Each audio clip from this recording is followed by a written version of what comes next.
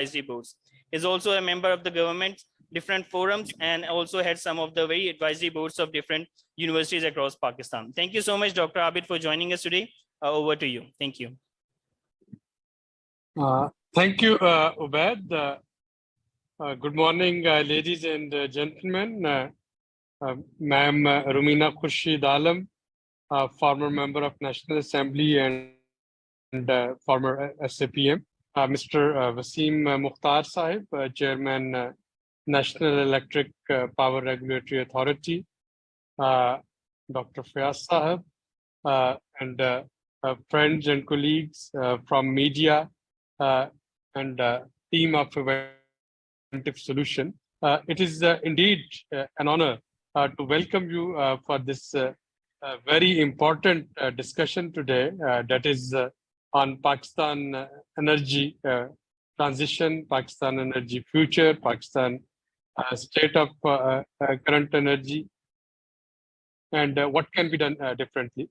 Now, we will have a day-long discussion on different topics, including uptake of solar PV in the corporate sector, wind curtailment issues in Pakistan, the role of oil and gas sector in the energy transition, importance of net zero in our development plans, and of course, the conundrum of balancing going for renewable energy vis-a-vis our capacity payment charges, whether more consumers going for off-grid solution, how will it impact our already burdening capacity payment charges, and what is the way forward in it.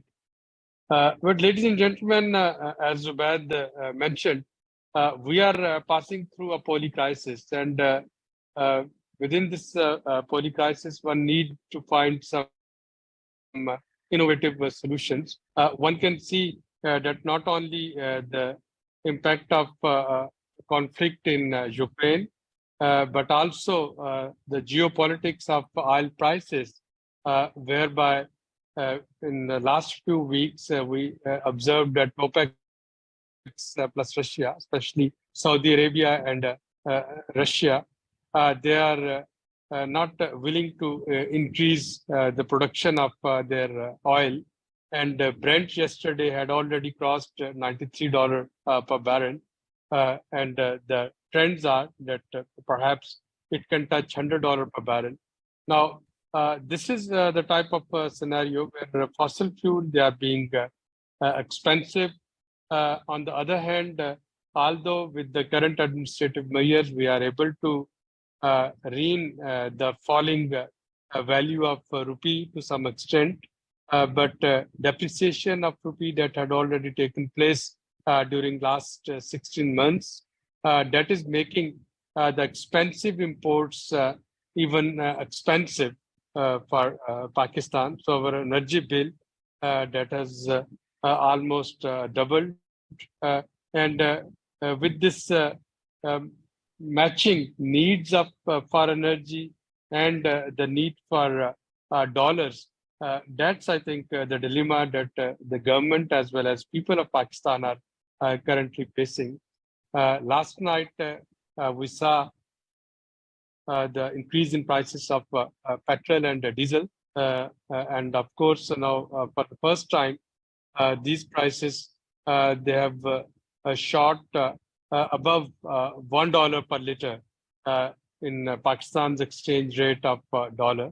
So again, electricity bill, the cost of petrol and diesel, and also the price of gas, that would also be increased in time to come. So all of these things, they are actually painting a scenario whereby governments rightly, due to their fiscal constraint as well as to improve efficiency, would not be able to keep on subsidizing the energy provision.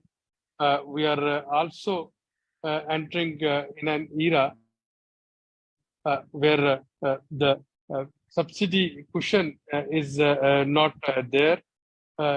We also know that under our commitments with the IMF, we are only bound to provide the targeted subsidies, provided we have fiscal cushion to provide those subsidies. And then, of course, taking care of people's aspirations and their demands and their right demands for provision of affordable and clean and sustained sources of energy.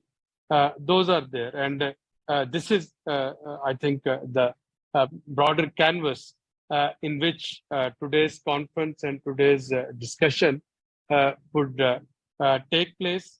Will be, of course, we will not have the answers to everything, but we will try to raise some pertinent questions for policymakers, pertinent questions for our power generators, pertinent questions for power regulators, and we will also try to come up with some solutions how this cost of transition can be reduced, how the pain of transition can be reduced, especially when, as I said in the beginning, that if we have to pay our capacity payment charges, there is only a limit to which we can switch to off-grid solutions. And if we are not able to successfully negotiate those capacity payment charges, the terms and conditions with IPPs, the consumer may have to keep on suffering. So these are the questions, and we believe that we may not have right answers for everything, but if we can come up with right set of questions, perhaps we can be part of solution. And with this very spirit of being part of solution, STPI has organized this conference with our partners, and I again thank all the experts and stakeholders, civil society representatives who have joined today. I'll just like to add that after I conclude these remarks, if we can also share with you some of the wonderful publications and the work that we have produced in this sector, including the state of renewable energy that now has become STPI's flagship publication, and we keep on updating it every year. This is not the last event on energy. STPI has been holding such events in Islamabad, where we are based, but we thought that we should come to the stakeholders and experts located in other parts of Pakistan. So today's event is in Lahore. We are also planning an event in Karachi and other cities of Pakistan, and it would culminate on our annual Sustainable Development Conference in Islamabad, 21st, 22nd, and 23rd of November, where again we will present the summaries and the lessons and the suggestions which would be collected in these different events held in Lahore, Karachi, and other parts of Pakistan. And we'll not stop in Islamabad. We'll take these recommendations to COP28, which is going to be held in UAE in December. And we'll try to present Pakistan's case for this cost of energy transition to fossil fuel producing countries and to carbon emitting nations. We are calling it a campaign for just energy transition. And Ubaid and Dr. Khalid Waleed, who are present here, my colleagues, they are very ably supporting this network for clean energy transition in Pakistan too. So with this, I'll conclude. I'm sorry I couldn't join in person due to some competing assignments here in Islamabad, but I'll be listening to all the deliberations online, and I'll try to get myself educated through your words of wisdom and your expertise. Thank you very much for joining us.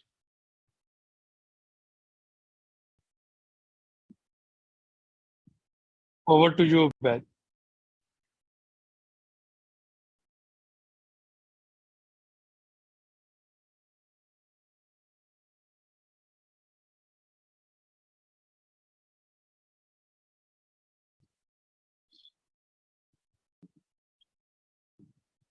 Jubed, over to you.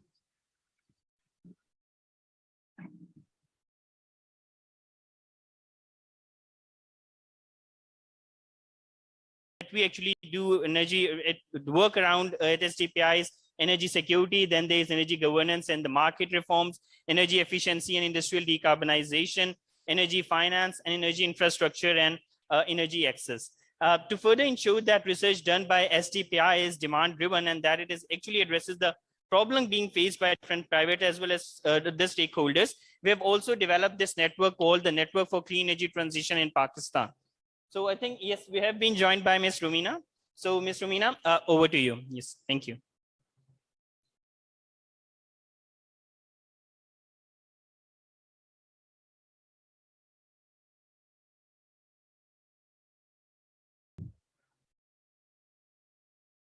Hello, Assalamu alaikum. Hello, can you hear me, please? Yes, you're audible, please. Okay, thank you so very much, Abed. Bismillahirrahmanirrahim. I would really like to say salam and lots of good wishes to all of the people who are being here, especially my special regards to Dr. Abid Suleri, Mr. Wasim and Mr. Fayaz, and all the worthy people who are sitting over here for, of course, a great discussion, a great learned team, and the people who are all sitting over here. So I think, and once again, I'm really, I'm so sorry that I couldn't attend it in person because I have a flight, so I couldn't come over. Otherwise, it's you know, one of the things that whenever and wherever the SDPI invites me, I'll definitely like to go because I know the way you people always work and towards the solutions. So anyways, getting back to the subject, first of all, I would really like to congratulate, and I believe that the subject which has been taken, it's rightly not only the need of the time. In fact, we all have to work on the war footages because the way the crises are getting more and more, I think we have to rush for the solutions. So as already Dr. Abid has put the light on issues on the IMF things, because I believe we all know that how the prices are going. So, but I moreover believe that we need to focus more with all the experts who are sitting over here, that how we can go towards the solutions, what is sort of a mechanism we can develop in a way that we can go towards the solutions. And especially, of course, as we have seen further, that recently aligned with the IMF standby arrangements programs, and the government has also slashed the fuel subsidies, sending the diesels and gas online prices to an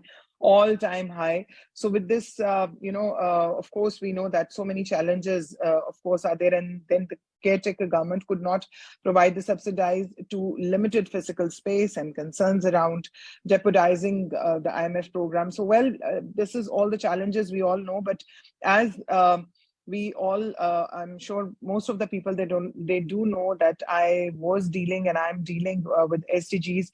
And for me, SDGs, working on the SDGs is one of my passion.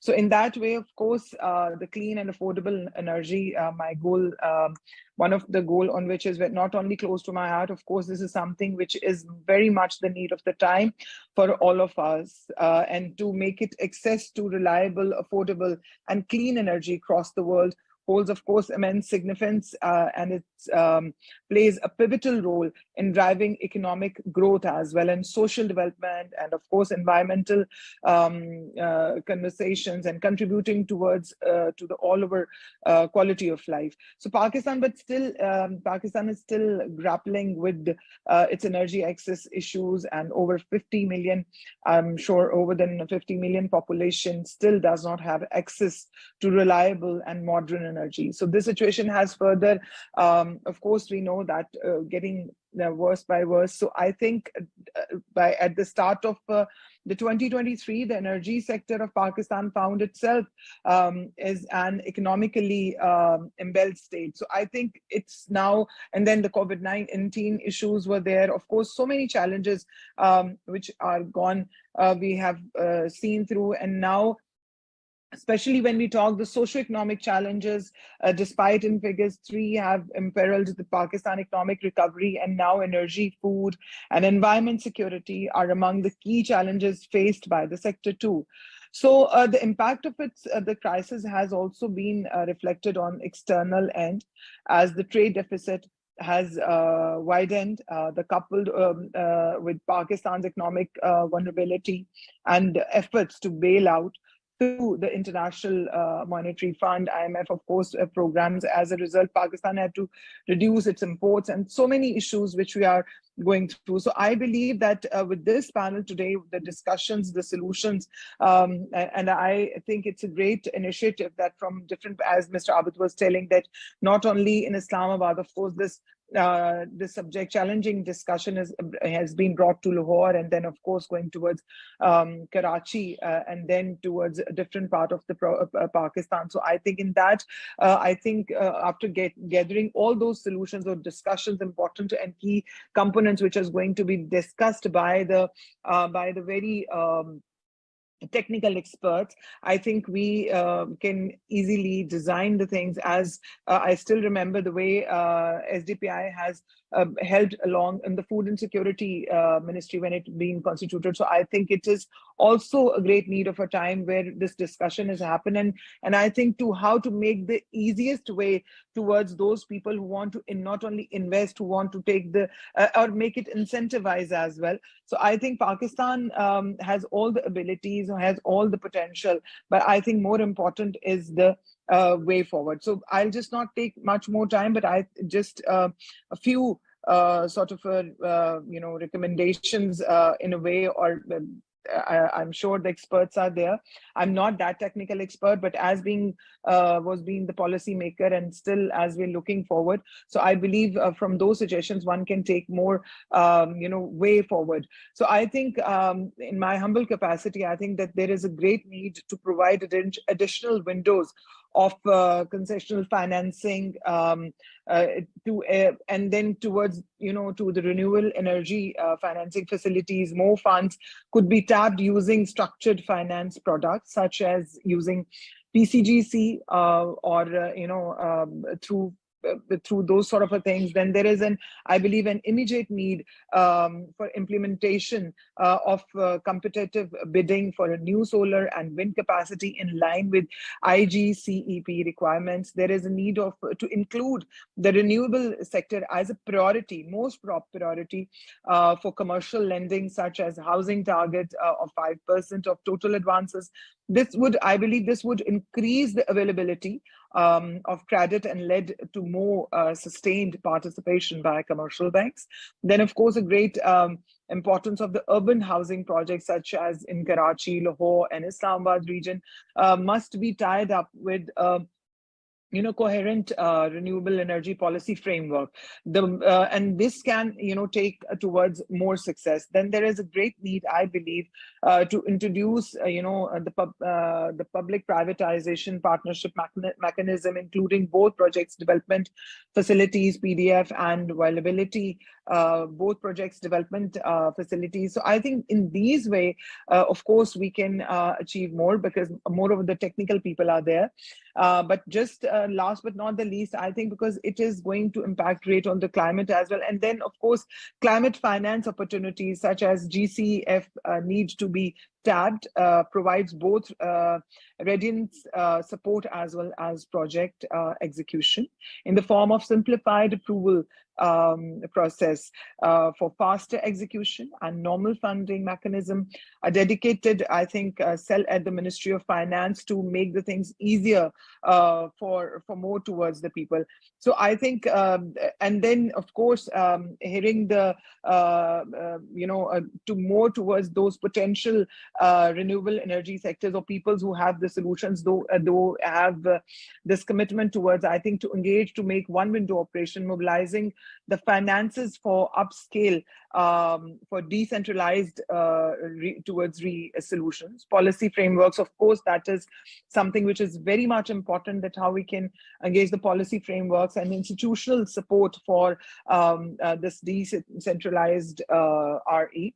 And of course, a need of scaling up of off-grid systems, addressing the social and gender challenges, of course, and fostering the regional cooperation and learning from the best practices of the decentralized system. So I think with this, I would really like to say thanks to all, and I'm looking forward for those all suggestions, and from those technical experts and from those discussions which is going to be made from today, this worthy panel, and looking forward.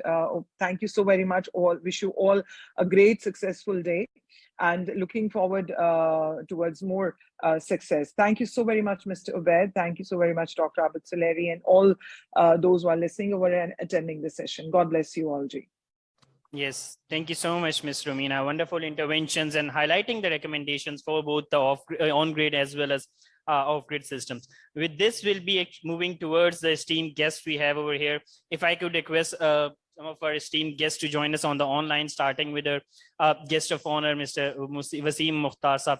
Waseem Saab, if you could please join us on the stage. If we can please have a round of applause. Dr. Fayaz Chaudhry, Mr. Ayub Saab, Ms. Ruhi Khan, Mr. Zulfikar, please join us on the stage.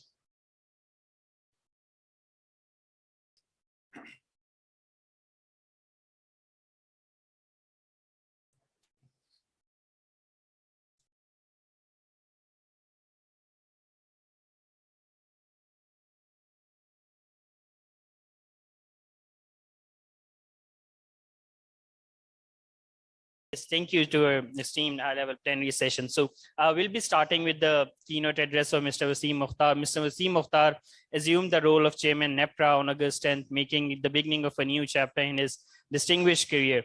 Graduating with a degree in electrical engineering from University of Engineering and Technology, Lahore, back in 1992, Mr. Waseem's journey has been characterized by an unwavering commitment to public service and a wealth of experience spanning nearly 3 decades. Commencing his professional journey in 1993 as a member of the Pakistan's Administrative Service Group, Mr. Waseem embarked on a path that led him through the intricacies of policy formulation, implementation, and public service delivery across various levels of government. From his tenure as a Special Secretary in the Communication and Works Department and Health Department of the Government of Punjab to his roles as Secretary in the Transport Department and Housing and Public Health Engineering Departments, Mr. Waseem's tenure has been marked by his profound contributions to the diverse sectors. His most substantial role came as the Additional Secretary of the Power Division from 2018 to 2022. During this pivotal period, he held critical responsibilities encompassing power policy, financial management, tariff regulations, and key appointments within the power sector. His leadership was instrumental in guiding the release of significant financial tranches, steering major organizations, and spearheading the formulation of National Electricity Policy and Plan. In his stabilizing journey, Mr. Waseem also assumed additional charge as MD of NECA, PEPCO, and CEO of Central Power Purchasing Agency, further showcasing his versatility and dedication to the power sector reforms. His illustration federal service culminated on August 9, 2023, as he retired from his role as a Special Secretary at the Establishment Division, Government of Pakistan, leaving behind a legacy of remarkable accomplishments. Sir, we're very pleased to have you here. If I could actually request you now to please join us for your keynote address. Please, thank you so much.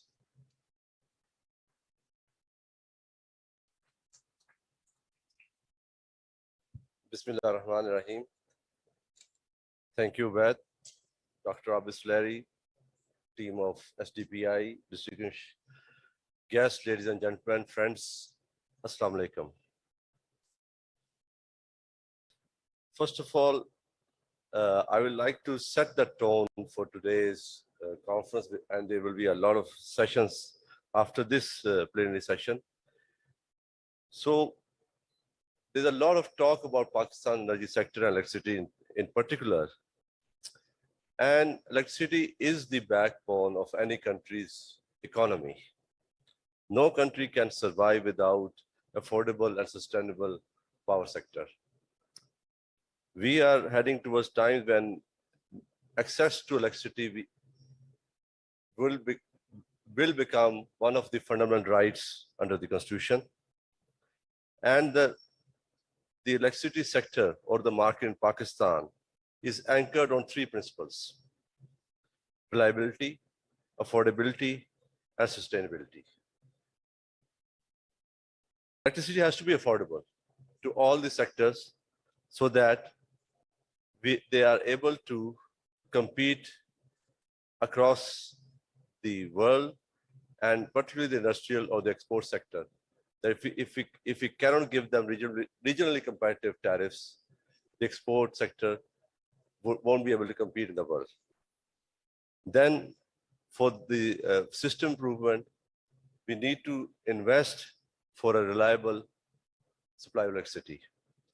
And third, and not last, the cost of the service has to be recovered.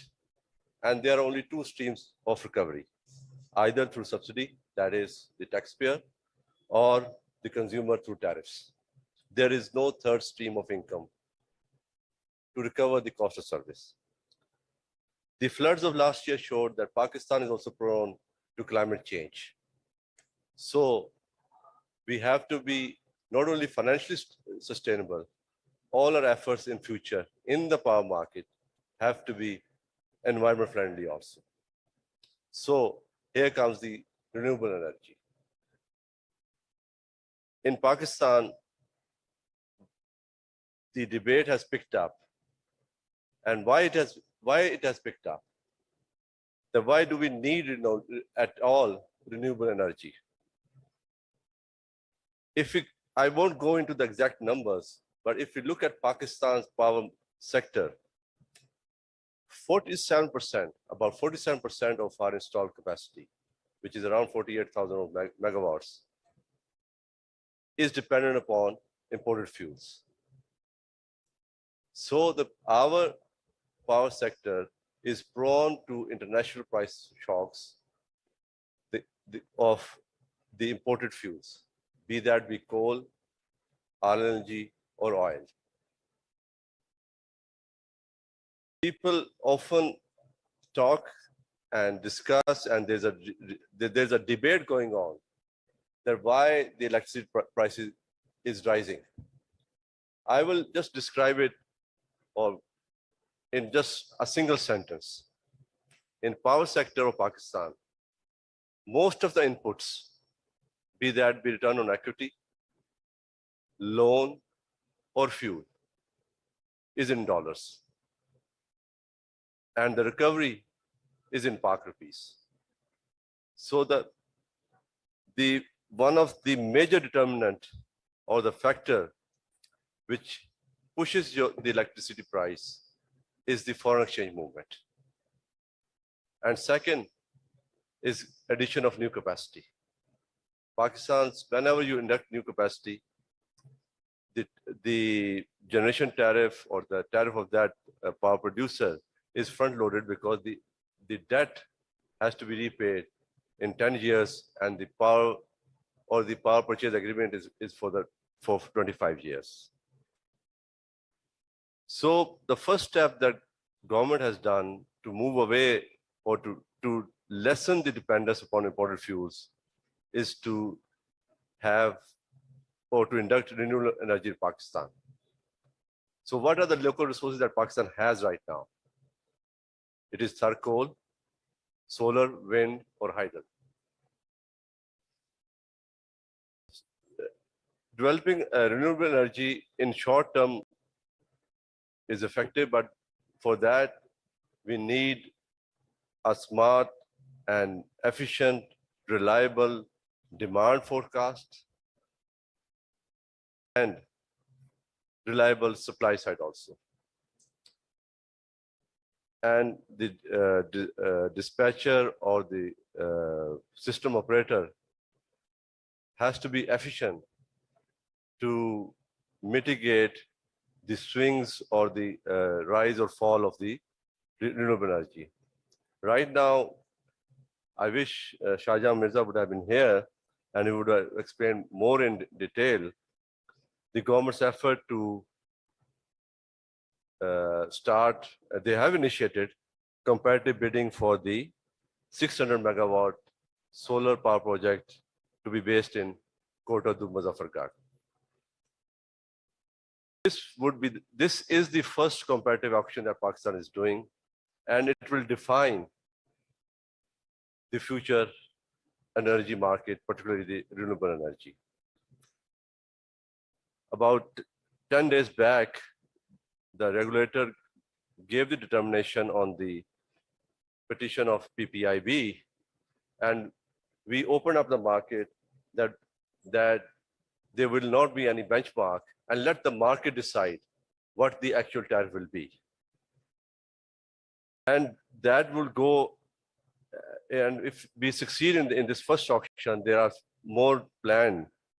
And these will kind of mitigate our reliance on imported fuels.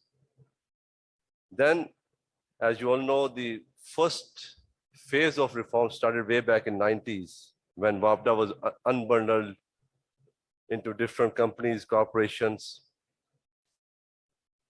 And the ultimate goal was to bring in private sector, and that private sector has come in a big way in the generation sector, but not in transmission or distribution sector. And why in distribution sector?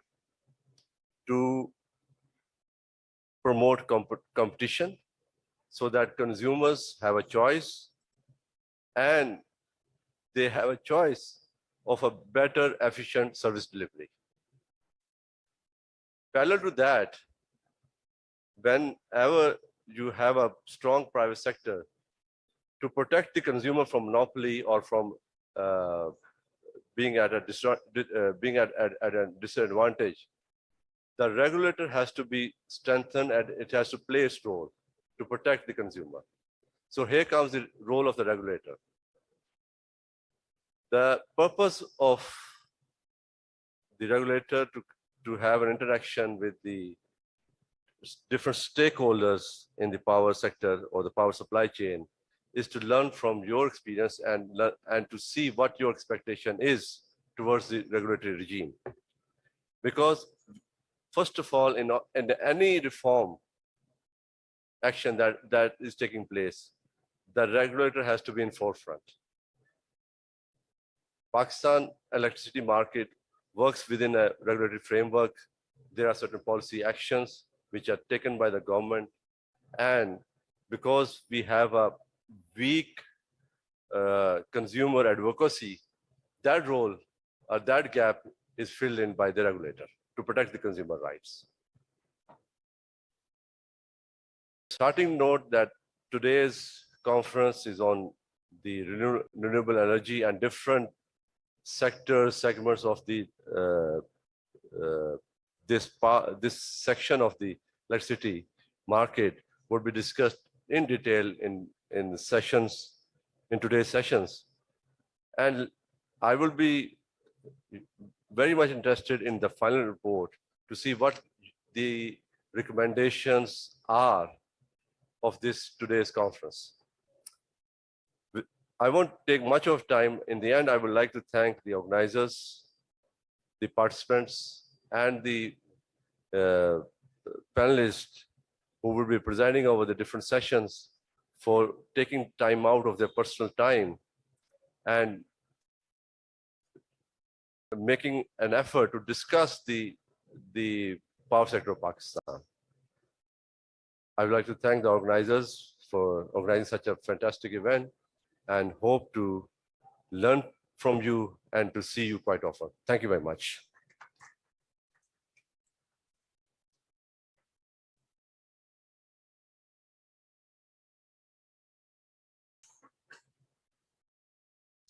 Yes, thank you so much, sir, for your extremely valuable interventions and highlighting the needs of this transition and how we can actually move the way forward, and also some very good work the government has been doing. I think if we just look at the past, since 2019, the government of Pakistan has actually come with some strong policy support for the renewable. I mean, starting with the alternate and renewable energy policy in 2019, targeting a 30% share of VRE as well as 30% share of hydro by 2030, Then we actually went to the indicative generation capacity expansion plan. And apart from that, along with, we actually went towards the CTBCM as well, and other supportive initiatives such as the fast tracking of 10,000 megawatt solar program. So yes, I think the work is being done, and really hope that we're able to address the existing challenges so that we can actually make this transition towards. So I think without any further ado, I would like to now go towards Dr. Fayaz Chaudhry for his keynote address. Dr. Fayaz is currently working as the director of Lum's Energy Institute, and he has a vast experience of over 35 years in the field of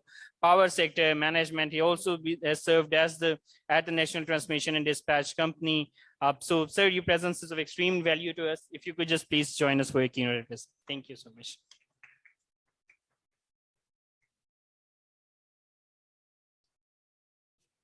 Thank you. Assalamu alaikum, everyone. Solari साहब, वसीम साहब और बाकी जो हमारे organisers हैं इस seminar के, सबका शुक्रिया. Actually, I have more than I have few questions and I'll try to provide some answers as well. So first question is, how did we end up here? So our electricity cost has gone through the roof. And one of the reasons that Wasim Saab has alluded to is his foreign exchange or our dependence on US dollar. But is this the only problem? So in my view, so unless we diagnose it like critically, we won't be able to find proper solutions. So we need to dissect we have been talking about supply. Energy mix, renewables, you name it. But nobody really talks about load. So what did we end up here because of the characteristics of our load? This is the question. And in my view, that is really the core cause. So if we need to find a solution, we need to start from there. So let me share with you some of the numbers. And these are exact numbers, nothing is cooked. It's all recorded information. So our base load in winter at night, it has just touched 8,000 last year. And in the last 10 or odd years, it never crossed 7,000. So during daytime, our winter peak is about 12,000 that we supply. Demand may be 14, but we supply 12,000 because there is an envelope of 2,000 megawatt that we do not supply deliberately, because those are high loss feeders. But in summer, the same envelope goes to 3,000 megawatt or so. It means in winter, our demand is 12,000, 4 months, recorded information. What is happening in summer? Summer demand, last year it crossed 30,000 megawatt.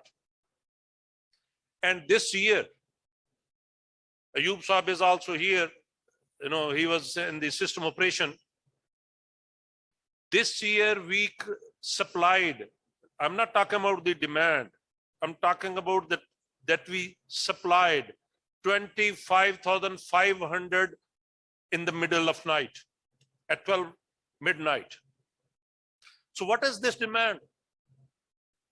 Do we all Pakistanis go to Switzerland for vacation during winter? I don't think so. So this at night when your all offices are closed, all your day businesses are closed, day industry is closed. So the daily variation of 4,000 plus megawatt that happens, that is not there. So what is this demand is then? night, 12 midnight. This is the, and this is serious. So it means we installed, and by the way, in the total tariff, 70% of your tariff cost is your capacity cost. 30% is only your operating cost in the total, in the power purchase price. So now, should we worry about this 30% replacing some of the things? Yes, there will be some gain, I understand, but should we not worry about the 70%? Why did we end up here? Because of my own house, my air conditioning load that forced me to install 42,000 megawatt of capacity to serve 30,000 plus of demand, which is all air conditioning load. So between 12,000 and 32, so in the country, 20,000 plus megawatt is your cooling load. The day, some rain comes in, the load drops 10,000 megawatt right there. And the system operator can verify it.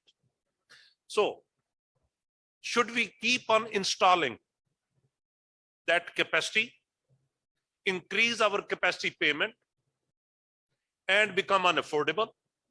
Or should we start, you just imagine how much did we invest in our capacity?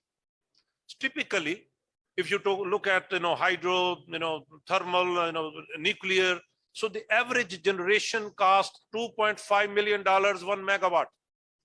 If you add transmission distribution, it comes to around $4 million a megawatt. So to supply 20,000 megawatt, you invested over $84 billion, for which the country is paying that debt servicing, that front-loaded tariff that Wasim Saab alluded to. So should we now keep on serving that demand? By the way, the recovery, this air conditioning recovery, because it's short-lived, for which you install the capacity, it is less than 30%. So how can you buy a bus and run that for a business in which the passengers are only out of 50 seat bus, the passengers are only 10.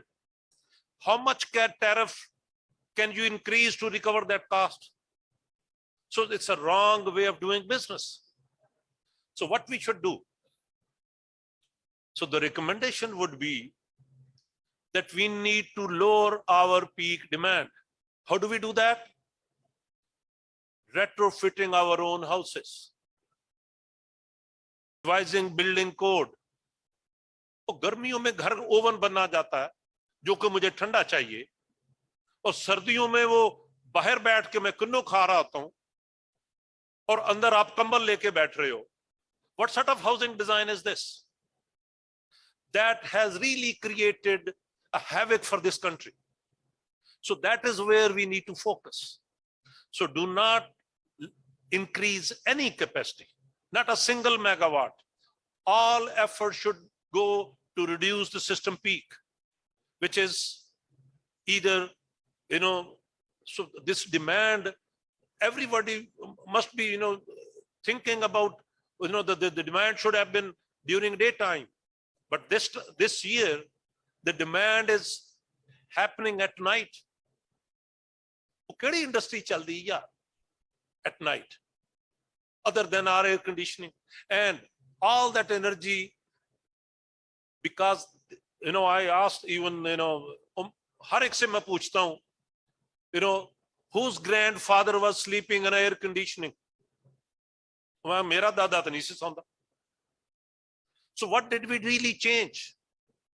So in the last 40 years or so, we started making dabbas. So our houses, they look beautiful, but they're highly energy inefficient. So that is really the core problem. So we need to fix our houses, retrofit.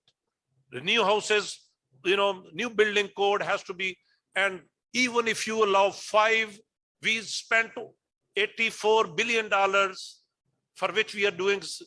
I said, only spend $5 billion, give incentive programs to housing, market, and reduce your peak demand so that you do not have to install additional capacity. And by the way, if you look at the latest power purchase, table, sir, from your office, only 16% of the energy only is import dependent. Only 16, and it can, even today, we can reduce it to 10% reliance on imported fuel, because this RLNG that we installed about now, new plants are like 4,800 megawatt, and the earlier over 7,000 megawatt. If you look at the economic order, merit order dispatch, you're only getting 6.6 terawatt hours out of a 7,000 megawatt of capacity. इसमें से वो 50 सवारी वाली बस में 5 भी नहीं बैठ रही. So similarly, imported coal. So because we have take or pay contract, so we have to, but our fleet of furnace oil, if we simply rationalize our price of furnace oil, we can reduce our import bill. So there are many solutions, but actually there are so many things that, can be covered today, but only one message I wanted to give. Fix your house. Fix your house. That's it. And whatever we need to do, either retrofit, design an incentive program for the tax rebate we're going to give. That's where the word is going. And if, let's say, we decided, let's say 600 megawatt of this RFP, how much tariff will it reduce? So the nation has to be told, this investment we are doing, how much tariff will it, so is that answer is there? So I will ask the regulator to evaluate those numbers. If the tariff is increasing, don't do it. If the tariff is reducing, yes, for sure. So these are the things, quantify everything. We should move away from the qualitative statements. Yes, it will help, it will, this will significantly improve. No, everything has to be quantified, because we have been burnt a lot as a consumer. Thank you very much.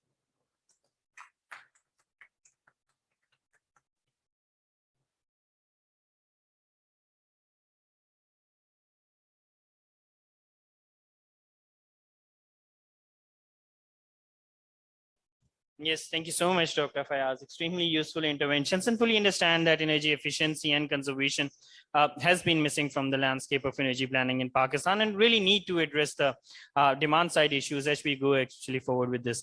I think I would also request आगे वाले speakers को भी कि perhaps हम यहाँ एक bilingual use कर सकते हैं if they prefer to speak in either English or Urdu. So with this, I think I'll invite Dr. Khalid Waleed to sort of conclude this session, and we'll go ahead with this. Yes, over to you, Dr. Khan.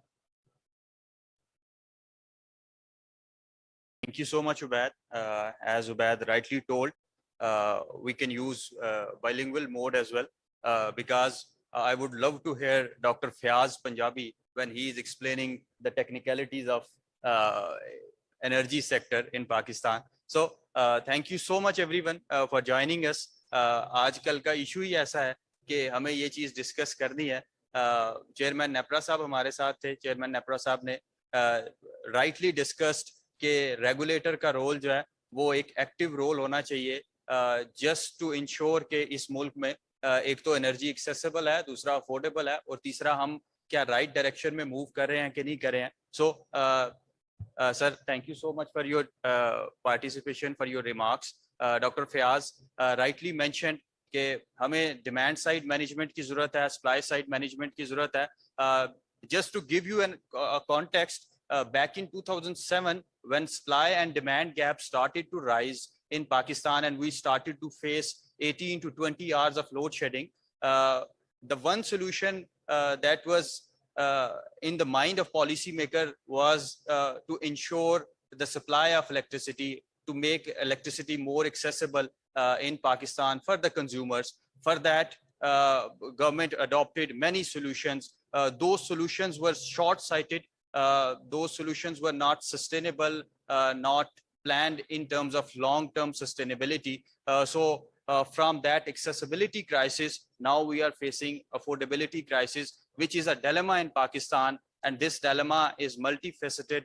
There is energy dimension, there is economy dimension, and then now environment dimension is also added. I also call is at 3E crisis of Pakistan, which requires a long-term planning and which can be done through these kind of dialogues involving government side, private sector, policymakers, academia, and experts, so that we can have this short-term, not short-term solutions, but long-term solutions as well.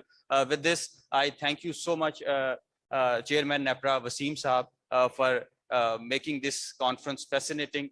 Dr. Fayaz, to conclude this first high-level plenary, I would request Dr. Fayaz to present a shield to Wasim Saab, Chairman NEPRA. This shield will be presented jointly by SDPI and Inventive Solutions. Sir.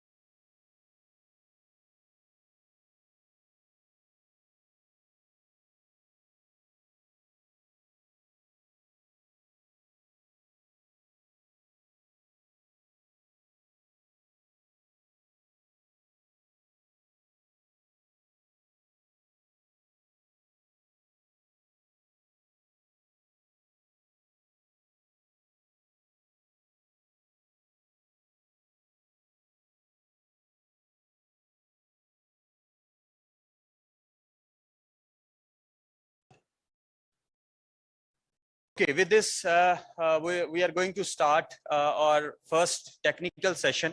Yeah, sir.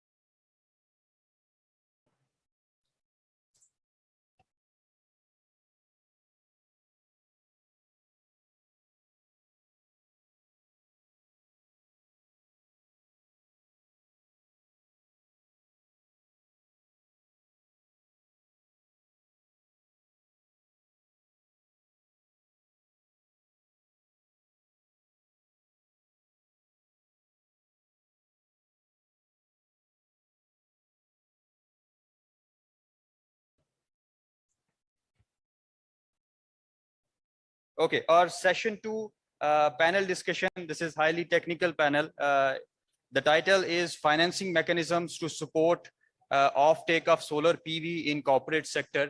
Obviously, the solution lies in variable renewable energy sources, which do not have occurring fuel cost, and they are affordable yet reliable and modern fuel sources. For this panel, we have with us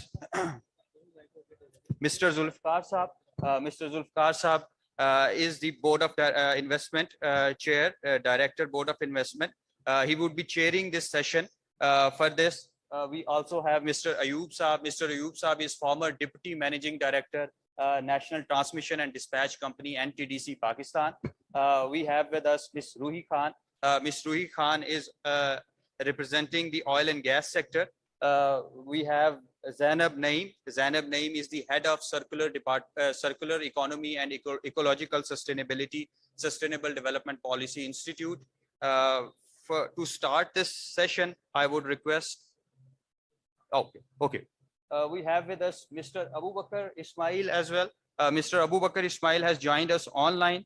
He is the head of department, Power and Energy Project Lead, Amreli Steels. So it is a very technical discussions with us. I would request Mr. Zulfikar for his remarks.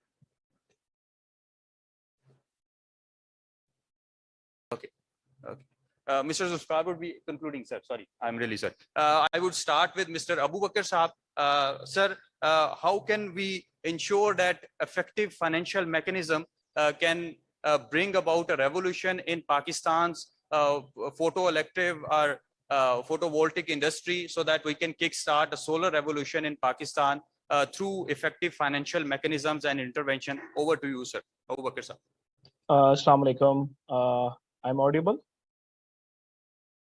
Yep, loud and clear. Yes. Okay. Bismillahirrahmanirrahim. Thank you very much, SDPI and the Pakistan Energy Conference as well to organize this event. I will start directly. The main topic, obviously, the corporate sector financing for renewable or solar projects.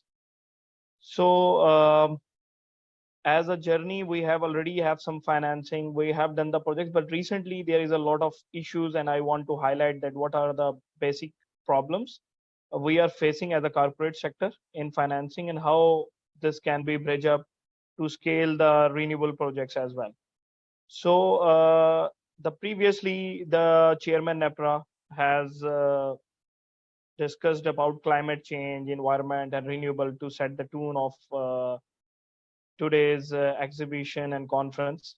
So there is obligation on everybody to move towards the steps that can help to accommodate the climate change. So basically, there is one thing that we are focused about, especially with respect to industries. The steel industry and the cement industry are the most energy intensive, and we are using the electricity from the grid, and that has the mix with renewables less than 5%, including wind, solar. So we have target to reduce our renewable reduce our mix on this fossil fuel energy and to shift towards the renewable.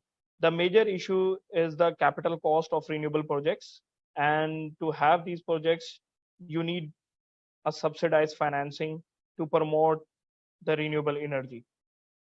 तो अगर हम थोड़ा सा past में देखते हैं तो आपके पास स्टेट बैंक ऑफ पाकिस्तान की एक आरई फाइनेंसिंग की स्कीम थी जो कि आपको सपोर्ट कर रही थी तमाम इंडस्ट्रीज को और इवन आईपीपीज को भी कि वो रिन्यूएबल प्रोजेक्ट्स लगाएं, और उसके अंडर कई लोगों ने सोलर के प्रोजेक्ट्स बहुत सी इंडस्ट्रीज ने किए हैं. But recently almost 2 years back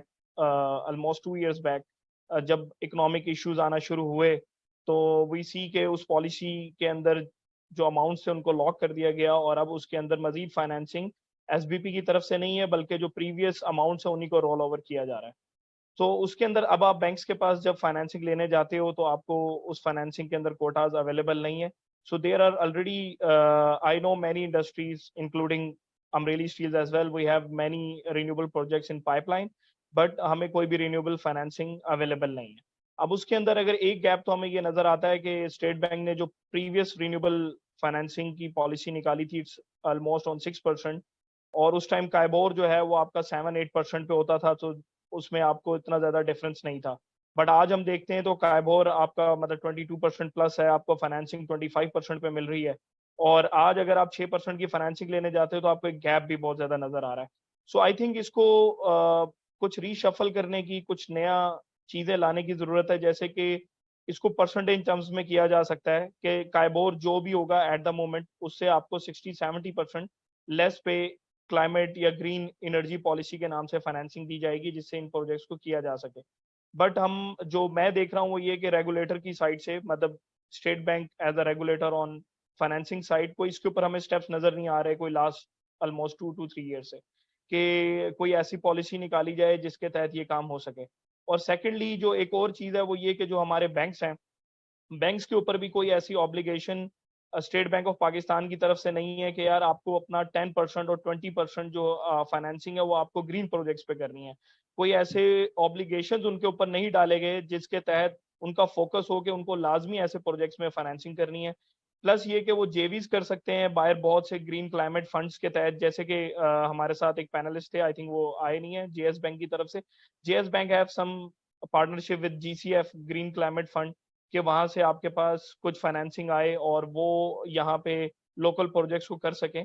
but यहाँ पे भी एक गैप मुझे नजर आता है कि आपके पास रेगुलेटर साइड से कुछ ऐसी पॉलिसीज होनी चाहिए कि हमारे लोकल बैंक्स जो हैं उनके ऊपर ऑब्लिगेशन हो कि वो लाजमी फाइनेंसिंग करें कुछ परसेंटेज टर्म्स में, ताकि यहाँ पे जो इंडस्ट्रीज हैं वो एक सब्सिडाइज फाइनेंसिंग के ऊपर इन प्रोजेक्ट्स को कर सकें।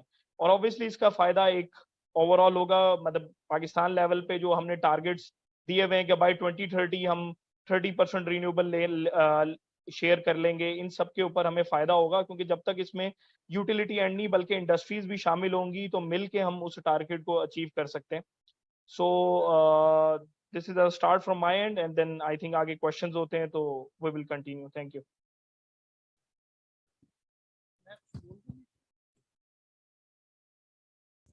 Thank you so much, Abu Bakr Saab. Sir, Zulfikar Saab, if you want to intervene, sir, if you have some comments.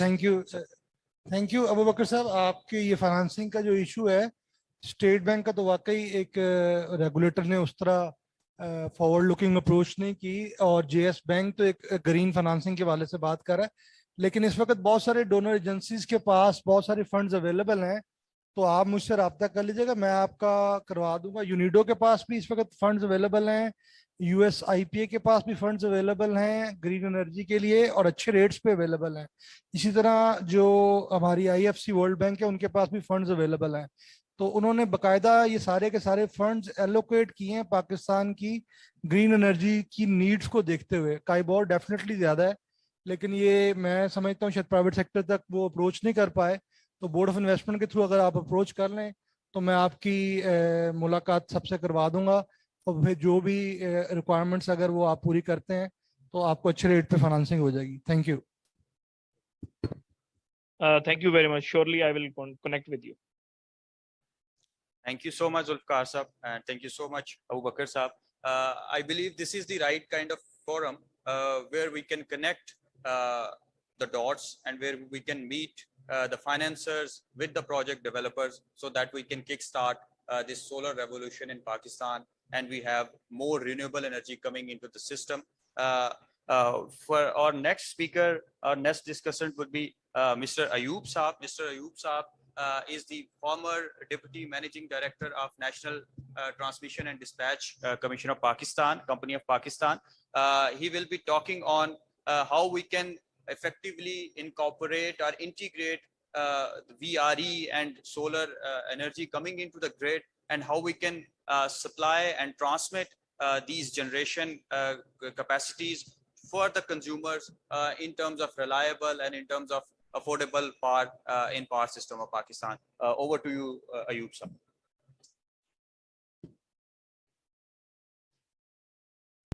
Thank you, Dr. Saab.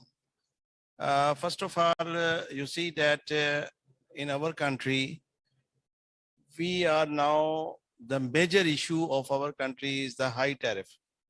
Everyone is looking towards the high tariff, and high tariff basket price is creating a big problem in our country. So our focus is how to get more renewable energy and how to inject this renewable energy in our system. So no doubt there is operational issue in our system that we cannot absorb such a high capacity of renewable energy in our system. But we are now focusing on only on renewable energy, that is from solar or from wind. Unluckily, our wind area is in our south and Jampir and near about, the potential is very high, whereas in other countries it's not too much high available with our system. So the issue of wind energy, we have to focus on south area, on Jampir and all other area. But the problem of this will be serious because our load point is center of Punjab, and we have to transmit this power from south to northern area. This will no doubt also increase our losses, and other operational issue is also there. So I think the best way is to increase this renewable energy, that it should be injected on our low capacity, low voltage network, that is on 132 kV network, so that it should be easily consumable, and it should be on particularly near to that area where we need the load. So what I think is that one of the major issue which is already discussed, that is like a financial issue of getting the loan and all these things. This is also a big issue for us. The second one is that why we not focus on local manufacturing of these panels. We should focus on the local manufacturing of these panels and all these equipment, so that we should get a low price panel, inverter and converter and all these things. So when these price comes to a cheaper level, then everyone will be adopted on this way. But as I have seen in the Europe, what they have sent, they are giving the loan in a very cheaper rate, and their loan is for 10 to 15 to 20 years basis. And after that, this becomes the property of that consumer by giving this loan, and they have an incentive of giving the export energy to the system in a high price as compared to import of the units. So we need this type of policies which should promote our this renewable energy resources and encourage our system investor to invest more on this renewable energy. But unluckily, due to dollar fluctuation and other issues, there become a huge price increase in the previous last year, but now it's gradually settling down. But still, it's not is too low. What we can say that everyone is capable of installing this type of renewable energy in their system. So I think we should focus first to educate the peoples that how we can get a cheaper energy by using the mixed energy combination of these two. The area where we have a lack of wind pressure, the wind energy is not too much. So we should make some combined combination of these solar and wind. So hybrid type of technology need to be developed on this area. And now the China has now make a very, very good panels in this way that they have an inbuilt battery inside these panels. So it can be used at night also by charging in the daytime. So using this type of panels, it's become a very, very cheaper, and not also cheaper, but will also make a sustainable energy to our system. So I think we should not only do it by ourselves, but we educate to our system and engineers and everyone that why should not we focus on the local manufacturing? Till now, we will not get a local manufacturer. We will not be able to get a cheaper, even this renewable energy price to our system. So I think that our NTDC is also promoting it. And recently they have make a 600 megawatt system here in Muzaffargarh area, where I think the bidding, it is in bidding stage. So in the near future with our IGSAP plan, it's very clear that we have to promote only solar and wind projects and not doing other project. And these solar, wind and hydel project are on the top priority of our network system. So what I am looking that if we, as Dr. Saab has already mentioned, that the capacity payments issues and these issues, if we can settle down these issues, then by these renewable energy resources, our basket price will definitely comes down in the coming years if we have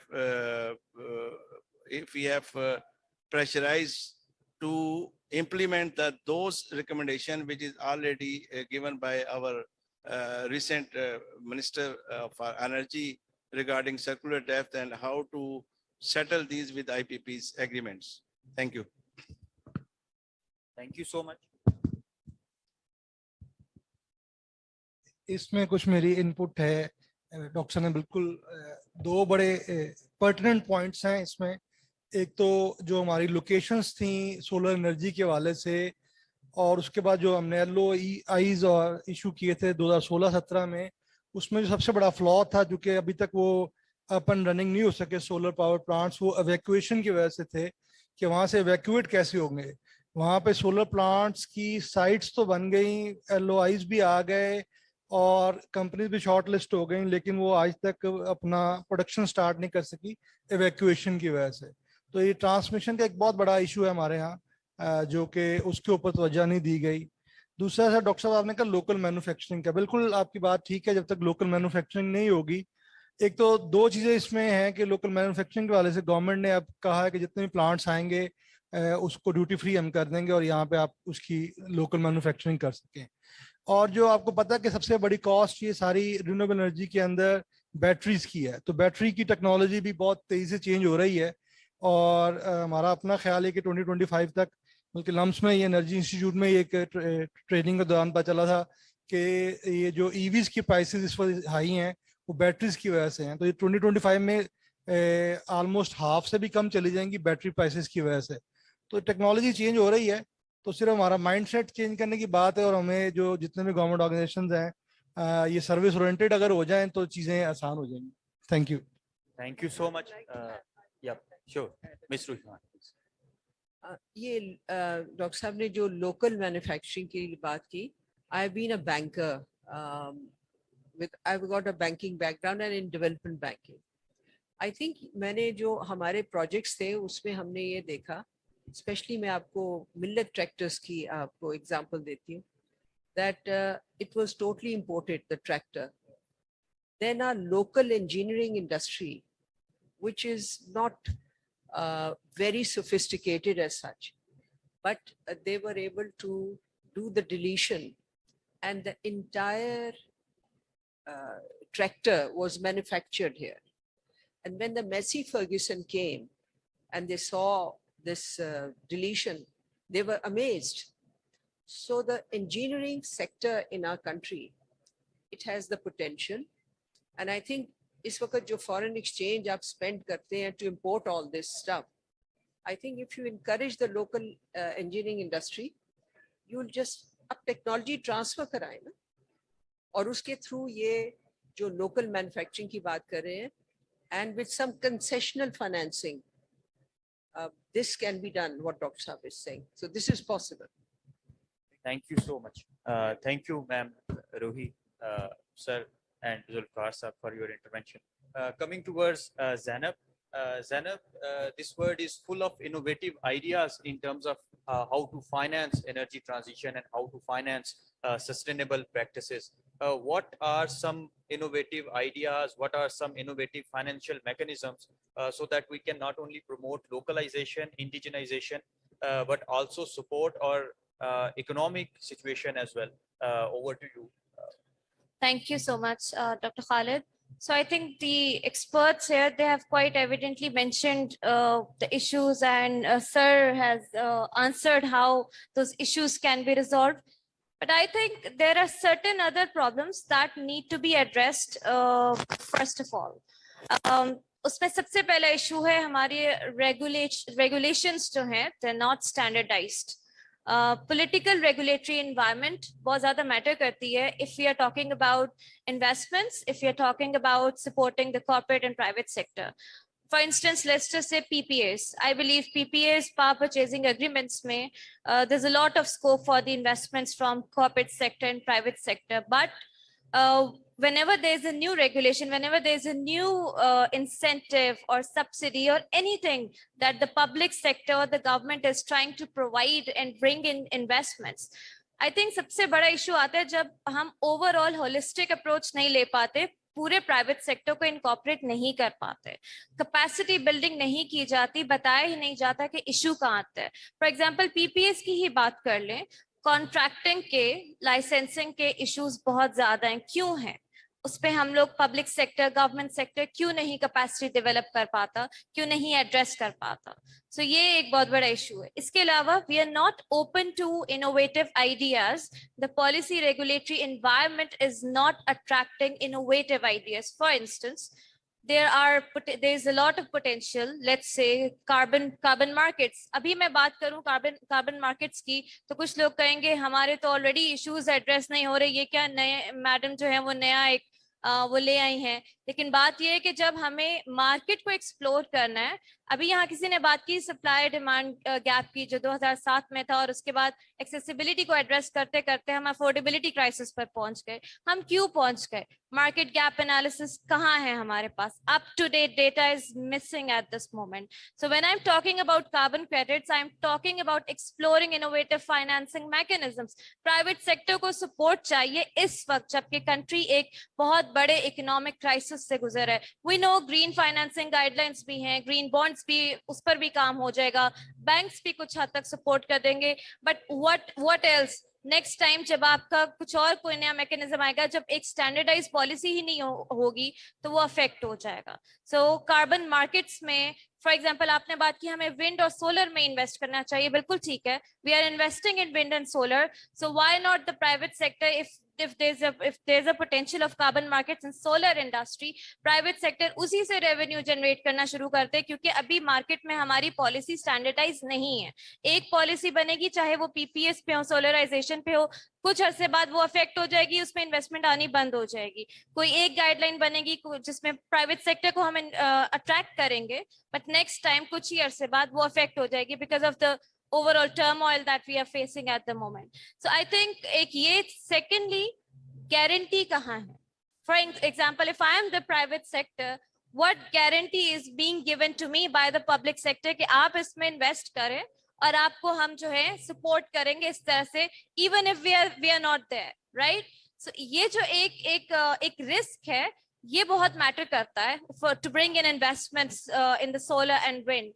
अभी अगर हम अपने indigenous resources की ही बात कर लें, यहाँ बात हुई हमें अपने सोलर पीवीज बनाने चाहिए, बिल्कुल बनाने चाहिए, हम बनाना शुरू करते हैं, बट मार्केट में कोई खरीदने वाला ही नहीं होगा, तो उसका क्या फायदा होगा? वहां पे हम फिर लॉस में चले जाएंगे. So I think what we need is, सबसे पहले हम standardisation of policies, so that whenever there's a political or economic turmoil, the investments don't get affected. Then you have to guarantee that you are investing, we are providing you guarantee. Then do the gap analysis. हमें up to date market की assessment पता होनी चाहिए ताकि ये supply demand की crisis ना आए. अभी आप बता दें, आज this session is being live streamed on our social media handles. It is being live streamed on STPI, LinkedIn and Twitter. वहाँ पे पहला क्वेश्चन ये आ रहा है, भाई पेट्रोल की कीमत बढ़ गई है, इसका इशू आप बताएं. आम आवाम को क्या कर्ज है? हम यहाँ बैठ के सोलर पीवीज पर अगर बात करें, जब उनका ये क्वेश्चन एड्रेस नहीं होता, क्यों हम गारंटीज नहीं दे पाते अपने लोगों को? किसी हद तक इन चीजों पर बात सबसे पहले होनी चाहिए। सो सोलर पीवीज हम बात कर रहे हैं, तो आप पहले ये देखें आप कॉर्पोरेट सेक्टर को इन्वेस्टमेंट करवाने के लिए किस हद तक रेगुलराइजेशन कर रहे हैं, जहां पे वो इस चीज में अट्रैक्ट हो। Knowledge transfer, technology transfer, we are bringing in, हम मल्टीलेटरल से बात करते हैं, डेवलपमेंट पार्टनर से बात करते हैं। How are we talking to them, how are we explaining them that if you are investing here in the right market, right, this is the gap, this is the gap we have identified, so this is where we require the investments. You know, when you're having the data, the development partners will be investing, they'll be ready to invest. So innovative financing mechanisms की हम बात करेंगे, बहुत potential है, बहुत chance है। I believe doctor साहब is sitting here, LUMS भी डेफिनेटली रिसर्च कर रहा है इस पे।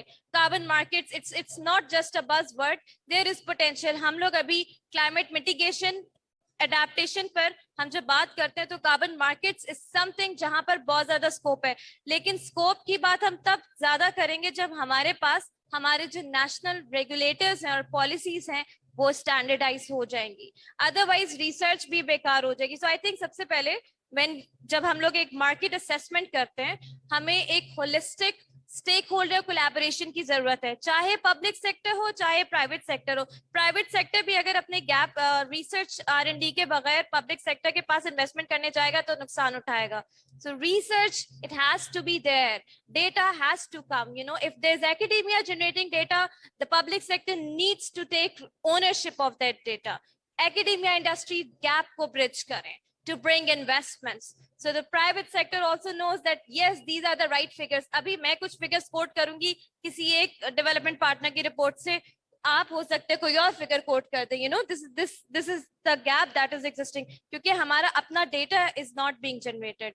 सो I think that's all from my side. I hope we will be able to get some good recommendations from today's discussion. Thank you so much, Zainab. Zulfikar sir, I would be asking for your concluding remarks. Before we go towards you, I think Mr. Abu Bakr Sahab has some concerns.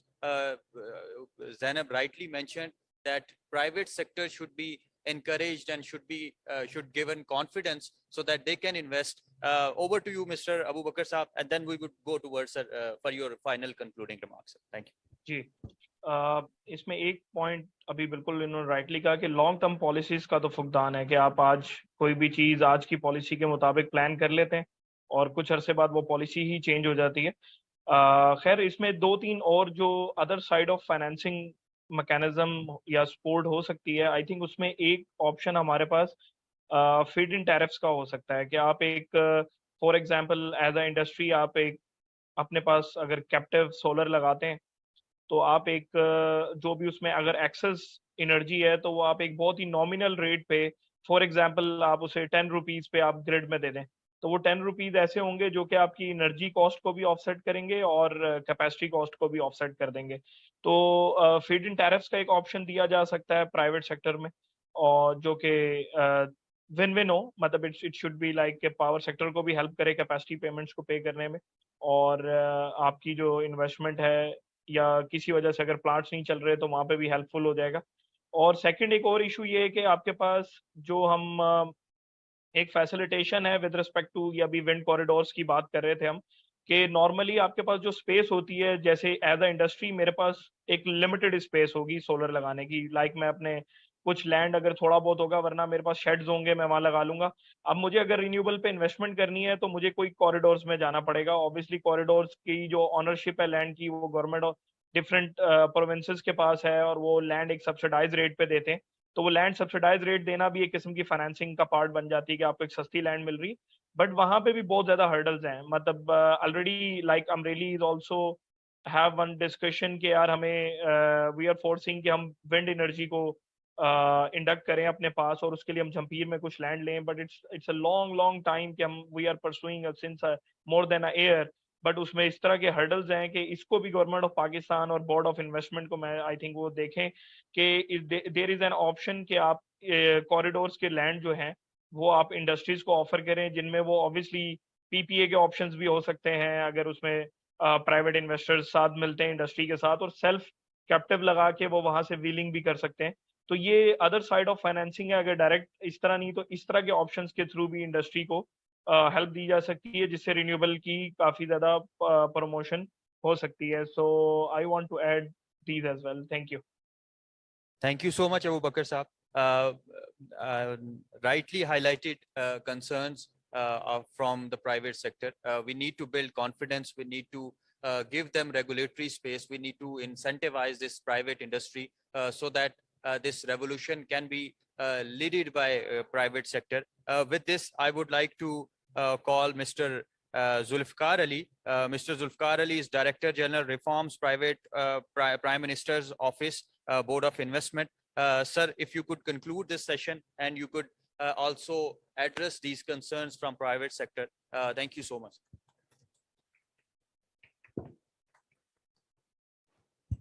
Thank you very much जी. मेरे पास ये लिखी हुई भी एक तकरीर है, लेकिन मेरा ख्याल है कि हम पैनल के हवाले से बातों को उस पर गौर करें और उसके सोल्यूशंस की बात करें. अच्छा, मैम ने एक बड़ी अच्छी बात कही और ये हमें इसको एडमिट करना चाहिए कि हमारी जो बहुत सारे फैसले होते हैं वो इकोनॉमिक वायबिलिटी पे नहीं होते, पॉलिटिकल वायबिलिटी पे होते हैं. तो ये तो एक हमारा कंसर्न है और हम भी उतने ही तंग होते हैं या परेशान होते हैं कि पॉलिटिकल वायबिलिटी को देखना पड़ता है हमें, और हमें इकोनॉमिक वायबिलिटी को नहीं देखना पड़ता. डेफिनेटली आज की जो एनर्जी कॉन्फ्रेंस है उसमें हमें रिकमेंडेशंस चाहिए पॉलिसी के हवाले से. अच्छा, पॉलिसीज बनती तो हैं लेकिन उसकी कंसिस्टेंसी नहीं हो पाती. उसकी वजह ये है कि जो रेगुलेटर्स हैं उसको हमने किसी हद तक बड़ी खुली आज़ादी दी हुई है कि वो रेगुलेशंस करते जाएं. तो जिस तरह अबू बकर साहब भी कह रहे थे, हमारे जो प्राइवेट सेक्टर बिजनेसेस हैं, एक तो वो सारे के सारे पाकिस्तान के अंदर ओवर रेगुलेटेड हैं और जो उनका कंप्लायंस बर्डन है टाइम और कॉस्ट के वाले से बहुत ज़्यादा है. तो उसके लिए गवर्नमेंट ऑफ पाकिस्तान ने एक PRMI, Pakistan regulatory modernization initiative start किया है, जिसमें हम चाह रहे हैं कि हम रेगुलेटर्स को रेगुलेट करें. क्योंकि रेगुलेटर्स जब भी अपनी रेगुलेशन बनाते हैं उनके पास किसी किस्म का कोई क्राइटेरिया नहीं होता, ना ही वो इम्पैक्ट एनालिसिस करते हैं, ना ही स्टेक होल्डर कंसल्टेशन होती है, और ना ही वो आउट ऑफ बॉक्स सोल्यूशन की तरफ जाते हैं. तो हमने एक रेगुलेटर्स गाइड बुक कैबिनेट से अप्रूवल लेके तमाम फेडरल रेगुलेटर्स को रोल आउट कर दी थी. उसके अलावा हमने प्रिंसिपल्स भी बना दिए हैं रेगुलेशंस के लिए, जो कि वर्ल्ड क्लास प्रिंसिपल्स हैं. कोई भी रेगुलेशन बनाने के लिए आपने लिटमस टेस्ट करना है कि ये 6 जो हमारे प्रिंसिपल्स हैं उस पर पूरा उतरते हैं या नहीं उतरते. और इनकी हमने वर्कशॉप भी सारी फेडरल गवर्नमेंट की करवाई हैं रेगुलेटर्स की, कि ये इसके ऊपर अपनी रेगुलेशंस को जांचें, उसको ठीक करें. उसके अलावा गवर्नमेंट ऑफ पाकिस्तान एक आसान कारोबार एक्ट लेके आ रही है. ये प्राइवेट सेक्टर को आज के इस मौके पर बताना चाहता हूँ कि उसके अंदर एक NRDO बन रहा है, नेशनल रेगुलेटरी डिलीवरी ऑफिस, जो कि तमाम रेगुलेशंस को मैप करने के बाद असेस करेगा कि क्या वो लीगली बाइंड हैं या नहीं है, और अगर वो लीगली बैक नहीं है तो उनको ख़त्म कर दिया जाएगा, और अगर नेसेसरी हैं तो उनको सिंप्लीफाई किया जाएगा, और जो नेसेसरी हैं सिंप्लीफाई करने के बाद उसको डिजिटाइज भी किया जाएगा सारे प्रोसेसेस को. तो ये पूरा PRMI का कॉन्सेप्ट बिल्कुल पाइपलाइन के अंदर है, और इससे प्राइवेट सेक्टर के बहुत सारे इश्यूज जो हैं वो हल हो जाएंगे. मैम की बात बिल्कुल ठीक है कि अभी लोग पेट्रोल की प्राइस का पूछ रहे हैं कि इतनी क्यों बढ़ गई है, और ये उस दिन हुआ है कि ये सारी कॉन्फ्रेंस को भी हाईजैक कर सकता है ये वाला क्वेश्चन, बजाय कि हम कोई एकेडमिकली कोई सॉल्यूशंस की बात करें और फिर रेगुलेटर्स को आमादा करें कि उसके हिसाब से अपनी पॉलिसीज को रिवाइज करें.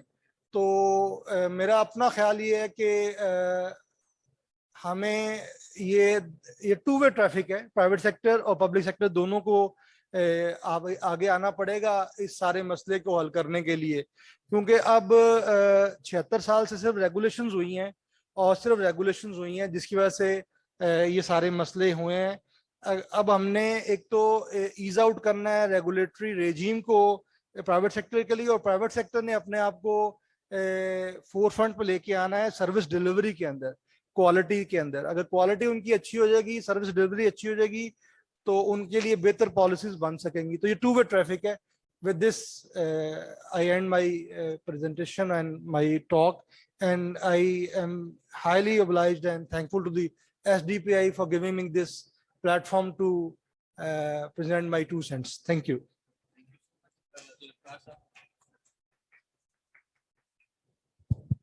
Thank you so much, Zulfikar sir. Sir, public demand को देखते हुए, there are some questions, I guess. हम कुछ questions ले सकते हैं जी sir, please. Assalamu alaikum ji.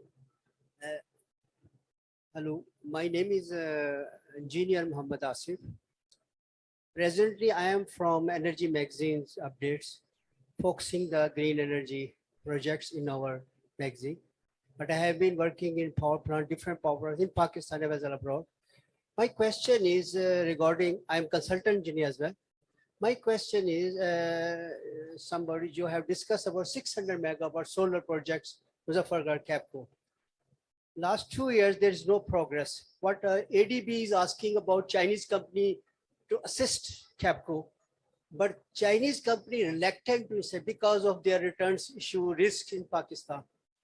My question is, what is actual status of the bidding? Bidding has been done, pre-bidding has been done last 2 or 3 years. And there are a lot of trips in China asked to the Chinese company, convince the Chinese company to invest in Pakistan, join in ventures. The government is, where is the government? What are the people stands and where is the project? 600 megawatt, 200 megawatt, 3 project. I think they have been occupied land or something like, but practically project is not materialized. So please, Ayub साहब अगर बता सकते हैं. Thank you जी, बहुत शुक्रिया. बिल्कुल आपकी बात सही है और जो गवर्नमेंट अभी निगरान है उससे पहले की गवर्नमेंट का ये फोकस था कि इसको हम 6 महीने के अंदर अंदर जो है हम इसे लगा देंगे 600 मेगावाट का मुजफ्फरगढ़ का प्रोजेक्ट. लेकिन उसमें मैं समझता हूं कि हाई लेवल पे एक इशू ये बने जो मिनिस्ट्री ऑफ पावर की तरफ से, जो जितना मुझे पता है कि उनकी तरफ से ये इंसिस्ट था कि इसको 3 से 4 सेंट से ऊपर इसकी प्राइस नहीं होनी चाहिए. वेयर एज रेशनलाइजेशन अगर देखें, रियलाइजेशन देखें तो अभी इस वक्त मार्केट में 3 से 4 सेंट पे कोई भी लगाने के लिए तैयार नहीं था और इस बात पे इंसिस्ट किया गया कि नहीं जी इससे हम ऊपर जाएंगे ही नहीं. That was just only wastage of time and wastage of all this time. So अब जाके उस चीज को जब वो चीज देखी गई कि बिडिंग के लिए जब बिडिंग स्टेज पे आए और बिडिंग स्टेज पे कोई भी पार्टिसिपेंट नहीं आया तो फिर इनको याद आया या रियलाइज किया कि जी वाकई ये बात तो गलत है कि इसको जो ऐसा नहीं होना चाहिए था. लेकिन उस चीज का कोई जवाब नहीं है कि ये जो हमने पिछले 8-10 महीने जाया कर दिए ये क्यों किए. यहाँ पे ये प्रॉब्लम आ जाते हैं कि आपकी बात सही है. अभी डॉक्टर साहब ने भी बताया कि जी हम ज्यादातर हमारे जो हैं पॉलिटिकल बेसिस पे प्रॉब्लम आ जाते हैं, वेयर एज हम अपने जो है टेक्निकली उसको नहीं असेस कर रहे होते. अब दोबारा बिडिंग की तरफ हो जा रहे हैं. मेरा ख्याल है इसको फाइनल हो चुका है, पीपीआईबी ने कर दी है. अब देखें लेट्स सी कि उस पर थोड़ा सा ये हुआ है कि जी जो मार्केट की प्राइस है रैशनल प्राइस उसके हिसाब से इसकी बिडिंग अगर आती है तो that must be considered. This is was the major issue जो मुझे पता है. Sir thank you. अच्छा, इसमें इस कमेटी जो बनी थी ख्वाजा आसिफ साहब की सदारत में बनी थी जिसमें 5 मिनिस्टर्स थे और उसमें मैं भी बोर्ड ऑफ इन्वेस्टमेंट की तरफ से शामिल होता रहा हूँ. और जिस तरह मैंने पहले भी अपनी बात शुरू की कि आज हमें रियलाइज कर लेना चाहिए कि इकोनॉमिक वायबिलिटी पे फैसले होने चाहिए, पॉलिटिकल वायबिलिटी पे फैसले नहीं होते. शाहजहां मिर्जा साहब आज नहीं है, वो आपको बताते हैं कि उनके लिए कितना टफ टाइम था उन कमेटीज के अंदर जो उनको वहाँ पे बुला के मतलब लफ्ज इस्तेमाल नहीं करना चाहिए, जलील करने वाली बात थी. और उनको तो इस हद तक कह दिया गया था कि आप नौकरी से फारग हैं क्योंकि वो टेक्निकली जाके चीजें बताते थे, वैल्यूज बताते थे जिसके ऊपर कमेटी तैयार नहीं हुई. अब एक रियलाइजेशन आई है कि हाँ जी उसमें ये इशू है. मोहम्मद अली साहब जो कि मिनिस्टर आ गए हैं तो उनको इस बात का बड़ी अच्छी तरह आइडिया है कि ये मार्केट रेट्स के ऊपर बिडिंग कराएंगे तो काम चलेगा. आप अपनी तरफ से एक पाबंदी लगा दें कि इसके ऊपर तो फिर इन्वेस्टर्स नहीं आएंगे. और ऑलरेडी 6-7 साल की उनकी इन्वेस्टमेंट वहाँ पड़ी हुई है जो कि ज़ाया हो रही है, तो वो इसको छोड़ना भी नहीं चाहते लेकिन वो गवर्नमेंट के उस रेट्स के ऊपर आना भी नहीं चाह रहे थे. तो ये डेडलॉक था, इसकी वजह से ये 6 महीने मीटिंग चलती नहीं और ये वहाँ एक अजीब धींगा मुश्ती होती थी और जिसकी वजह से काम नहीं चुका। लेकिन उम्मीद है कि अब चूंकि निगरान हुकूमत है तो इनको इतना कोई पॉलिटिकल अपना कोलेट्रल जो है वो लूज करना नहीं पड़ेगा और ये हार्ड फैसले भी करेंगे, जिसमें हमने कल पीआई की निजकारी का फैसला भी किया है, डिस्कोस को भी हम प्राइवेटाइज करने जा रहे हैं। तो हमारे पास अगले को 5-6 महीने हैं जिसमें हम कोई टफ फैसले करेंगे जो हम पहले नहीं कर सके। Thank you.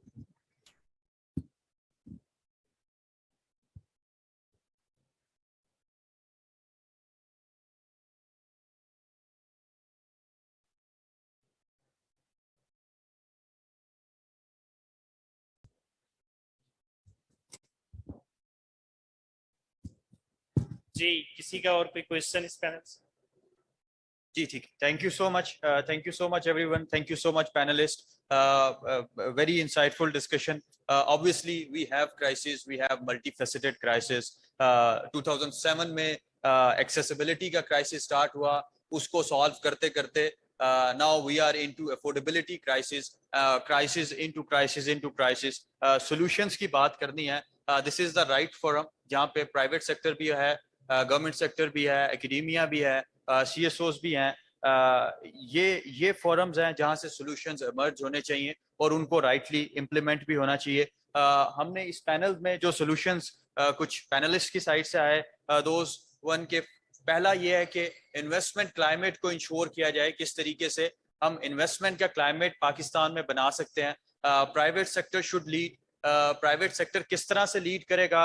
Well obviously confidence of investors matter, और कॉन्फिडेंस ऑफ इन्वेस्टर सर ने जुल्फकार साहब rightly mention that we need to have consistency of policies so that our private investor see this opportunity and lock this opportunity and invest in Pakistan's energy sector. Zainab has also mentioned that we need to provide guarantees for investors as well, investing guarantees, so that they can mitigate their risks and they make their investments more profitable, and we can solve this multifaceted crisis of accessibility and affordability. Zainab also mentioned that there is a need to invent some innovative financing mechanisms. He mentioned carbon markets, carbon credits. Ayub Saab mentioned that transmission system need to be upgraded. There should be more coordinated efforts with generators, transmitters, and distributors so that we can solve this crisis.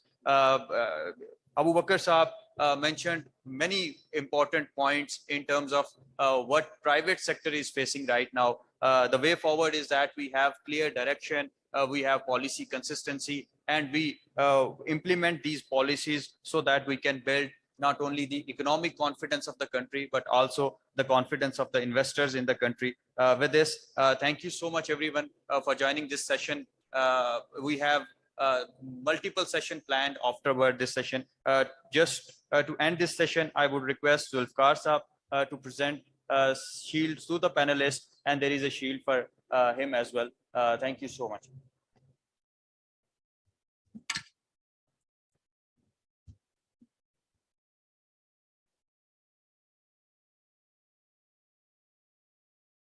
I would request the administration of Inventive Solution as well, so that they can present shields as well. Yep.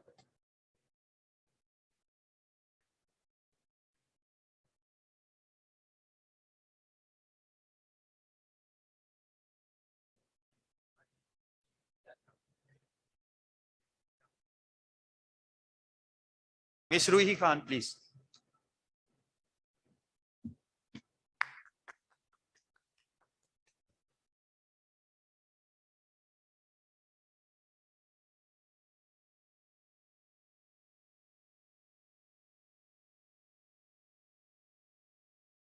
Okay.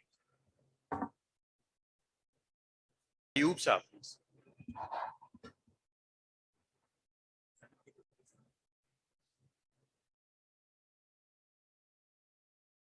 Okay. Ms. Zainab.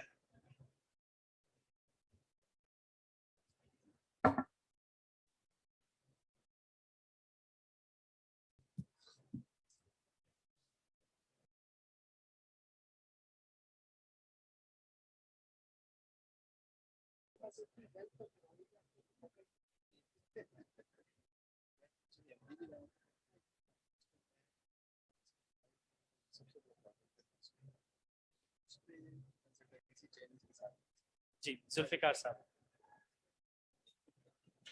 Dr. Khalid, please.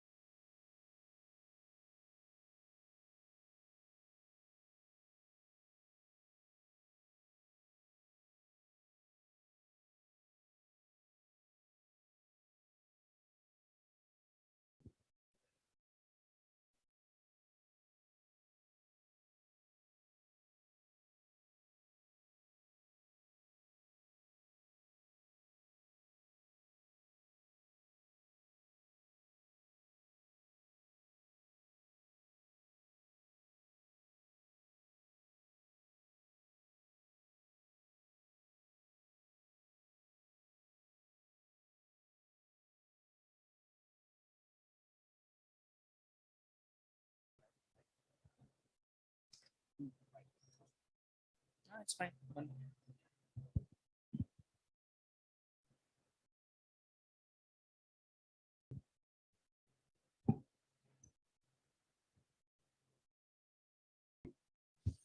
Ji, Assalamu alaikum, everyone. We'll be starting the third panel discussion for today. That is the wind curtailment issues in Pakistan, challenges and the way forward. My name is Ubaidur Rahman. I'll be moderating the session today. And in this panel, we have been joined by Mr. Muhammad Ayub, who will be the panel chair for today. We've also been joined by Mr. Bilal Masood, who is the Additional Director at National Electric Power Regulatory Authority, Mr. Numan Zafar, the Project Director at Naga Girasi Limited, Mr. Irfan Ahmed, who is an energy consultant and advisor to the Energy Update. We have also been joined by Mr. Fawzan Wahid, who's the former employee at Vestas. So I think we'll shortly be starting the panel discussion today, but for that, I would actually request Mr. Irfan Ahmed for his initial technical presentation and the keynote presentation and for setting the scene.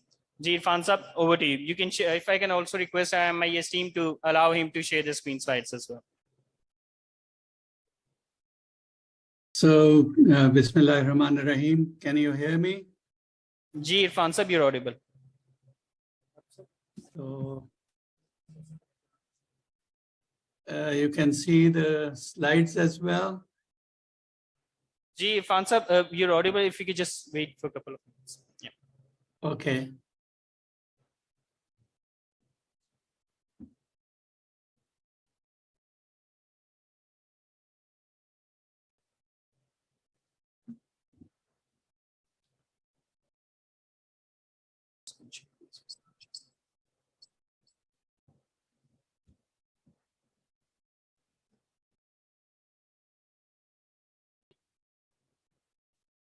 Ji Irfan sir, please go ahead.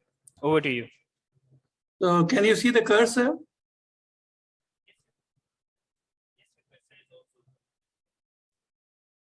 Okay. Bismillahirrahmanirrahim. Welcome everybody. I'll straight away come to the topic, wind curtailment issues in Pakistan, challenges and the way forward. The picture you are seeing is from Jempir, our own plant. It's not downloaded from network or anywhere else. It has been taken by our local people. There are dark clouds over the wind power projects, and these clouds are that of curtailment. But there is some light as well, as you can see on the horizon, and that is our aim, to get everything lighted up. Now, just to give you a background, I would go to second page, second slide.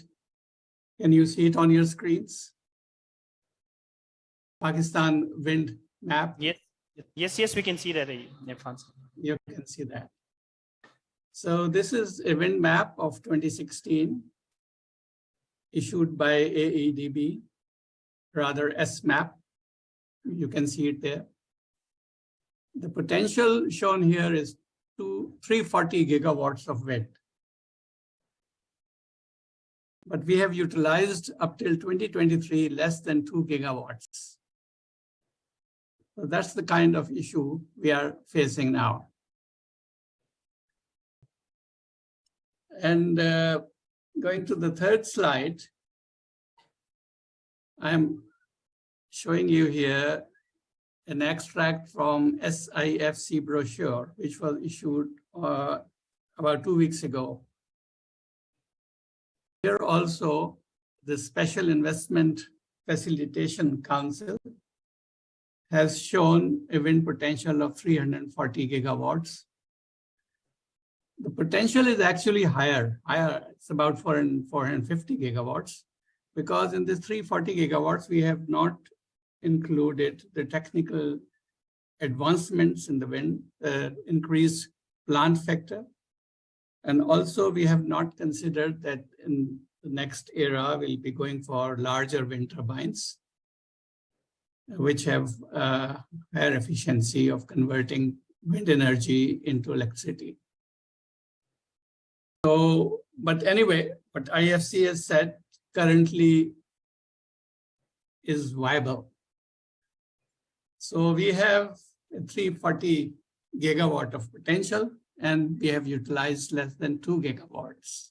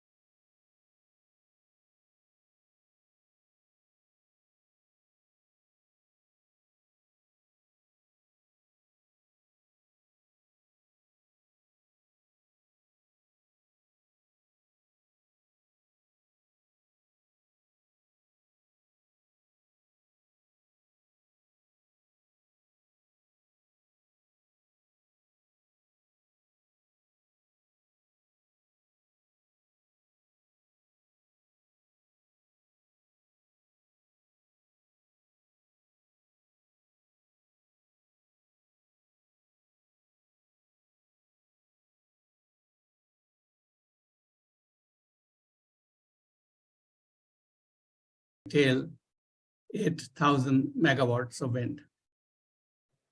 So almost 40% of the wind will be curtailed in this year currently. And what we feel, the wind power projects, that this curtailment is going to go along as more conventional energy is coming into our network. For example, nuclear power plants, thermal coal plants, and if government wants to run its RLNG plants, then we have the issue of curtailment of wind. So this doesn't give a very good message to the investors. And I don't know how we would be able to, get investments of $11 billion, which we are going to utilize for raising wind potential or wind utilization from 2 gigawatts to 6 gigawatts. I have some solutions which I'll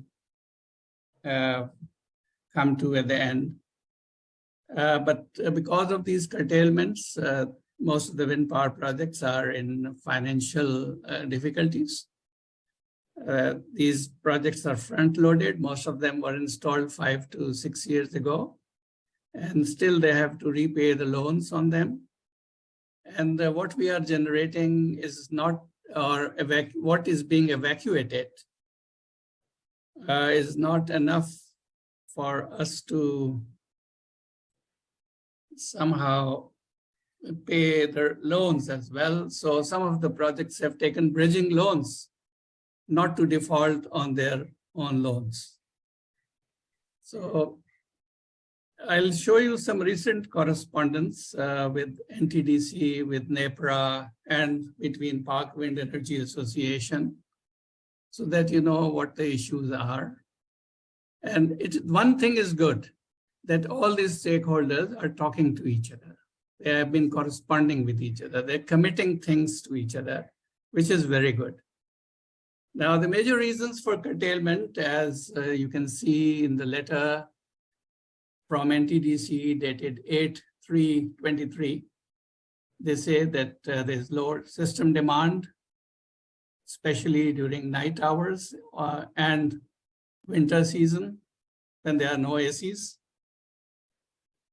As discussed in the plenary session as well by Dr. Fayaz Chaudhry.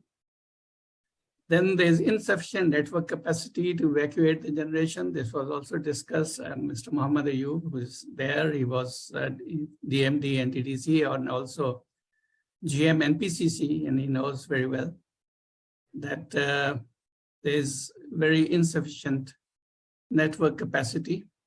And then third thing is the abrupt change in the system load due to abnormal weather conditions. So this is what NTDC says that is the reason for wind curtailment. And unluckily, we are curtailing must-run wind and nuclear power. Nuclear we can't, because that's what the government has agreed with. But the winds are being curtailed, wind projects are being curtailed, although they are must-run projects. So that's the situation.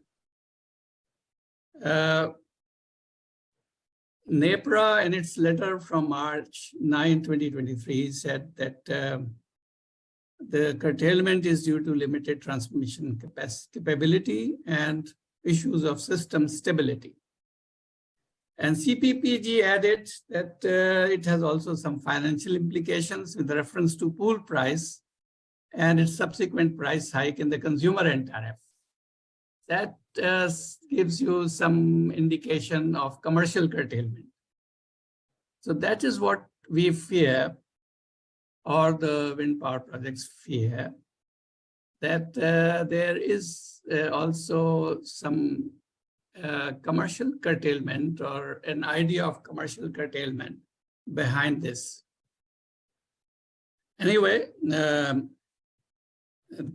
NTDC and CPPG, they vehemently denied this. They said, no, that's not the issue. The issue is mostly technical.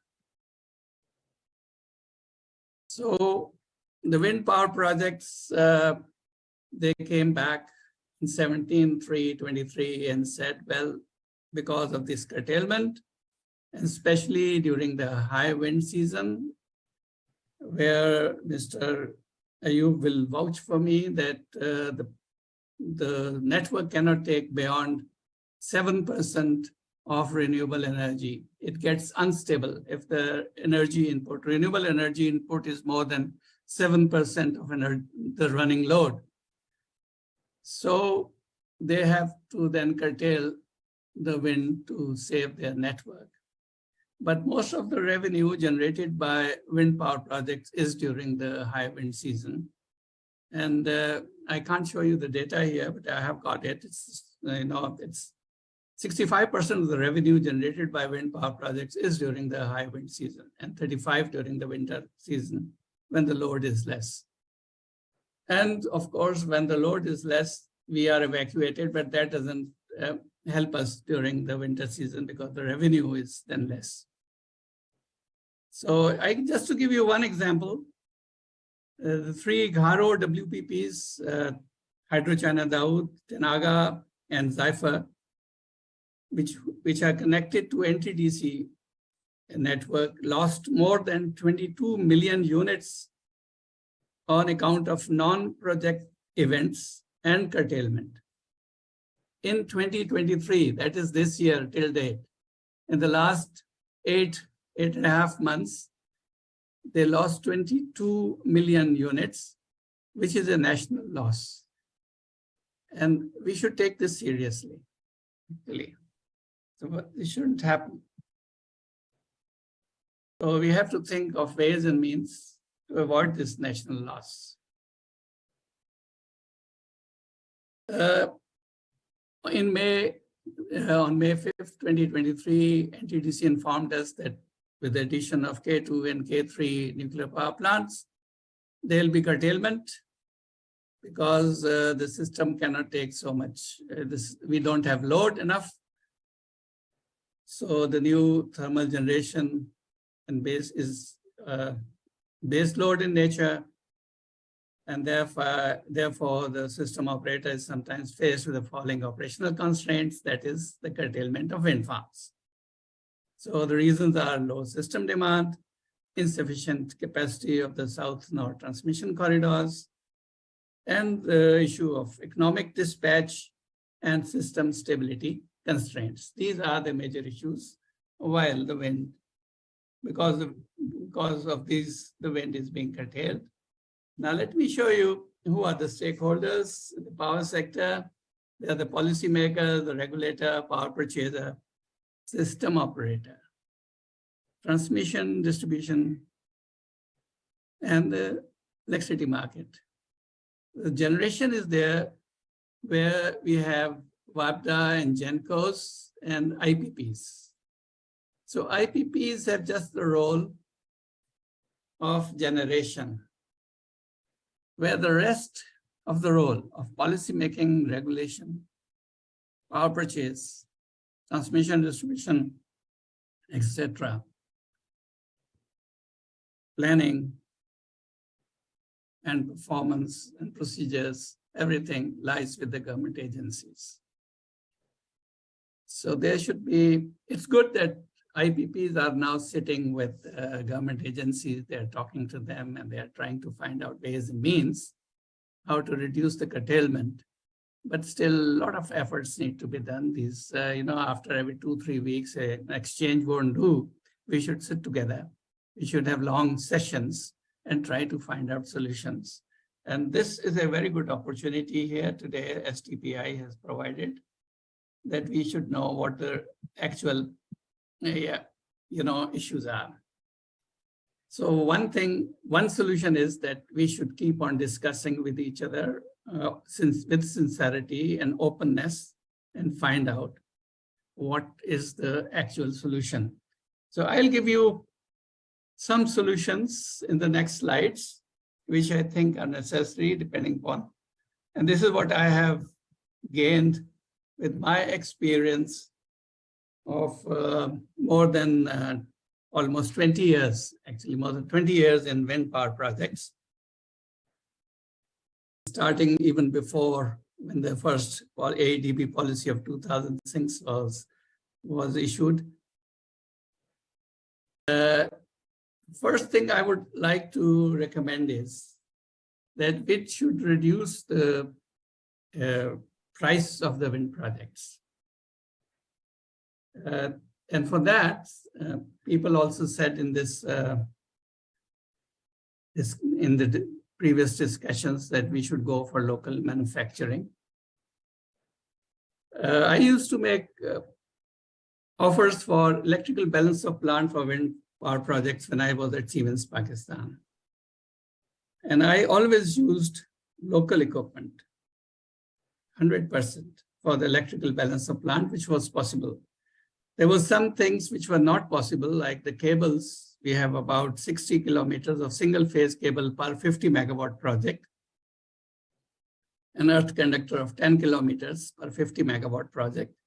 So cables we couldn't manufacture at that time. We could manufacture only up to 15 kV cables, but given proper incentives, our local manufacturers like Pakistan Cables or Pioneer Cables, they could, or Fast Cables, they could go for even 24 kV cables.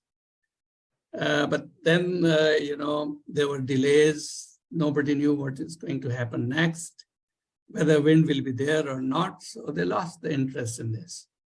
So we had to import these cables. Then there's issue of N-1 criteria, which I don't know why we have got this in wind power projects.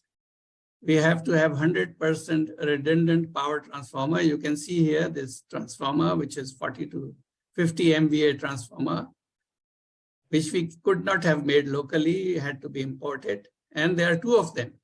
Although the wind power project transformer is not loaded that much. We could have done with one transformer, or if we wanted to have redundancy, we could have 50% redundancy using 2026 MVA transformer manufactured locally by Siemens Pakistan or by PEL. But we have gone for, 2 into 50 MVA power transformer, the 40 to 50 MVA power transformer for 50 megawatt wind projects. And I can assure you that one transformer will just be wasted lying in the sand. Reet mein pada wo gal jayega, kyunki we have a 50 megawatt project which produces 50 megawatts only during high wind season and also for a few hours per day during that high wind. So one transformer could have been sufficient there, and most of the time it is underloaded. The project is for 20 years. The transformer life is calculated for 30 years. We could have also got transformers which we could have overloaded for 2-3 hours, or we could have used their excess life, which was available, 10 years of life, to overload them.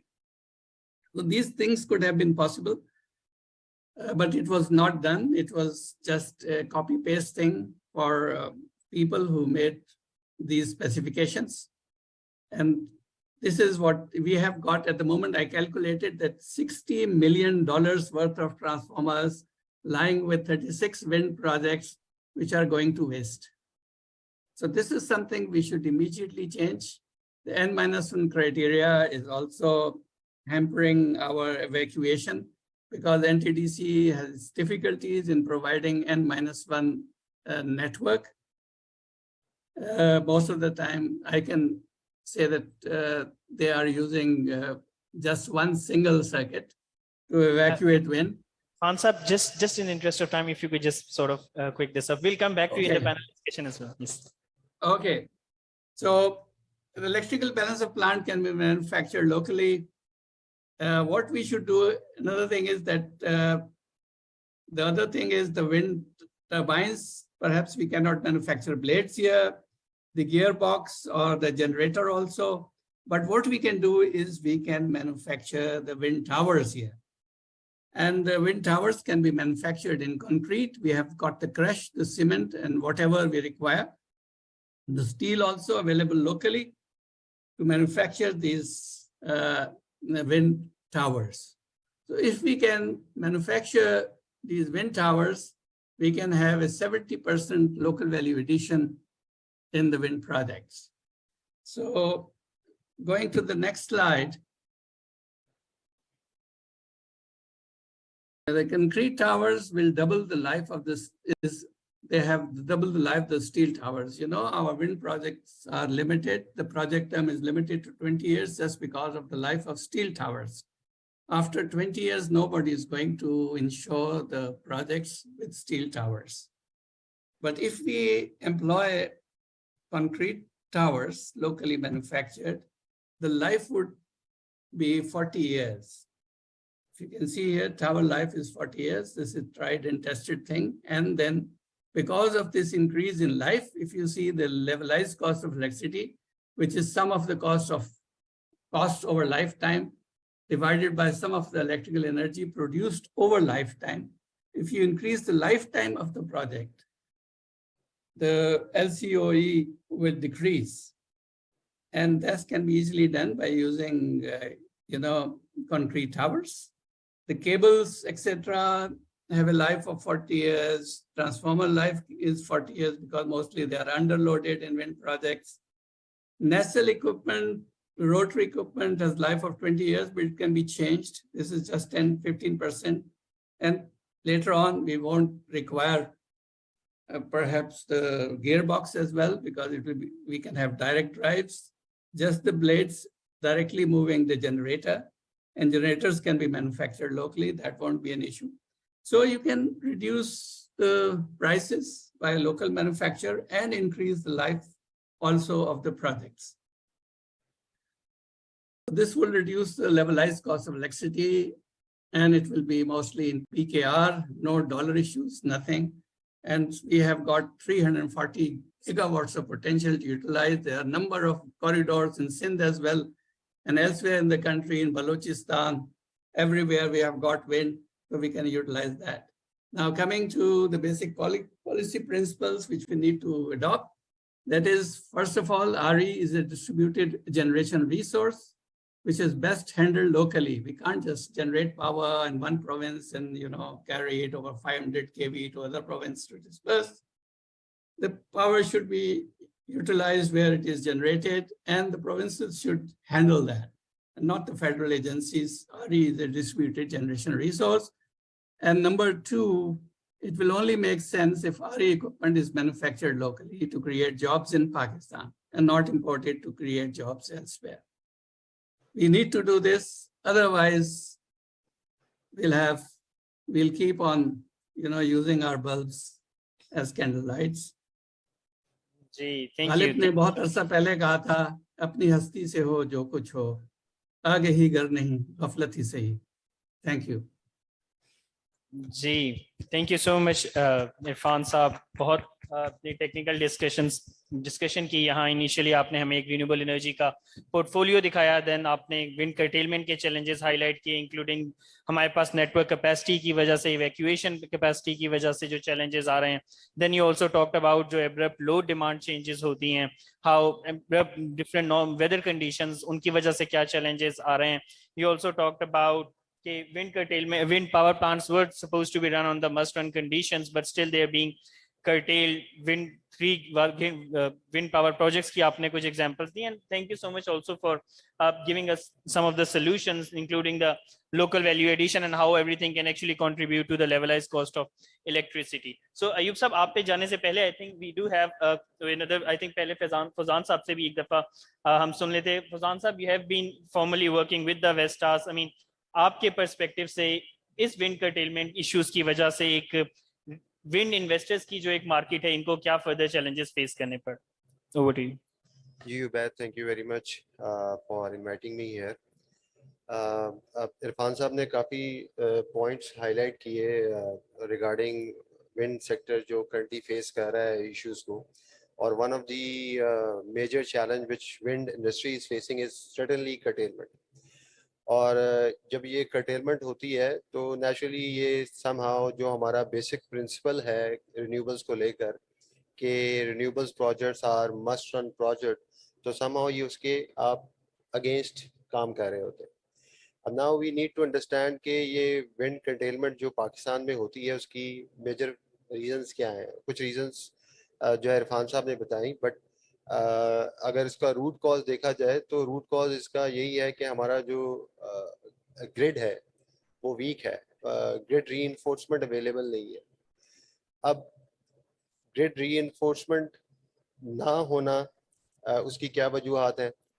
2006 से since 2006 we all know that this is the wind corridor or all wind projects are going to come here. लेकिन wind reinforcement पे उस तरह से काम नहीं हो सका.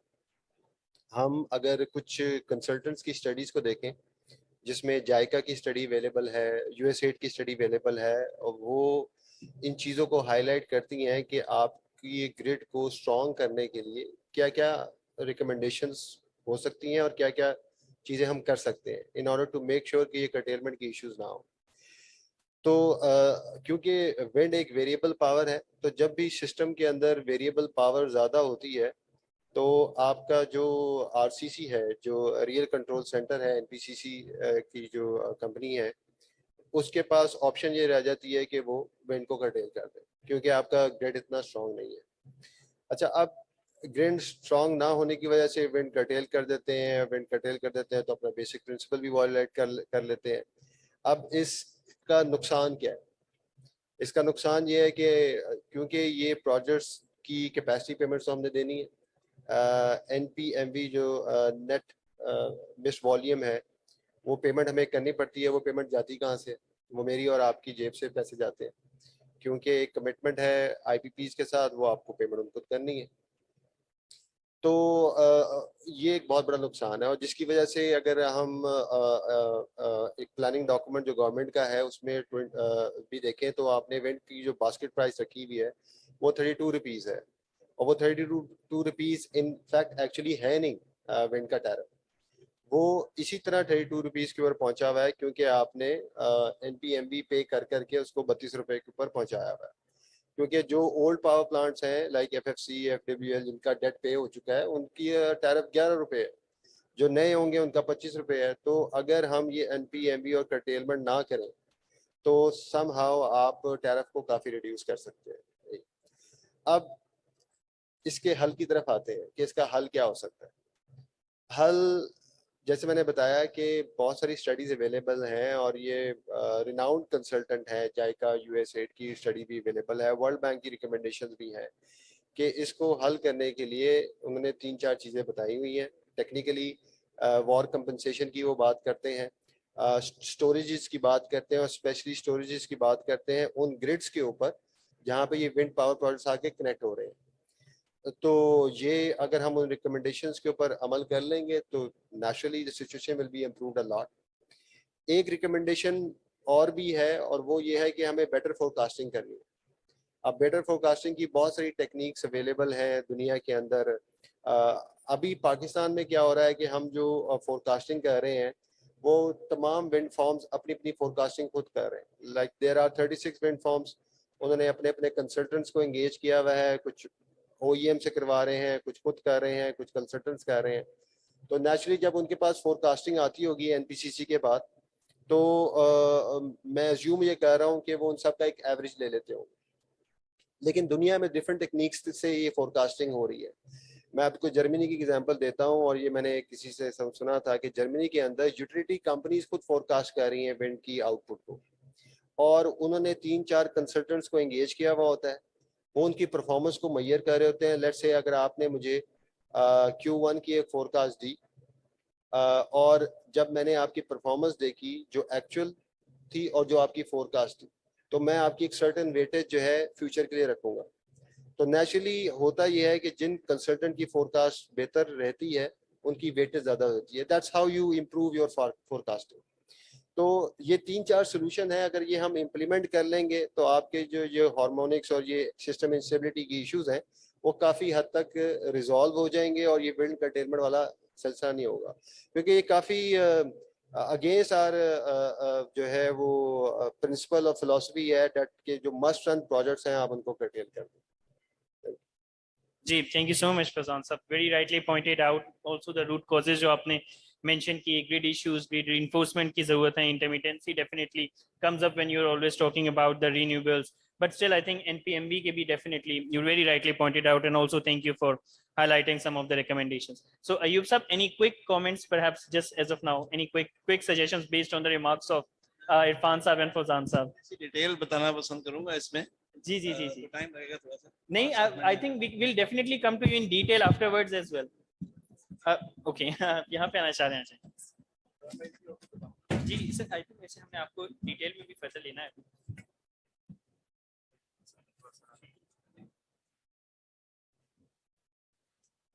Thank you Ubaid. एंड देखें इसमें जो विंड की कंटेनमेंट पे काफ़ी ज़्यादा इशू शुरू से चल रहे हैं.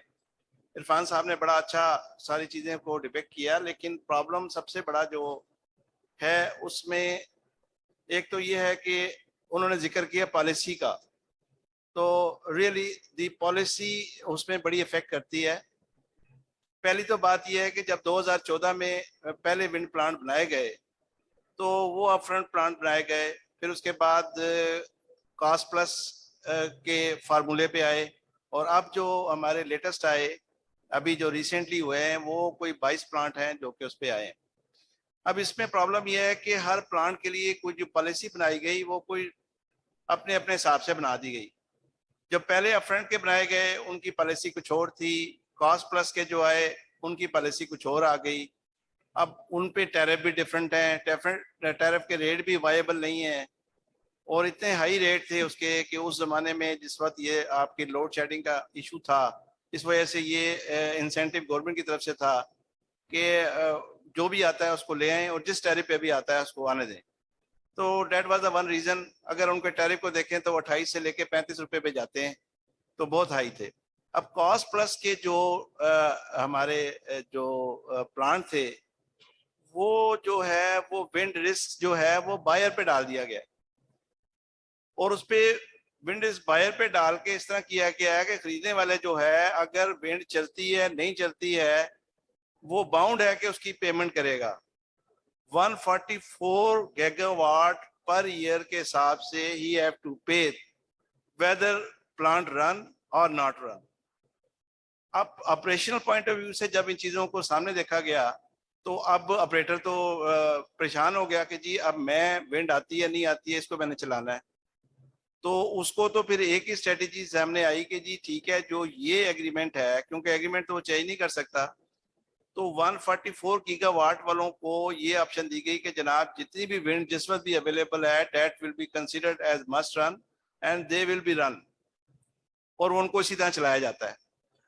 अब उसके बाद के जो बाकी हैं उनको पहले तो ग्रुप बनाए गए उनके, और अब जो नए हमारे जो हुए हैं विंड के प्लांट उनको तो वो इस वक्त जो है विंड रिस्क बायर का नहीं है सेलर का ही है.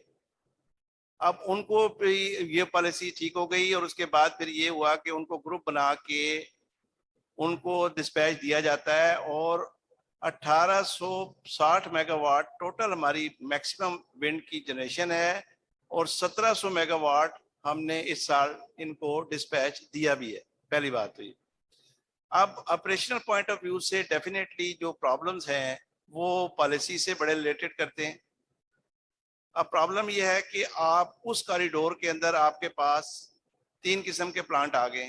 एक आपके पास न्यूक्लियर आ गए, और न्यूक्लियर भी थोड़े नहीं, न्यूक्लियर के 2 पावर प्लांट 1320 मेगावाट ईच के आपके उसी विसिनिटी में आए हैं. आपके पास 3 कोल के चीपर प्लांट आ गए, वो 1200 मेगावाट के उसी सिस्टम में आए.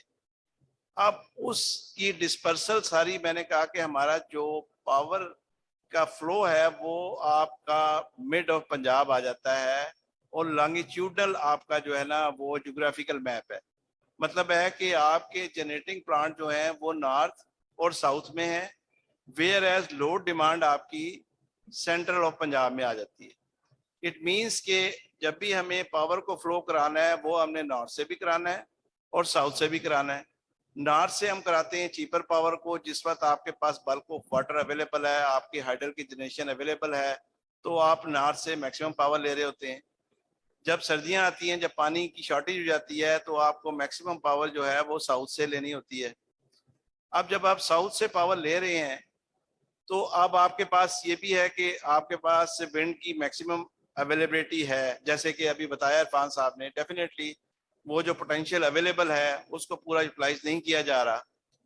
अब उसको जब यूटिलाइज करने के लिए आप अपने सिस्टम की अवेलेबिलिटी को देखते हैं तो सिस्टम में ऑपरेशनल पॉइंट ऑफ व्यू से भी प्रॉब्लम आते हैं और डिस्पर्सल के हवाले से भी प्रॉब्लम आते हैं।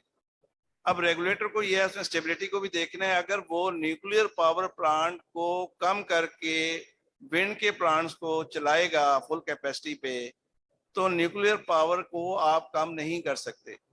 न्यूक्लियर पावर को कम करना ऐसे है जैसे कि एक अनबर्न फ्यूल को आप छोड़ दें और वो इतना डेंजरस हो जाएगा आपके लिए कि जिसका हम उसको डिटेल में आपको नहीं बता सकते कि वो क्या चीज़ बन जाती है।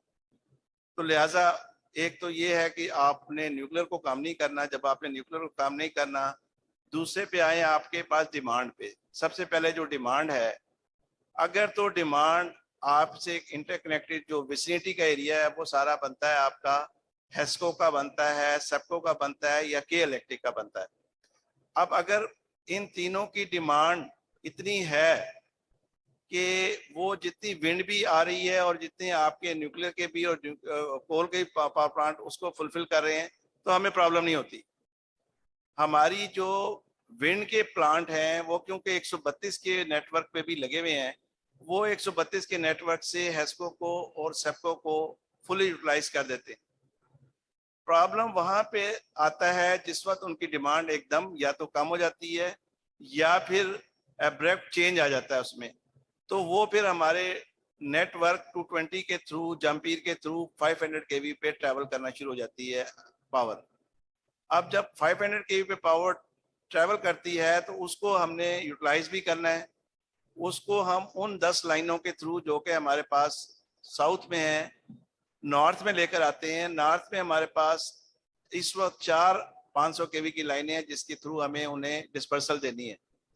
एक तो हमारा ऑपरेशनल पॉइंट ऑफ व्यू से भी डेफिनेटली एक प्रॉब्लम है कि एक लाइन और डायरेक्ट आनी है, वहां से दादू से गुद्दू आनी थी जो अभी तक कंस्ट्रक्ट नहीं हुई। अगर वो आती है तो उससे भी डिस्पर्सल में काफ़ी आसानी आ जाएगी। अभी तक वो अंडर कंस्ट्रक्शन है। दूसरा जो था इसका वे फॉरवर्ड ये था कि NKI ग्रिड स्टेशन कराची वाले अभी बना रहे हैं 500 केवी का। उसकी वजह से उसकी यूटिलाइजेशन जब होगी तो विंड को हम मैक्सिमम यूटिलाइज कर सकेंगे, वो हमें कंटेनमेंट करने की प्रॉब्लम नहीं आएगी।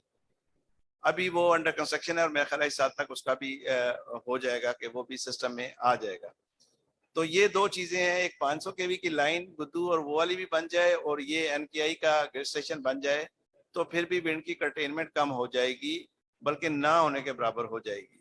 तो डेफिनेटली सिस्टम के साथ साथ प्रॉब्लम आए हैं, उन ऑपरेशनल पॉइंट को भी सामने रखते हुए कोशिश ये की जाती है कि मैक्सिमम जो है डिस्पर्सल कर ली जाए उसे। लेकिन ऑपरेशनल पॉइंट ऑफ व्यू से जब हम कॉन्स्ट्रेंट में आते हैं, सिस्टम की स्टेबिलिटी एट रिस्क होती है, तो फिर हमें ये मजबूरन स्टेप लेने पड़ते हैं। सो ये ओवरऑल इस वक्त इम्पैक्ट था। और इरफान साहब की बात को मैं बहुत ज़्यादा अप्रिशिएट करता हूँ कि मैं तो पहले दिन से कहता हूँ कि लोकल इंडस्ट्री को जितना प्रमोट करें उतनी जल्दी आप जो है अपने सेल्फ सस्टेन की तरफ आ जाएंगे। हमें उसको करने के लिए ऐसे एक्सपर्ट्स जो मौजूद हैं सिस्टम में, इरफान साहब जैसे, उनको लेके व्हाई नॉट हम 50 मेगावाट के विंड के प्लांट क्यों लगाते हैं। अगर हमारी पोटेंशियल जो डिफरेंट हमारी कंट्री के अंदर अगर लो पोटेंशियल हमारी विंड की है तो हम 5 मेगावाट, 10 मेगावाट और 25 मेगावाट ये तक के प्लांट क्यों नहीं लगाते। छोटे छोटे प्लांटों को क्यों नहीं प्रमोट किया जाता। लोकल इंडस्ट्री को ये चीज़ क्यों नहीं दी जाती कि जी 5 मेगावाट के भी आप लगाएं प्लांट, हम आपको सपोर्ट करते हैं। तो ये इन चीज़ों से सिस्टम में बहुत बेहतरी आएगी अगर ये छोटी छोटी चीज़ें भी इसमें की जाएं। कंटेनमेंट को डेफिनेटली देखें, सिस्टम में हमेशा इस नज़र से देखा जाता है कि अगर चीपर पावर अवेलेबल है तो चीपर पावर को हमेशा पहले लिया जाएगा। लेकिन अगर चीपर पावर की डिस्पर्सल की वजह से सिस्टम में अनस्टेबिलिटी आ रही है तो वो मजबूरी की वजह से उसको कंट्रोल किया जाता है।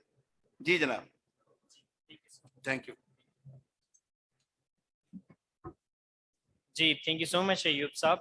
Very rightly pointed out, I think a lot of giving the second counter argument is Well, I think completely agree. But I think before we do have Numan Saab as well as Dr. Bilal Saab as well, before going to Numan Saab, because Numan Saab, you'll also be in a position to also highlight and give your opinions based on the comments coming from the public sector as well. I'll go to Dr. Bilal Masood, who's currently the Additional Director at National Electric Power Regulatory Authority. Bilal Saab, you have been listening to some of the challenges faced by the private sector. Ayub Saab also very rightly mentioned some of the very key points, I think, here. And also, if we look at the Pakistan's indicative generation capacity expansion plan, we did see that renewables as a whole are to achieve a share of almost VR is also to achieve a share of almost 30% by 2030. So, I mean, given that, I mean, the curtailment is one angle is that it's definitely posing some challenges to the new investors as well as also to the plants that are already working operational. So, sir, on behalf from NEPRA's perspective as well your own perspective, how do you see the whole situation and what the way forward do you proceed from this point? Yes, over to you. First of all, I would like to appreciate the panelists. They have rightly pointed out the constraints which are being faced by wind power plants.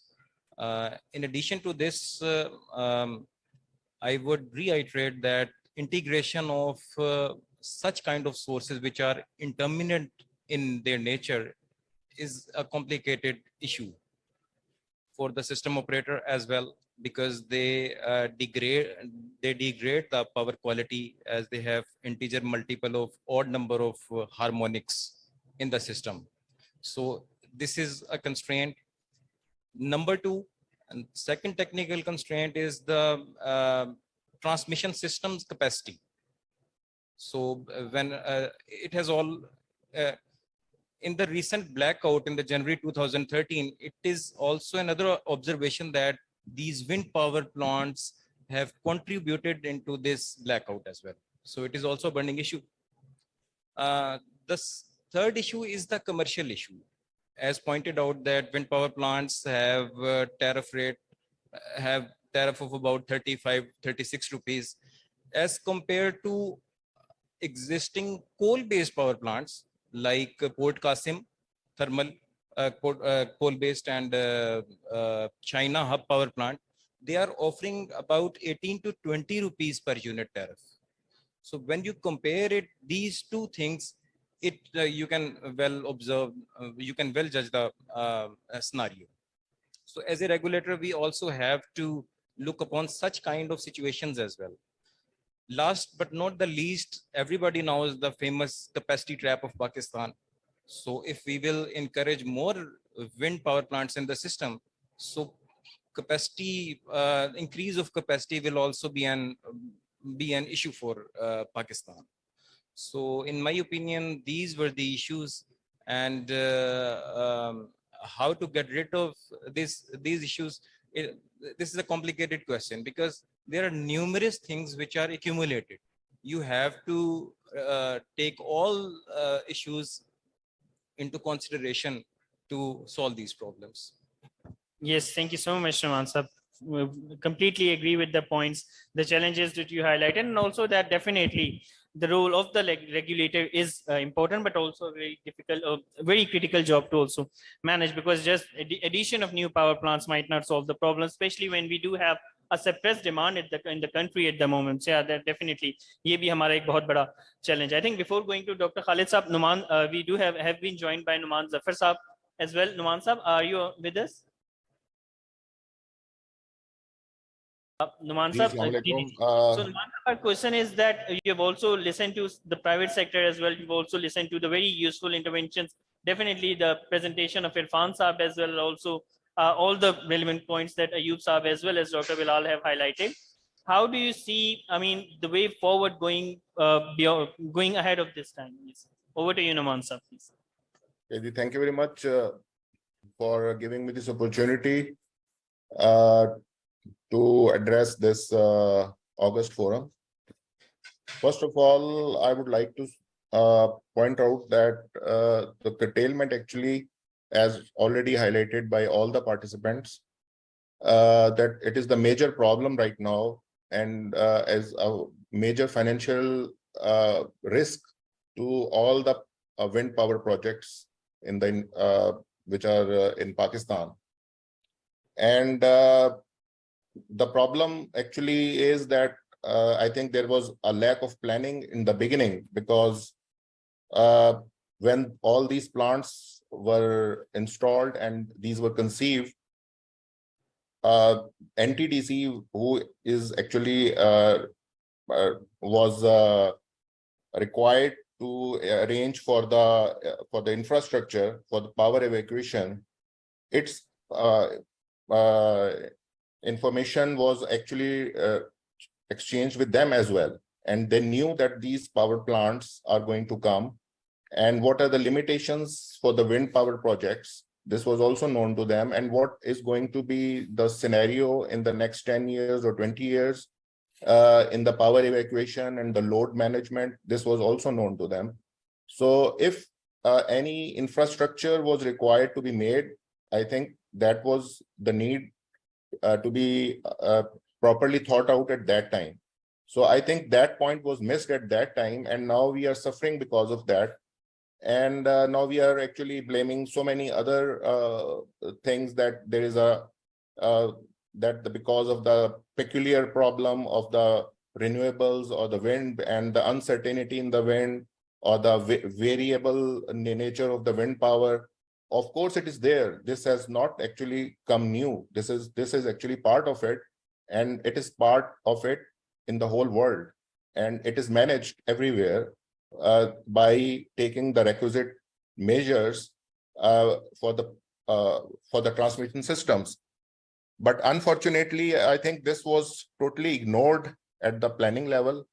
And today, I would like to actually share some information, if you can allow me. Okay, thank you so much, Numan. I think, yes. Can you enable the sharing? I was about to request Aima. Yes, you can share this. Numan sir, just requesting you to be a bit brief, please. We also have to, sort of conclude the session. Yeah. Okay. Just be brief, please. Thank you. Okay, this is the current status of curtailment in the south. We have installed capacity of 1842 megawatts. Out of this, the Jampir is 1543, Gharo is 249 megawatt, and Jamshoro is 50 megawatt. The total evacuation capacity right now of the NTDC network is 1100 megawatt, and the capacity under curtailment is 742 megawatt. So this is the current status. And because of this, the wind power plants are under a lot of financial burden. They have debts from the foreign financial institutions, the IFC, Asian Development Bank, Islamic Development Bank, the US government, FMO, DEG, and etc. So you can well imagine that we have only 1.8 gigawatt installed capacity, and out of that, I think this makes only 40%, 60% can be evacuated right now. And the high wind season, as already pointed out by the previous speakers, start from May and ends in September. And in this whole period, all the power plants have been curtailed. So if we look at the status today, is that the curtailment actually is going unabated, and the transmission system operator actually claims that that the system evacuation infrastructure is not there. And because of that, the NPMV, of course, is being given to the power projects, but that NPMV is not actually enough to meet the financial loss that the projects are actually incurring. And once that period of the high wind is lost, then it cannot be made up in the next period. So I think we need to make very serious efforts to find out some solutions. So actually we have got some short-term solutions. to meet to resolve the issues that we are facing right now. So now, number one is that we have got 3 projects, Tenaga, Zypher, and Daud Hydro China, who are located in Gharo, and they have been actually connected with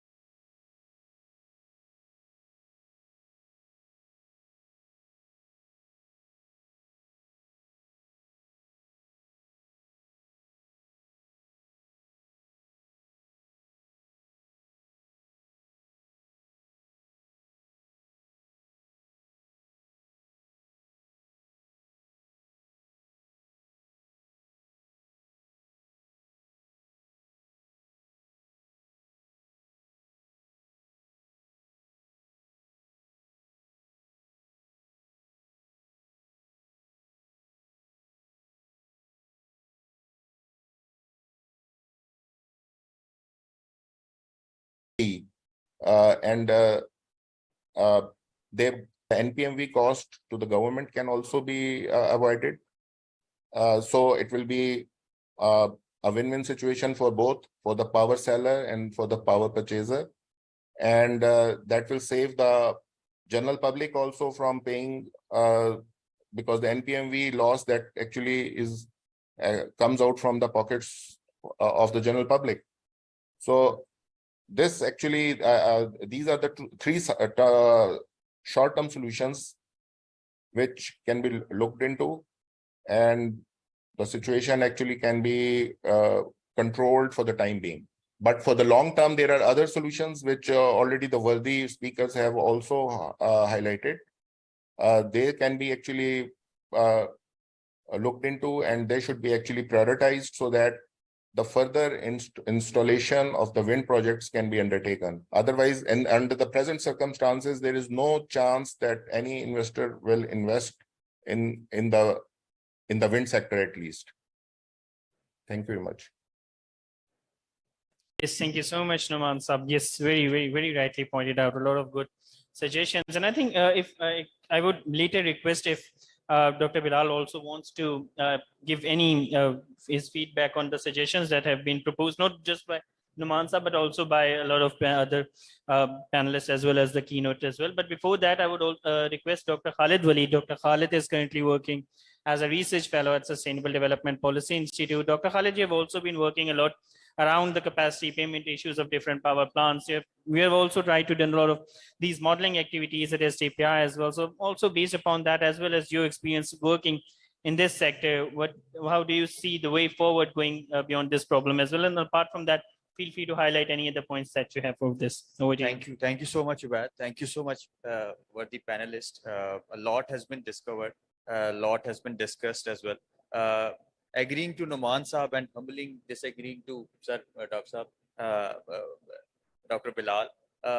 2 issues have been discussed. One argument against wind energy is that it's intermittent in nature. And second is that there is a blackdown in Pakistan and caused by the wind energy. I don't think so. This is true. Well acknowledging that wind energy is very hard. I mean, given its variable nature, very hard to manage by the transmission system, by any transmission system in the world. But there are systems in the world who are managing very effectively. Denmark is the example.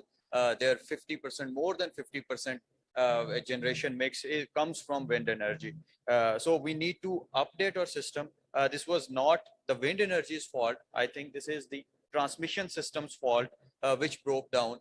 We need to have investments coming into our transmission system. We were promised SCADA system. We were promised transmission expansion plan coming up, but we never see those plans getting along or getting into practice. If we want to solve electricity problem, or we want to solve our economy, energy, and environment nexus, we need to have these investments coming into our VRE section, VRE, solar and wind energy, because if we want to clean our transportation sector, if we want to bring EVs into the sector, we need this wind energy coming into the sector, because imagine a system where Pakistan has EVs, but those electric vehicles are powered by coal power plants. That would not be a sustainable solution for Pakistan. Our natural gas reserves are depleting, which means that we would want to convert our cooking fuel preferences towards electricity sector. If that happens and electricity sector is dominated by coal power plants, we would not be climbing up on energy ladder. We would be climbing down our energy ladder. This would affect our sustainable development goals. This would affect our sustainability practices, and this would not be a futuristic in any sort of way. What could be the way forward? We need to incentivize wind energy. We need to incentivize private sector. We need to incentivize these investors. How can we do that? We can also look into off-grid solutions as well. What are some off-grid solutions that can be presented as an incentives to wind energy? One of them is the sector coupling. Sector coupling is a phenomenon or concept in which you couple power with other sectors as well. For example, P2X or P2E. P2E is power to electric vehicles. We can have distributed generation, and we can have community grids which can power electric vehicles as a charging infrastructure through wind powers. Second is that we can have this P2L or P2H. P2H is power to hydrogen, or we can generate green hydrogen through wind energy, and we can link this through distributed generation and community grids and off grids. So these can be incentivization tool for wind energy. Again, wind energy is not a problem. The problem lies in the transmission system of Pakistan. We need to invest in it. We need to modernize it. Just to give you an example, China solved their national breakdown in just 3 seconds with the help of AI. They have developed their system. Obviously, that was a simulation, but these things can be solved, and these things can be modernized with due time and with proper planning and investment. So the problem lies in planning.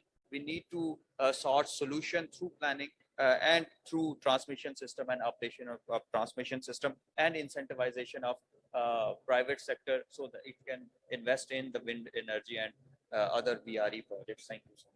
Yes, thank you so much, Dr. Khalid. Some really good points highlighted here as well. If I could request Dr. Bilal, if you want to address to any of the key points. Yeah. I would just like to say that it is not about agreeing or disagreeing. It is a technically established fact that all around the world, even in the developed countries, integration of renewable, in fact, the intermittent sources into the transmission system is a big challenge. It has technical issues, technical constraints, especially for the stability of the grid. But the point is that the developed countries have established their technical systems, established their grids in a more modern and technologically enhanced way, which is, I would say, something is missing in Pakistan that should be catered. And secondly, I would definitely suggest another thing, that implementation of local content rules like manufacturing of wind power plants locally will help a lot in curtailment of tariff rate. if one will manufacture the wind power plants locally, it will help a lot. And definitely, if we set aside the capacity issues to another side, then we can talk about the integration of future wind power plants as well. Because if we will manufacture the plants locally, the cost will definitely reduced as well.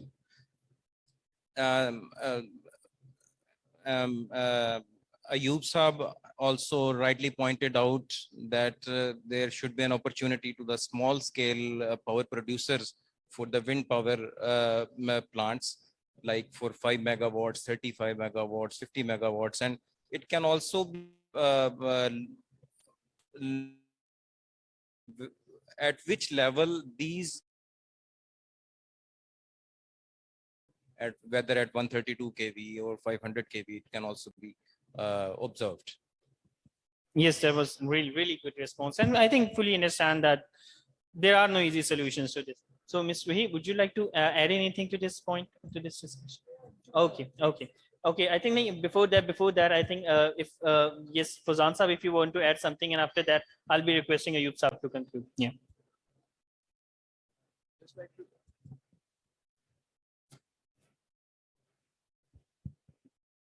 Just like to respond on because we talked a lot about the localization of the wind power equipment, and in my experience, we have seen that the localization of wind power equipment happens over the course of time. The country where we are curtailing the wind, where there is an inconsistency of policy, wind projects are not coming on time. So when the industry grows, this follows. Localization follows afterwards. We can't say that, we can't expect, I would say, we can't expect that, the companies, OEMs will come to Pakistan and localize here, where we are, where the problem here is that there is no consistency of policies. The second is there is no consistency of wind projects coming in. We are not following the plan that we have made over the period of time. So in all over the world, localization happens when there's a huge demand of the equipment, A. B, when there is a consistency. Right now, the problem is, and you have heard a few of the panelists that they are saying that there is a loss of confidence of the investors from the wind installation perspective, from the wind power project development perspective. The OEMs comes at a later stage. So whenever there is a stability in the country, the economy is stable, the wind industry is stable, you will see this will be happening in Pakistan. We have seen in other part of the world. But yes, it would come in a sequence. Thank you. Yes, thank you so much, Fazan Saab. I think Irfan Saab wants to add raise his hand. So yes, coming to you, Irfan Saab. As far as localization is concerned, we can do it right away. इसमें तो कोई मसला नहीं है. 3 चीजें होती हैं wind projects में. Civil works, which we do locally, electrical balance of plant, which we can do 100% locally, कोई issue नहीं है. रह गई wind turbine generators की बात, उसमें अगर आप towers concrete के बनाए जो 100% local बनेंगे, तो उसमें 70% लोकल वैल्यू एडिशन हो जाएगा. बाकी नेसल का इक्विपमेंट है, उसमें जनरेटर है और ब्लेड्स हैं, क्योंकि आपने बाद में डायरेक्ट ड्राइव्स पे जाना है, बीच में गियर बॉक्स नहीं चाहिए होगा. You just design for direct drives. तो जनरेटर भी बाद में लोकल बन जाएगा. तो you can have a 90% local value addition with the next 3-4 years. उसमें कोई मसला नहीं है विंड में. This we have seen. और सोलर में भी कोई इशू नहीं है अगर आप सोलर सेल्स लोकल बनाने शुरू कर दें. और जो सोल्यूशन है hybrid wind and solar, that is the best solution for Pakistan, which we should look into it. क्योंकि आपने देखिए 340 गीगावाट का पोटेंशियल आपका है, उसको आपने यूटिलाइज करना है, और वो उसके लिए सोल्यूशन ही लोकल मैन्युफैक्चर का एंड इमीडिएट. और उसमें सबसे जरूरी चीज ये है कि एनटीटीसी अपने स्पेसिफिकेशंस को रिवाइज करे, इलेक्ट्रिकल बैलेंस ऑफ प्लांट की, उसमें जो रिडंडेंट चीजें हैं वो निकाले. जैसे डबल बस बार उन्होंने डाली हुई है, जैसे रिडंडेंट ट्रांसफार्मर्स डाले हुए हैं, इनकी कोई जरूरत नहीं है विंड में. अगर आपने कर्टेल ही करनी है विंड, या इसको let's say okay not that much curtailment, फिर भी हम एक सिंगल ट्रांसफार्मर के साथ, सिंगल बस बार सिस्टम्स के साथ हम चल सकते हैं। प्राइसेस बहुत नीचे आ जाएंगी सब चीज़ों की, और कंक्रीट टावर्स के साथ तो आपको 3 सेंट में मिलेगी विंड, उससे भी कम होती जाएगी जैसे जैसे आप इसको बढ़ाते जाएंगे। Local manufacturing can be, or local input can be done immediately. Thank you. Ji, thank you, Irfan Saab. I think coming to Ayub Saab for his concluding, after which we'll be taking the Q&A questions and answers as well. So Ayub Saab, over to you. Thank you.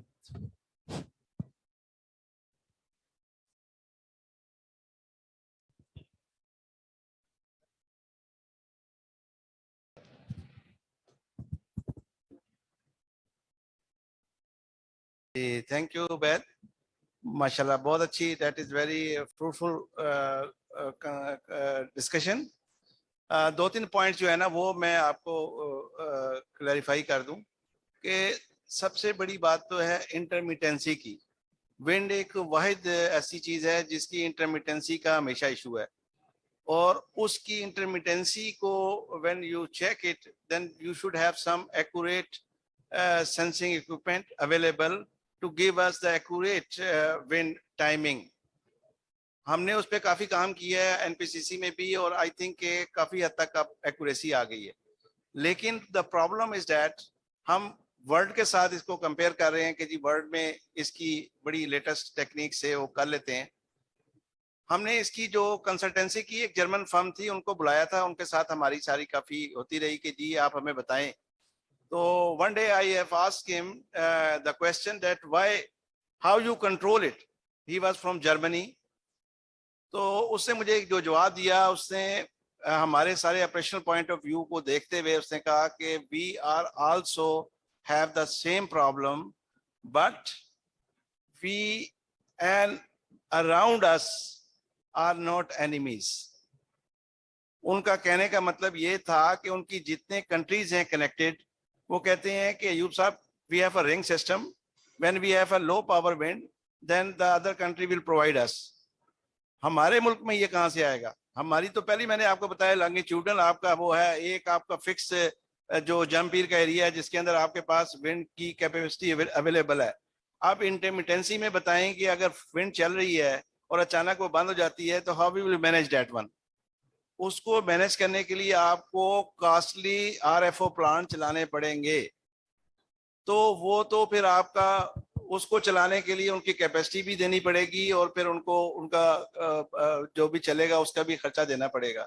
तो अगर उसको compare करें इन सारी चीज़ों के साथ मिला के, तो हमें तो विंड के प्लांट बड़े एक्सपेंसिव बन जाते हैं।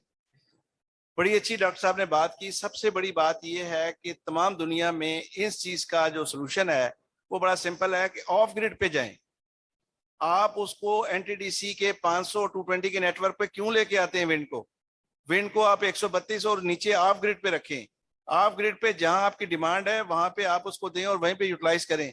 एक तो आपके लॉसेस 100% कम हो जाएंगे, कोई लॉस नहीं होगा आपका, 100% उसकी होगी। आप पीडो की मिसाल लें, पेस्को ने अपने यही काम किए हैं, छोटे छोटे प्लांट लगा के उन्होंने अपने इलाके को दे रहे हैं, और वो जो उनका रेट है टैरिफ का वो 5 रुपए या 6 रुपए बनता है उनका टोटल, और दे आर प्रोवाइडिंग देम। तो एक तो पहली बात आ गई इंटरमिटेंसी की। दूसरी बात आपकी आ गई कि ऑफ ग्रिड पे हम ज्यादा प्रमोट करें इसको हम हाई नेटवर्क पे लेके क्यों जाएं, जिसकी वजह से हमें ऑपरेशनल इशू आए। ऑपरेशनल इशू को हल करने के लिए भी फिर आपको उसी तरह हैवी इन्वेस्टमेंट की जरूरत पड़ेगी। हैवी इन्वेस्टमेंट आप करेंगे तो वो भी इसकी कॉस्ट को बास्केट प्राइस में इंक्लूड होना शुरू हो जाएगी, तो उसका फायदा नहीं। इसीलिए ऑफ ग्रिड पे आएं और लोकल मैन्युफैक्चर की तरफ आएं। लोकल मैन्युफैक्चरिंग जब तक नहीं होगी ये चीजें आपकी इजीली चीपर कभी भी नहीं हो सकेंगी। तो ये मेरा ख्याल है इन चीजों को सामने रखना चाहिए। और नुमान साहब की एक बात को मैं उसको नहीं मानता कि 1845 कैपेसिटी है। मैं आपको फिगर्स दे सकता हूं कि एनपीसीसी ने 1700 मेगावाट डिस्पर्सल की है। तो हमारी डिस्पर्सल अगर 1700 हो सकती है तो 1100 हमारी कैसे डिस्पर्सल की कैपेसिटी है? ये मुझे समझ में नहीं आई बात कि हमने 1700 मेगावाट जब विंड फुल कैपेसिटी में थी, चल रही थी, तो उसको हमने यूटिलाइज किया है। That is recorded in NPCC के फिगर्स में रिकॉर्ड है ये चीज। तो आई थिंक ये दो चीज़ों पे ज़्यादा स्ट्रेस की ज़रूरत है। डेफिनेटली हमें भी इस चीज़ का बहुत एहसास है कि ये पोटेंशियल ऐसी है जो कि चीपर है नेचर की तरफ से। अल्लाह ने एक चीज़ दी हुई है जो कि बिल्कुल सस्ती बनती है, तो उसको हम क्यों ना यूटिलाइज करें और प्रॉपर तरीके से यूटिलाइज करें, बजाय इसके कि हम लंबे चौड़े कन्वेंशनल सिस्टम को अडॉप्ट करते हुए उन पे इंजेक्ट करने की कोशिश करें। हम अपने छोटे ऑफ ग्रिड स्टेशन लें और उनको यूटिलाइज करें और वहां से रेवेन्यू जनरेट करें। This is the best solution. Thank you जी, thank you so much. I think this has been a wonderful discussion. जी, कोई questions? सर कुछ पूछना चाहते हैं?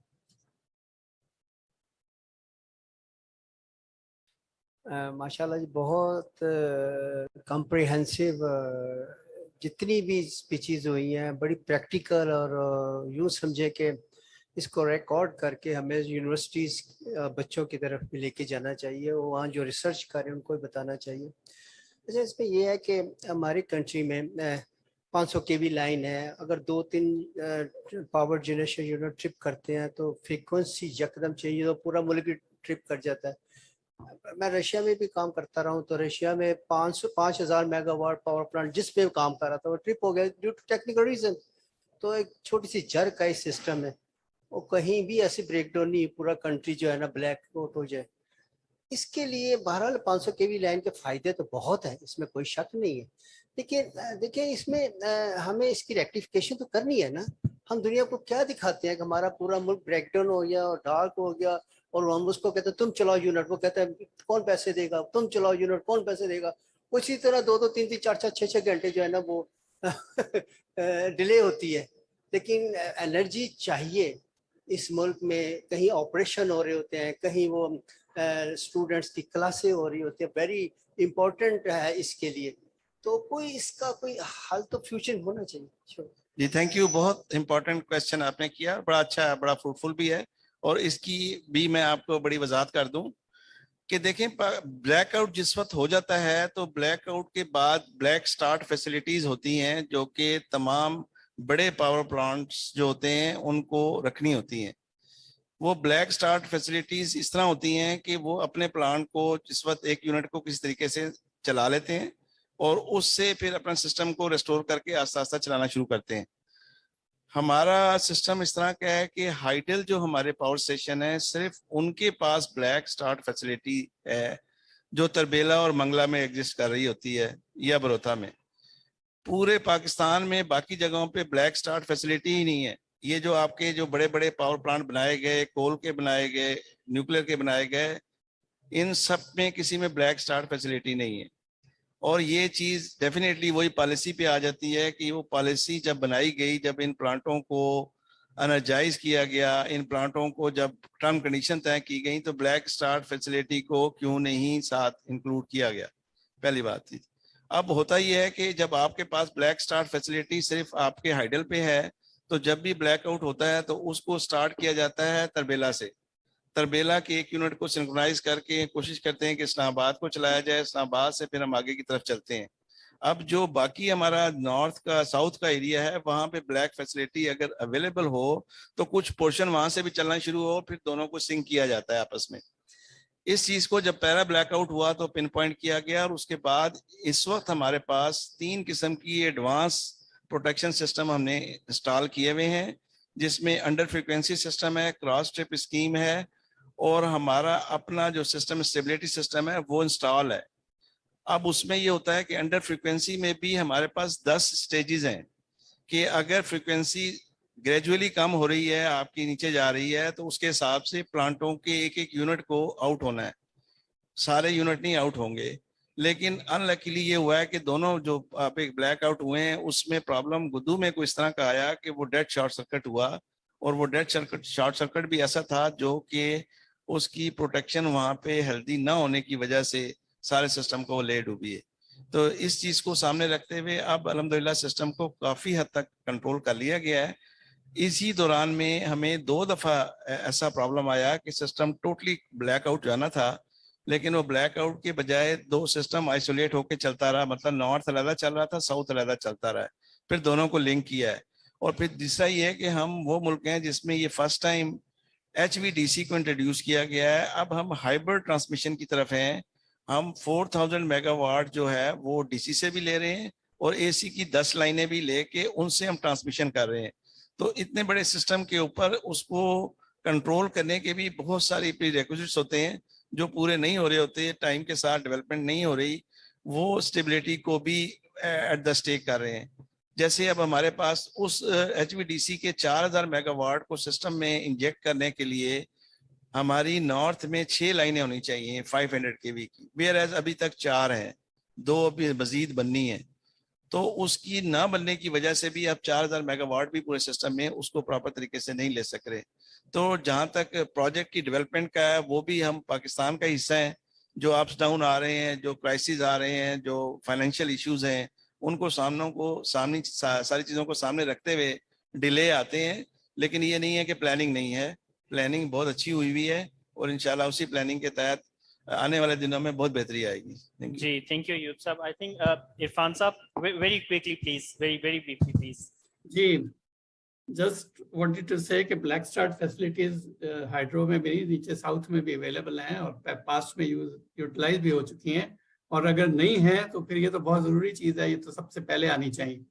नंबर 2 मैं ये कहना चाह रहा था कि हम जब ये रिपोर्ट्स अपनी देते हैं ब्लैकआउट्स की तो हमें थोड़ी सी एहतियात करनी चाहिए। ये नेपरा की जो रिपोर्ट थी जनवरी की रिगार्डिंग दिस ब्लैकआउट, ये बहुत अनफॉर्चुनेट थी क्योंकि इसमें इल्ज़ाम उन्होंने विंड पे लगा दिया इस तरह के कि जी विंड की 500 मेगावाट की इनफीड हुई तो उसकी वजह से सिस्टम अनस्टेबल हो गया। तो अब इससे 2 चीज़ें साबित होती हैं कि एक तो हम विंड को हैंडल नहीं कर पाएंगे, 500 मेगावाट विंड हमसे हैंडल नहीं हो रही। उस वक्त जस्ट 15% विंड की इंटेग्रेशन हुई थी, जो रनिंग लोड था उसकी निस्बत से 15% विंड आई थी, तो उस पर सिस्टम अनस्टेबल हो गया और पूरी दुनिया में ब्लैकआउट, पाकिस्तान में ब्लैकआउट हो गया। तो मैसेज बाहर क्या गया कि एक तो हमारा नेटवर्क जो है इतना वीक है कि वो 500 मेगावाट विंड ही नहीं हैंडल कर सकता, और विंड पे हमने इल्ज़ाम डाल दिया आइंदा हमने 340 गीगावाट विंड फिर कैसे लगाएंगे हम, जब सब इन्वेस्टर्स को ये रिपोर्ट चली जाएगी। तो हमें इन चीज़ों में एहतियात करनी चाहिए, सब लोगों को, नेपरा को भी, बाकी इंस्टीट्यूशन के जब ये रिपोर्ट इशू करें तो उसमें 1-2 दफ़ा रिव्यू कर लिया करें, ये गलत मैसेज तो नहीं जा रहा है इनसे। Thank you. जी, thank you so much, Irfan Saab. I think if you don't have any question, okay, yeah, we do have another question, please.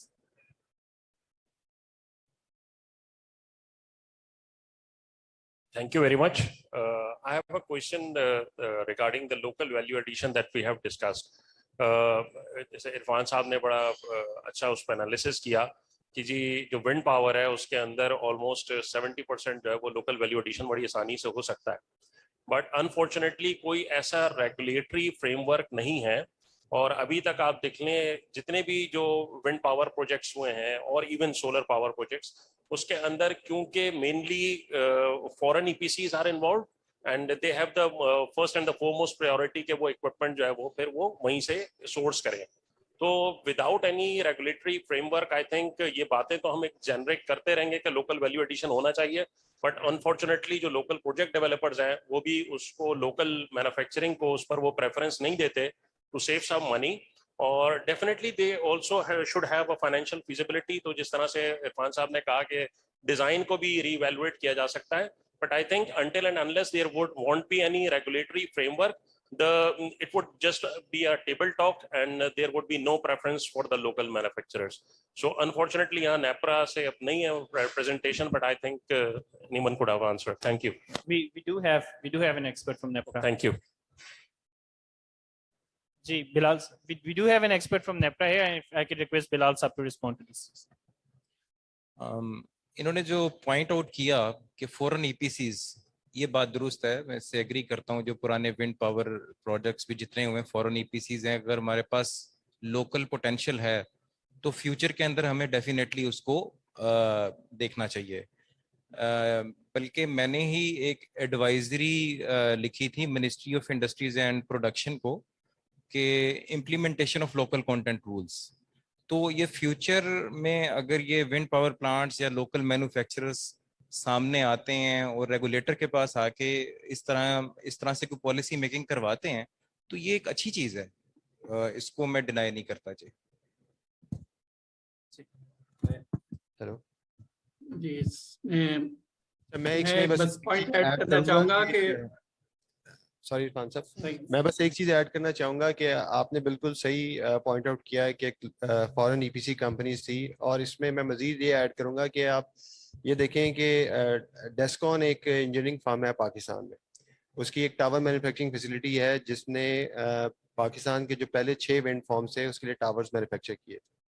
But recently जो हमारे विंड के प्रोजेक्ट्स हुए हैं, 10 से 12 प्रोजेक्ट्स जो हुए हैं पाकिस्तान के अंदर, उन प्रोजेक्ट्स में से किसी प्रोजेक्ट में भी डेस्कॉन मैन्युफैक्चरिंग फैसिलिटी से टावर मैन्युफैक्चर नहीं हुए, और उससे पीछे भी चले जाएं तो नहीं हो सके। ठीक है, अब इसकी क्या वजूहत है, ये एक लंबी डिबेट है कि कंपेटिटिवनेस के इश्यूज थे या कोई और इश्यूज थे, बट सर्टेनली पॉलिसीज इस तरह से होनी चाहिए थी कि वो इंडस्ट्री को प्रोटेक्ट किया जाता। अब एक टावर मैन्युफैक्चरिंग फैसिलिटी पाकिस्तान के अंदर लगी, उसने 6 विंड फार्म्स के लिए टावर्स बनाए और उसके बाद वो टावर्स नहीं बना सकी। तो this is also a moment of thought कि क्यों नहीं बना सकी, क्या हमने अपनी लोकल इंडस्ट्री को प्रोटेक्ट उस तरह से नहीं किया। होना तो ये चाहिए था कि वो इंडस्ट्री फर्दर ग्रो करती यहाँ से, वो यहाँ से टावर एक्सपोर्ट करते बाकी दुनिया के अंदर, लेकिन अनफॉर्चुनेटली ऐसा नहीं हो सका। तो you have rightly pointed out कि कुछ इस तरह की पॉलिसीज या लोकल कंटेंट को प्रमोट करने के लिए इंसेंटिव्स अवेलेबल होने चाहिए ताकि लोकल इंडस्ट्री ग्रो करे। Thank you. ये बड़ी अच्छी बात मुझे की इजाजत इन्होंने, देंगे? कि मैं थोड़ा सा ऐड करूंगा। मैं ये कहना चाहूंगा कि अब हम अगर इंटरनेशनल प्रैक्टिसेस देखें कि रिन्यूएबल एनर्जी सिस्टम्स के अंदर सोलर और विंड के अंदर, अगर आप ब्राजील की मिसाल देखें, साउथ अफ्रीका की और इंडिया की, इन 3 कंट्रीज को उठाकर देख लें, तो उन्होंने अपने लोकल कंटेंट्स की इम्प्लीमेंटेशन को इस तरह से इनकरेज किया कि जैसे इंसेंटिवाइज की बात कर रहे थे, उन्होंने टैक्सेशन को इस तरह से इम्पोज किया कि इंपोर्ट के ऊपर टैक्सेशन बढ़ा दी। क्योंकि at the end of the day अगर आप कोई भी चीज यहाँ पे प्रोड्यूस करते हैं, खुद से लोकली मैन्युफैक्चर करते हैं, तो चाइना एक कंपेटिटर के तौर के ऊपर सामने आ जाता है, वो सबसे सस्ती चीज दे देता है। तो स्टार्ट के कुछ ईयर्स, क्योंकि ग्रेजुअल वर्क है, इसमें पॉलिसी मेकिंग के जरिए से सपोर्ट की जरूरत जरूर है मैन्युफैक्चरर्स को, जो लोकल मैन्युफैक्चरर्स हैं, कि स्टार्ट के अंदर वो जब तक उनकी इंडस्ट्री खड़ी नहीं होती अपने पांव पर 2-3-4 साल तक, तब तक कुछ इस तरह की इम्पोर्ट कुछ टैक्सेशन के बैरियर्स या कोई जैसा कि उन्होंने कहा कि इनकरेजमेंट के लिए कोई उनको बेनिफिट दिया जाए किसी तरह से, तो इस तरह से हो सकता है। कि जब ये आप कहीं से भी इंपोर्ट करते हैं कुछ भी, तो the price given by the supplier is usually low, but then they also add to it an attraction is that they say we also will finance you, and they cover their low cost by giving you an expensive financing. So that is a catch in the whole thing. जो हमारे यहाँ ये अगर इस चीज को किसी तरह काउंटर किया जाए तो it will help the local industry. Yes, thank you. Perfectly, very perfectly highlighted. See, Can I speak now? Yes, please answer. अच्छा, पहले तो पॉलिसी में सिर्फ एक जुमला डाल दें कि the wind projects will have concrete towers. So 60% of the towers being used these days are concrete towers in the world. कोई ऐसी चीज नहीं है स्टील टावर, क्योंकि we have gone above 100 meters hub height, और 100 meters above height से ऊपर जाएंगे आप 120 meters, 140 meters, तो होता ही concrete tower है. Steel towers become very, very expensive. I think 4 times the cost. अब हमें जाना है ऊपर. We want to utilize the wind potential. दूसरी चीज ये है कि डेस्कॉन, we really appreciate कि डेस्कॉन ने यहाँ एक सेटअप की थी, टावर मैन्युफैक्चरिंग यूनिट सेटअप किया था, लेकिन वो इम्पोर्टेड स्टील पे था. What we were doing was just turning those things. यहाँ सिर्फ उसमें वेल्डिंग वगैरह कर रहे थे और टर्न कर रहे थे स्टील को. Design was also European, I think Nordex का डिजाइन था. लेकिन अगर आप कंक्रीट टावर्स पे जाते हैं, हाइब्रिड टावर्स पे जाएं, ऊपर का 1/3 पोर्शन जो है दैट कैन बी स्टील, और वो जो डेस्कॉन की फैसिलिटी है, 3 गॉर्जस की फैसिलिटी भी है जिम्पीर में टावर बनाने की, तो वो फिर टावर बनाने की फैसिलिटी वहाँ यूज हो जाएगी, क्योंकि उनकी मशीन्स जो हैं 40 mm से ज्यादा का स्टील टर्न नहीं कर सकते थिकनेस का. तो ये सारी चीजें यूटिलाइज हो जाएंगी. लेकिन कंक्रीट टावर्स में ये फायदा है कि तो लाइफ डबल है, दूसरा कॉस्ट कम है, बहुत कम है कॉस्ट, और तीसरा सारा सब चीज material is available locally and expertise is also available locally. कोई बाहर से एक्सपर्ट लाने की जरूरत भी नहीं है, तो उससे लोकल वैल्यू एडिशन ज्यादा होगी, कॉस्ट कम होगी. Thank you. Jay, thank you. And let me just thank you so much to all the panelists. It has been a wonderful discussion, a lot of recommendations. They have managed to highlight all of the key challenges that are currently limited to the sector. So let me just thank Inventive Solutions here as well for bringing all the stakeholders to this common platform. It has been a wonderful sessions, and I think we'll be coming back with short break. But before that, let me just invite Mr. Mohammad Sulman, Business Unit Manager at Inventive Solutions, to sort of give his remarks before we actually go ahead to the break session. Yes, thank you so much.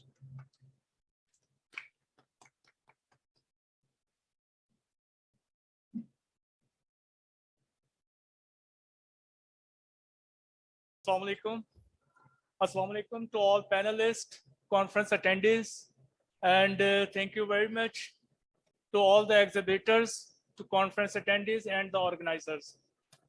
I would like to be a pride of Inventive Solutions because Inventive Solutions played a pivotal role in organizing this event and the conference to bring the brain of today together to come out of the crisis of power in Pakistan, which is prevailing now. So thank you very much, Inventive Solutions, and thank you very much all the panelists. मैं अपनी presentation या अपनी discussion का आगाज कुरान पाक की इस आयत से करूंगा. इन्नमल अमालु बिन्नियात, अमलों का दारोमदार नियत पर है. हम तमाम लोग ये सुनते हैं और तमाम लोग पढ़ते हैं, तमाम लोग जानते हैं, बट 2017 में इन फ्लेटिस we had international exhibition and energy conference, और उसमें भी इसी तरीके से हम लोग डिस्कशन कर रहे थे. और आज 2017 के बाद 2023 में भी हम लोग फिर वहीं पे खड़े हैं और फिर वही डिस्कशन कर रहे हैं.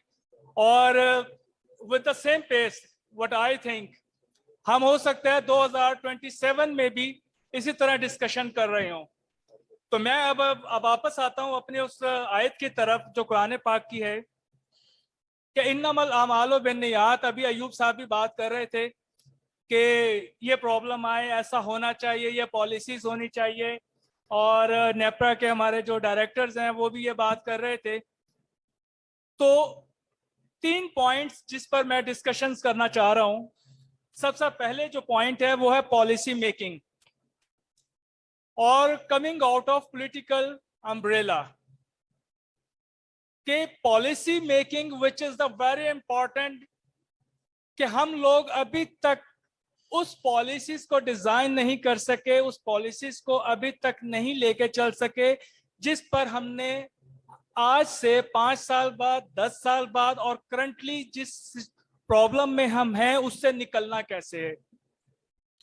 हम जब भी किसी ऑर्गेनाइजेशंस में काम कर रहे होते हैं तो जनरली 2 चीजें जो हैं वो इंपॉर्टेंट होती हैं. कि सबसे पहले इंपॉर्टेंट होता है कि शॉर्ट टर्म, करंटली पाकिस्तान में एनर्जी क्राइसिस है. Do we have a short term solutions? Do we have some short term strategies how to come out of this situations? And the second one, the long-term policies. We always discuss about the Kalabagh Dam, and the Governor Punjab, who's inaugurated this event, he also discussed about the Kalabagh Dam. And we have a very important glaciers and the reservoirs. Even if we utilize this, we can supply the energy to the world.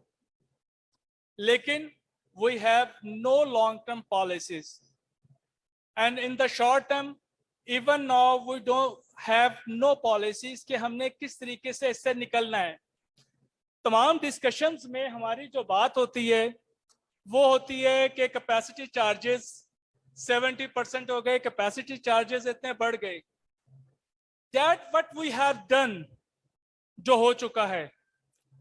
Now we can't cry every time, every day on this कि जी capacity charges हैं, But being a professional, being a business professional and working with the industries regarding this event, regarding the exhibitions, तो जितनी भी मेरे industries के professional से बात हुई, everyone want solution कि how to come out of this.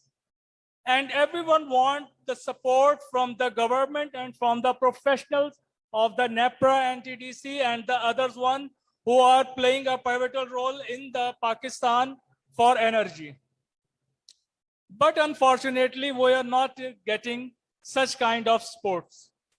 तो मेरा जो इस पॉलिसी मेकिंग के हवाले से पॉइंट डिस्कस करने वाला था, वो सबसे पहला जो पॉइंट है वो है trust deficit between the consumer and between the manufacturer, between the WAPDA, NEPRA, NTDC and the others department. There is a trust deficit between the consumer and these departments. We don't trust these departments, and this department didn't play such a role to entrust or develop the trust between these customers and the industries. So it's a very important and a need of the time to develop the trust between the consumer and these departments. Second one, the management. अभी हम बात कर रहे थे, फिर अयूब साहब ने भी डिस्कस किया कि ये होना चाहिए, ये करते हैं, ये ऐसा है नहीं, मीन्स कि हम लोग अपनी failures को, हम लोग अपने जो issues हैं, what we have done in the past, हम उसको admit कर रहे हैं, but now we don't have any solution or the management कि हमने उसको आगे किस तरह से लेकर चलना है और किस तरीके से करना है.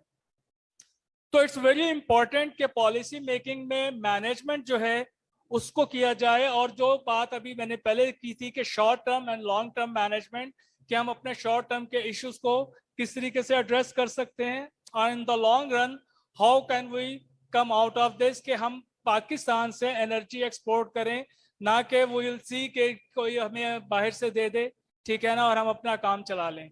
तो दैट सॉर्ट ऑफ अप्रोच जो है उससे हमें निकलना होगा. Third one, system development.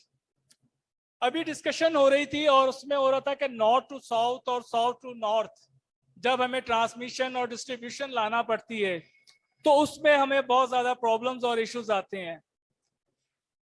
But everyone wants to know who will resolve this, how we'll come out of this, because कि ये प्रॉब्लम आज से नहीं है, ये प्रॉब्लम बहुत पहले से है.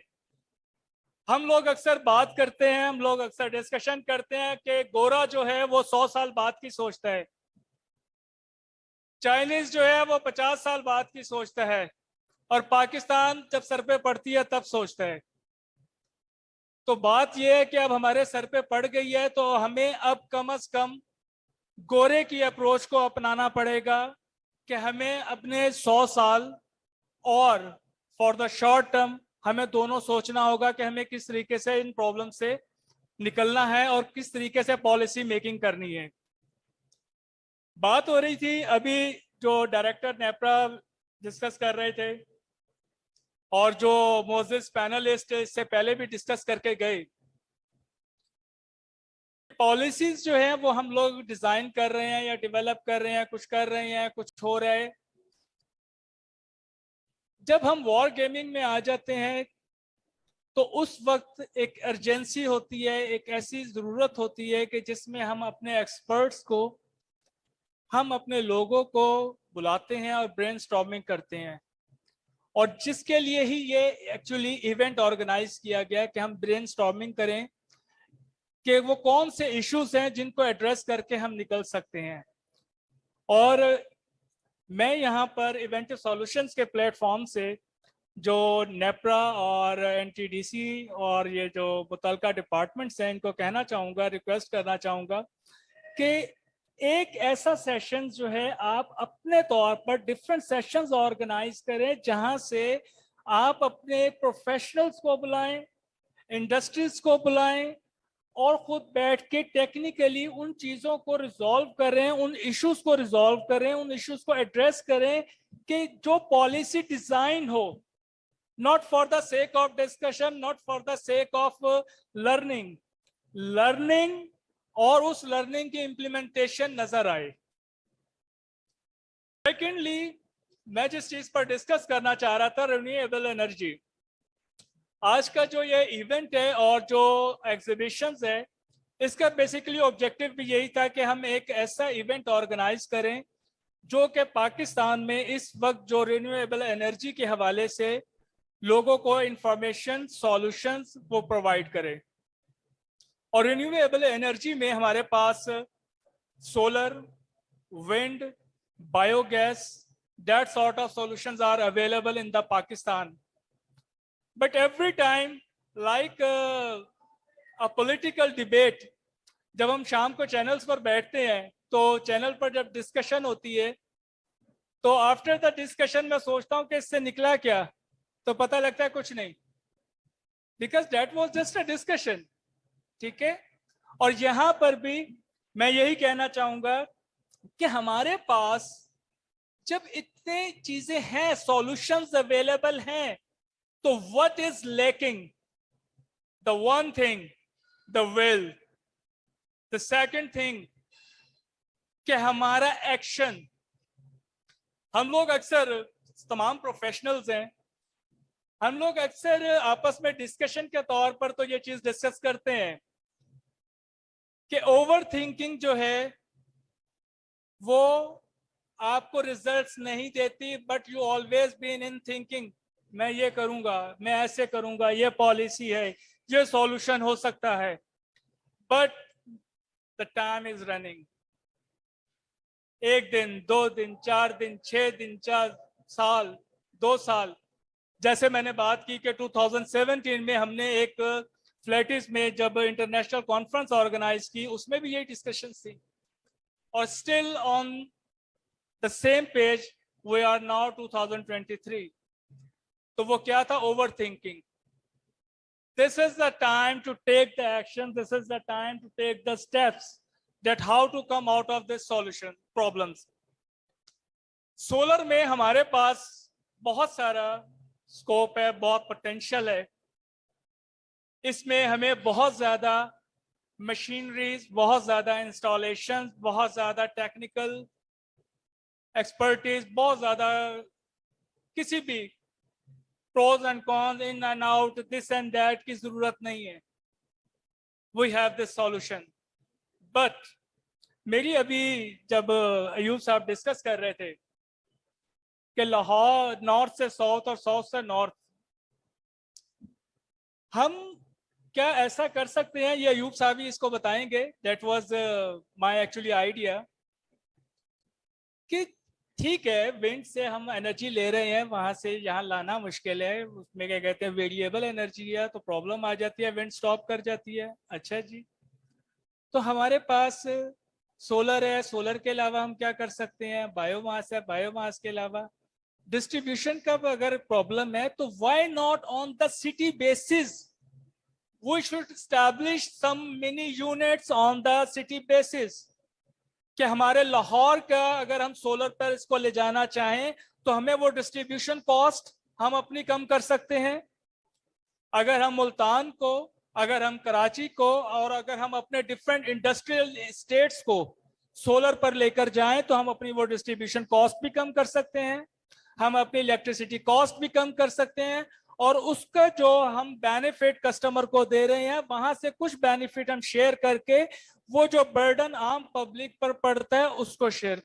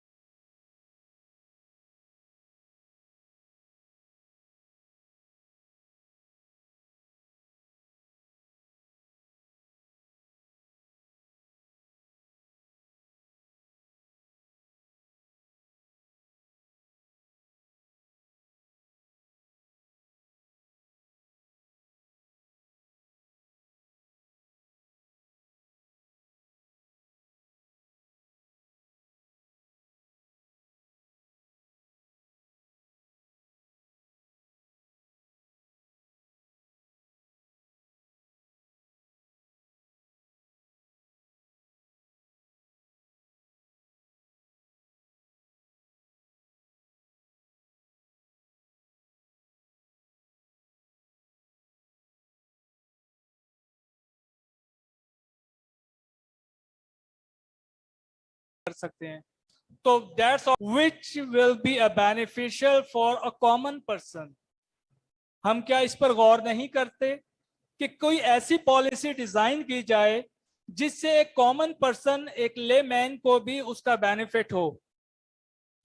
जब पब्लिक पार्टनरशिप की, प्राइवेट पार्टनरशिप की बात करते हैं, तो अगर हम अपने आम लोगों को एक पूल बनाते हैं, हम लाहौर को लेट्स सोलर पे करना चाहते हैं, हमारे लेट्स सपोज 1 बिलियन की इन्वेस्टमेंट है, तो 1 बिलियन हम अगर लाहौर के लोगों से लें और उसको डिवाइड करें कि पर शेयर जो है लेट्स सपोज 100 रुपीज होगा, और everyone can buy 1000 shares up to 1000 shares, not further up to 1000. तो एटलीस्ट जो कॉमन पर्सन है उसके इन्वेस्टमेंट जब शामिल होगी, उसका उसमें स्टेक शामिल हो जाएगा, उसका उससे बेनिफिट आएगा, और उसका जो रियलाइजेशन है, सेंस ऑफ रियलाइजेशन और उसका सेंस ऑफ केयरिंग. हमारे यहाँ कोई भी चीज होती है, हम कहते हैं जी प्राइवेट पार्टनरशिप कर लें. वो प्राइवेट पार्टनरशिप सिर्फ एक इंडस्ट्री के लिए होती है या एक बिजनेस ग्रुप को फायदा पहुंचाने के लिए. लेकिन अगर हम अपने कॉमन पर्सन को इसमें शामिल करते हैं तो वो पार्टनरशिप जो है एक्चुअली एवरीवन की हो जाती है, और हर शख्स जो लाहौर में बस रहा होगा वो वेरी टची एंड केयरिंग होगा about that system, about the failure, about the lackings, about the drawbacks, about the profit, about the loss. वो हर किस्म की उसमें शामिल होगा, तो वो उसके लिए बहुत ज्यादा केयरिंग होगा और उसका ख्याल करेगा. तो that sort of public-private partnership should indulge in our system so that everyone or a layman can take the benefit or can be a very good citizen. कि जो हम आम सोसाइटीज में हम कह रहे होते हैं कि जी ये सफाई कर लें, ये कर लें, लेकिन जब हम गली मोहल्ले में जा रहे होते हैं तो बहुत ज्यादा गार्बेज होता है. Why it is so? Because कि वो sense of responsibility, sense of caring, sense of partnership वो नहीं है. लेकिन जब हम सेंस ऑफ पार्टनरशिप दे देते हैं तो एवरीवन रियलाइज कि यार ये तो मेरा अपना सोलर सिस्टम है. तो that sort of idea is in my mind कि अगर हम उसको इस तरीके से कर सकें. सेकेंडली मेरी बात हो रही थी, अभी जो हमारी डिस्कशन हो रही थी, 70% कैपेसिटी चार्जेस हमारा पड़ता है, और फिर हम इस इन्वेस्टमेंट में फर्दर वही बात कर रहे थे कि प्राइवेट पार्टनरशिप को लेके आना है, उसका प्रॉफिट सिक्योर करें. क्या हम कभी ये सोचते हैं कि एक मैं छोटी सी इंडस्ट्री लगाता हूं, या मैं एक दुकान शुरू करता हूं, एक जनरल स्टोर शुरू करता हूं, या कोई भी एक आम आदमी शुरू करता है, क्या गवर्नमेंट सोचती है कि इसका प्रॉफिट इंश्योर होना चाहिए, कि इसके पास 100 लोग तो जाने चाहिए, भाई हम भेजेंगे? नहीं. यही हमने आईपीपीस के साथ किया था कि हमने उनको इंटरेस्ट दिया था कि भाई तुम्हें कैपेसिटी चार्जेस मिलेंगे, तुम्हें प्रॉफिट मिलेगा, अवाम का बेड़ा गर्क होता हो जाए. तो हमें उस अप्रोच से निकलना पड़ेगा. प्राइवेट पार्टनरशिप को लेकर आना है.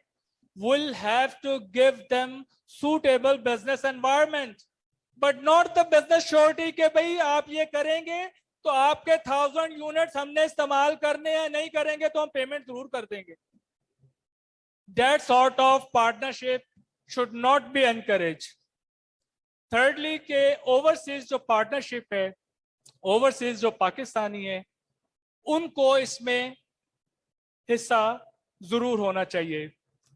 जिस तरीके से कि हम जब डॉलर्स की बात करते हैं कि हमारी जो तमाम पेमेंट्स है वो डॉलर्स में जाती हैं और डॉलर्स हमारे पास नहीं है, तो दीज आर द पीपल कि अगर हम उनको एनकरेज करें and will give them some suitable business environment and the profitability, तो डॉलर्स भी आ सकते हैं, इन्वेस्टमेंट भी आ सकती है, पब्लिक प्राइवेट पार्टनरशिप का कॉन्सेप्ट भी आपका अवेल हो सकता है, आपका कॉमन पर्सन भी उसमें क्या कहते हैं रिस्पॉन्सिबल हो सकता है.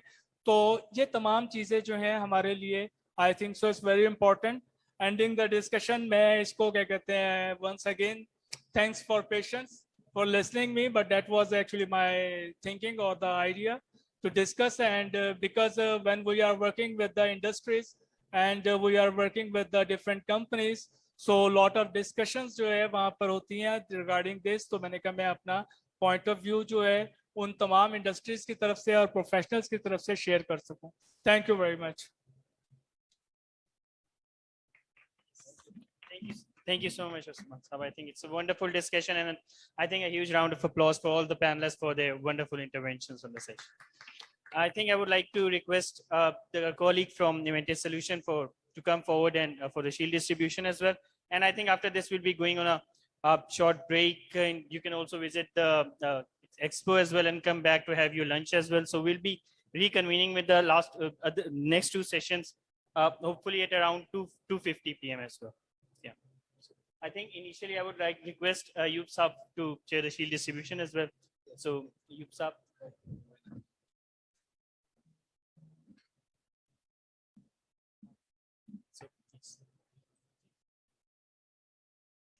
So Dr. Bilal, please. Dr. Farooq, please.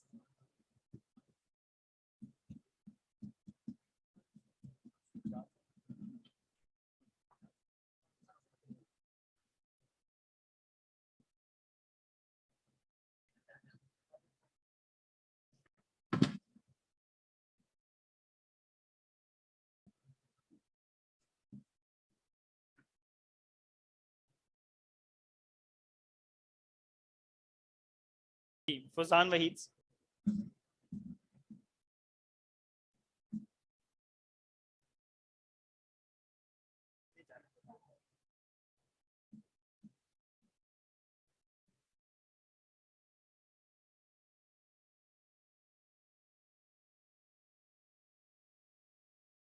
Dr. Khalid, please, okay.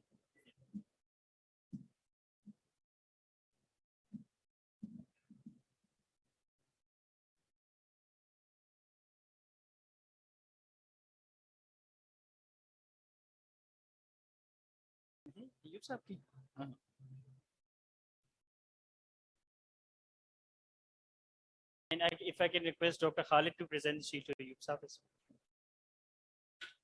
अच्छा मैं okay.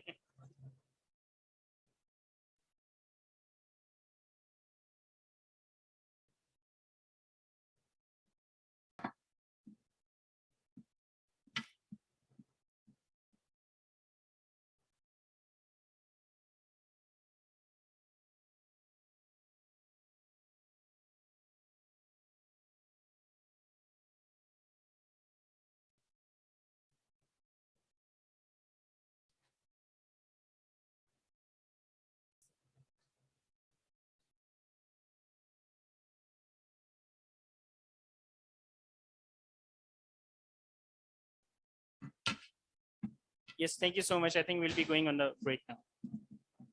And I think the team at the back will also guide you.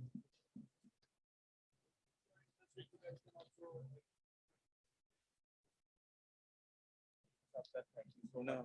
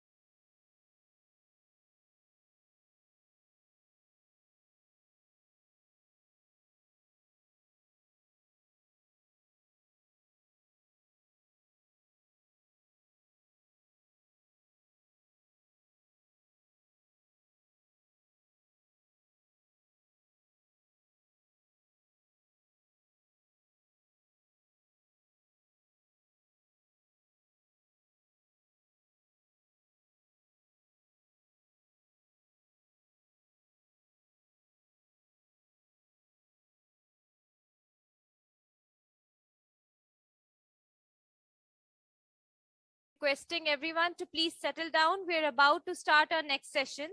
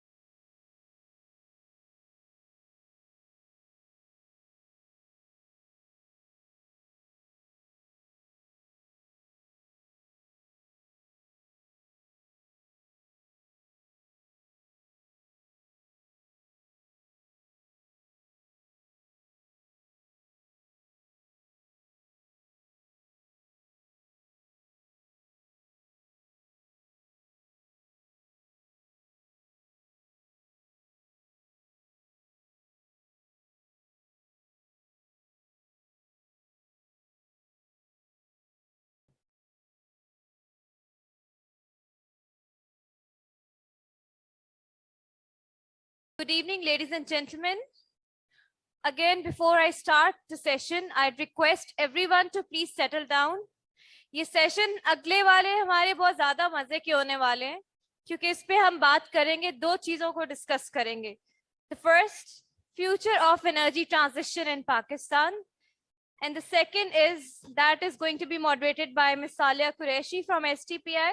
That's going to be in the direction of zero carbon emissions, जो कि net zero पर है.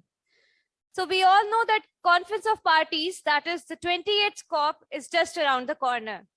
COP जो कि हर साल होती है, उसमें हम लोग अपने कुछ NDCs जो कि nationally determined contributions जो कि commitments होती हैं हर country की, हम लोग वो बता रहे होते हैं, share कर रहे होते हैं. Why? Because we have ratified the Paris Agreement that we are going to achieve carbon neutrality, or we are going to work towards achieving carbon neutrality by reducing the emissions. So Pakistan ने भी कुछ NDCs commit किए हुए हैं, जिसमें पाकिस्तान की commitment के according, Pakistan intends to set a cumulative ambitious conditional target of an overall 50% reduction of its projected emissions by 2030. आज की पूरी discussion के बाद, this seems quite an ambitious target. So I don't think it's going to be workable at COP28. So आज हम लोग जो future of energy transition की बात करने लगे, इन्हीं targets में पाकिस्तान ने कहा हुआ है कि हम 60% renewable energy achieve करेंगे by कब तक? क्या लगता है आपको कब तक कर सकते हैं? हमने कहा है we'll achieve by 2030. So do you think if that's possible? Keeping the context कि हमारे जो condition है, scenario चल रहा है, renewable energy transition हो सकती है? I don't think so. That's practical. I think that's a very ambitious target, and I believe most of you think that's an ambitious target. Though Pakistan is working, अभी इसमें एक और NDCs में commitment है कि with a 15% reduction from country's own resources, जिसका मतलब है कि ये जो 50% reduction हम करेंगे, ये अपने resources को utilize करते हुए करेंगे, and 35% reduction subjected to the provision of international grant finance. अभी ना international grant आ रही है फिलहाल, और ना हमारे resources इतने हैं, तो ये तो नहीं होने वाला. तो अब इस situation को देखते हुए, I would like to request the panelists for my session कि वो आए और हमें इस पर एक discussion करनी है. कुछ technical बातें होंगी और कुछ हम way forward discuss करेंगे कि इसका solution क्या है और अगली COP28 पे हमारा target क्या होना चाहिए जो हम achieve भी कर सकते हैं. So I would now request Mr. Shahid Hamid, advisor WAPDA. So please join us on stage. He'll be giving a technical presentation. We have been joined by, just a minute. We have been joined by Ms. Ruhi Khan, Chairperson, BOD Sui Northern Gas Pipeline Limited, Mr. Jawad Latif, Member WAPDA, Mr. Waqar Ahmed Khan, CEO, Raush Power Limited, Mr. Farhan Farooq, Business Development Manager, Nodes Market. Requesting all the panelists to please join us on stage. So, sir, I'd start from Mr. Shahid Hamid, advisor WAPDA, and request him to deliver his technical presentation. Thank you. मैंने दी है। Dr. Fayaz, please join us on stage, please. Hamza,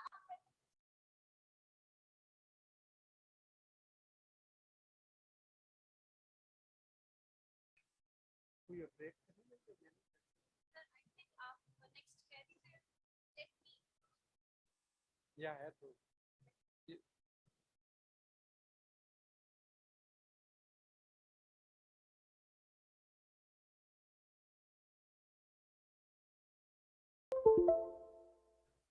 sir sir इजाजत शुरू करें sir.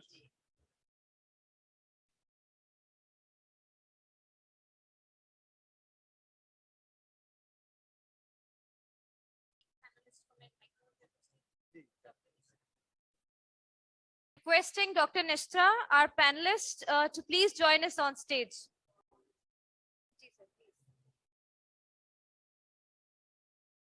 Bismillahirrahmanirrahim. It's honor for me to join this conference, and it's privilege to represent Water and Power Development Authority. So my topic is the sustainable hydropower energy in Pakistan.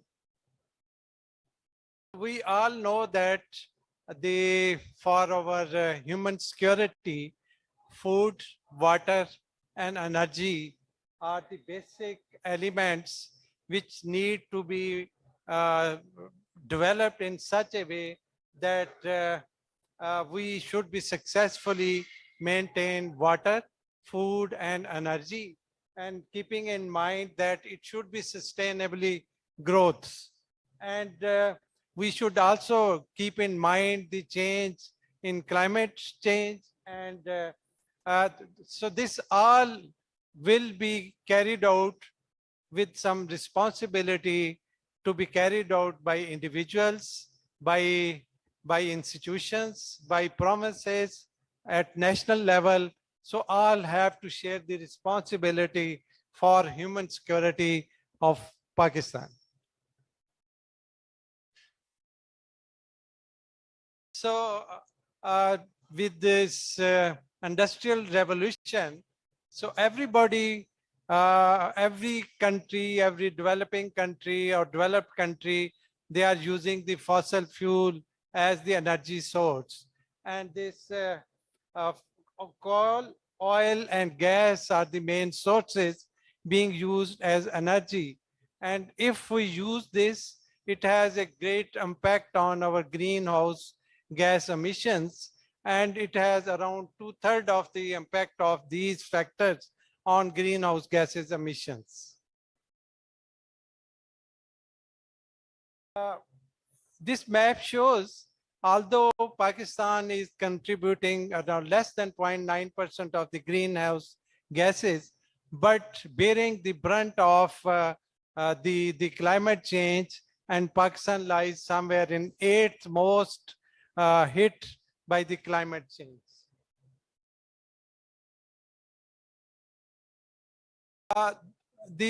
If we talk about the energy sector in Pakistan, the government power generation policies had encouraged private sector for power generation through independent power projects, through fossil fuel, through thermal power generations, which has a great impact on our, which has changed the hydel thermal mix proportions.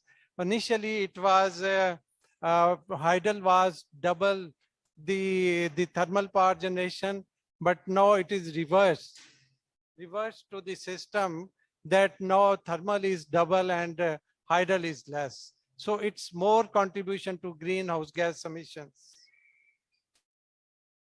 So initially, the WAPDA, Water and Power Development Authority, was dealing all these aspects: the water source development, hydropower development, thermal power generations, and then transmissions, distributions, revenue collections. So all these activities were carried out under one umbrella of Water and Power Development Authority. But in 2007, the activities of WAPDA were only to to development of water resources project and hydropower projects. All others have been divided into many companies in the form of distribution companies, transmission companies, and CPPAG and NTDC. So WAPDA is dealing only the water and hydropower development projects, operations, and development of new projects. This is just to show the activities performed by WAPDA when it was under one umbrella. So construction of dams, canals, barrages, then drainage projects, hydropower projects, thermal power projects, grid stations, distribution network, village electrifications, and many more things. And it's all the success story. So now I just want to inform the strengths of WAPDA. The WAPDA, the largest supplier of hydropower, around 95% of the hydropower is provided by through WAPDA. And WAPDA is the lead corporate parastatal organization of Pakistan, an attractive growth story, which I have already explained, and financially viable for supporting future projects. And we have the secure revenue streams for future project developments. And interestingly, WAPDA has the financial flexibility for development of projects, which I will explain when I later on projects, how we manage funding, how we have the innovative financing system for development of our projects. So for development of all these projects, WAPDA use the SDGs, Sustainable Development Goals set by United Nations. So in this slide, I just want to explain that WAPDA has the institutional capacity of planning, designing, operation, development of hydropower projects, and we always use the international standards for development of water and hydropower projects for safety of the projects, especially the dams like Tarbela, Mangla, Basha, and many more projects. So around 22 projects have been under operations, and with the help of that, we are generating around 9,475 megawatt power generation and have a storage capacity of 20 million acre feet. So these projects are under operation, and currently under development projects, we are developing projects of a capacity of more than 11,000 megawatts and storage capacity of 10 million acre feet storage capacity. So this will give you some confidence that WAPDA is doing a lot of work on water sources and hydropower development projects. And the projects which are ready for development, it's are more than 20,000 megawatt projects are ready for construction, and similarly 6.3 million acre feet storage capacity. We are just waiting to proceed the ongoing project in a advanced stage. Then we take off the next stage of projects. So these are different projects which are under operation for hydropower generation, including Tarbela, Mangla, Gaji Barotha, Barsek, Chashma, and many more projects. So these projects are under operations and giving us more than 9,460 megawatt installed capacity. So this indicates that the total power generation in Pakistan is around 121 billion units. Out of that, 37 billion units per year are provided through WAPDA projects. And these projects, we are providing this energy that is around 28.7% of the total energy at 3.37 rupees per kilowatt. So WAPDA is providing the electricity at a minimum unit rate of 3.37 rupees even today, and which help to subsidize the energy value chain. So if this is not available, then just imagine the what would be our unit rate for the consumers. So this is a big contribution of WAPDA. So if we talk about the Indus River, there is a drop of more than 7,840 feet from Shyok to Taunsa sites, and we have the potential to generate more than 40,000 megawatt hydropower and a storage of 33 million acre feet storage capacity. It is just available on Indus Cascade. So WAPDA has plans. WAPDA has planned to have this in 2016. We have a generation capacity of 6,919 megawatt, but in 2020 we added around 4,000 megawatt, and now we have the capacity of 9,400 megawatt. And we have a plan to add around, it will be 12,366 megawatt by 2025. And by 2028, WAPDA has planned to increase it to 20,591 megawatt. So almost double the capacity will be added by 2030. So WAPDA is vigorously pursuing our projects to get these targets by 2030. So these are ongoing. Daimir Basha Dam, which will give us around 4,000 megawatt, 4,500 megawatt. Excuse me. Mohammed Dam is under construction. It will give us around 800 megawatt power, and Dasu Hydropower Project Phase 1 will give us around 2,160 megawatt. So Dasu and Mohammed will be ready by 2026, and Basha will be ready by 29. And other than, there are smaller projects, Naigaj Dam project, Kurantangi, and the bigger project is the Bela 5th extension, which is ongoing. It will provide us 1,530 megawatt power. It will be around 2026. And Harpo and the Kachi Canal and other projects are the project or water sources projects. So these are projects of worth 2,500 billion US dollars. So WAPDA is investing this much money on these projects. So you will think from where this money will come. So WAPDA has a plan, PC1s have been approved. Around 25% of funds will be arranged by Government of Pakistan.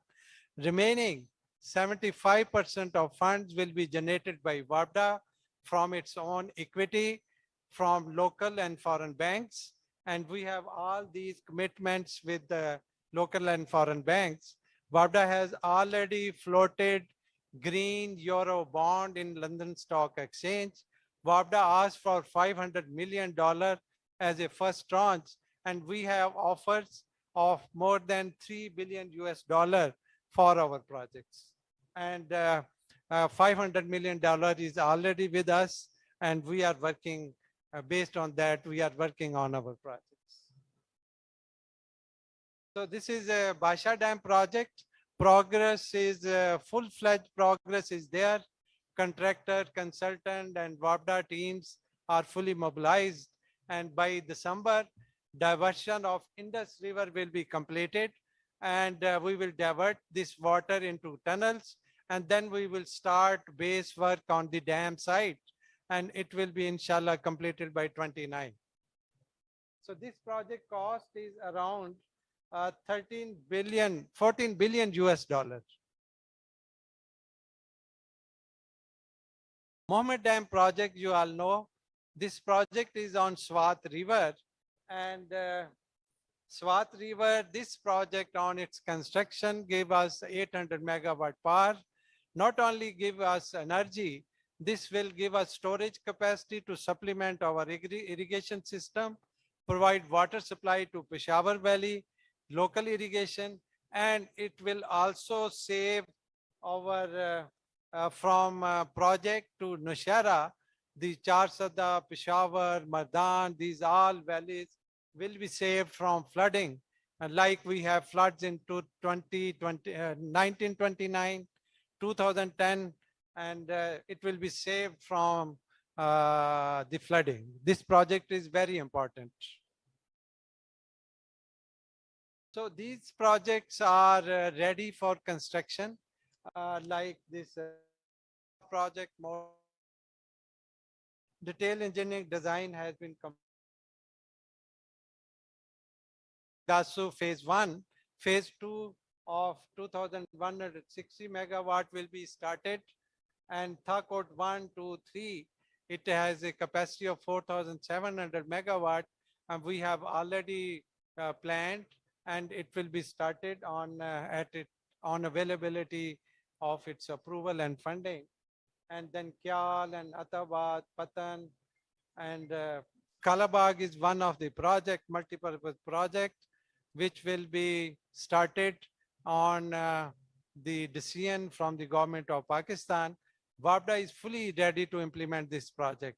WAPDA keep on updating the project, and on a notice of say a few months, WAPDA can take off this project.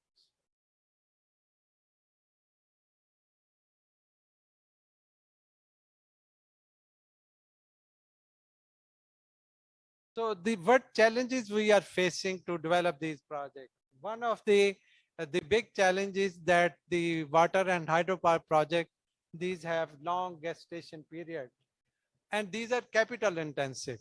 So we have to invest beforehand, then we get the benefits, and limited local engineering capacity. So we have to, because a big gap after construction of Tarbela and Mangla Dam project, so there is a gap of engineering professionals. So we are fulfilling this by inviting the world's best consultants and experts as panel of experts to help WAPDA to implement this project in a befitting manner. So one of the issues is prolonged approval processes. It takes years and years to get approvals. So these need to be improved. Land acquisition, the affectees always want to maximize their profit, maximize their resettlement, and always desire to increase their compensation. So it's very difficult. And filing receivable from CPPA, around 300 billion rupees is outstanding towards CPPA. If we get this money, it will ease WAPDA for development of our projects. And security threats, you all know, we have to spend a lot of money on security arrangements. So we have already discussed that we have to move from thermal power project, intensive project, to hydropower project or a renewable energy project. And then it will contribute to socio-economic uplift of the nation, and ongoing effort by WAPDA to harness the potential are instrumental in shaping the nation's energy landscape for Pakistan. Thank you very much.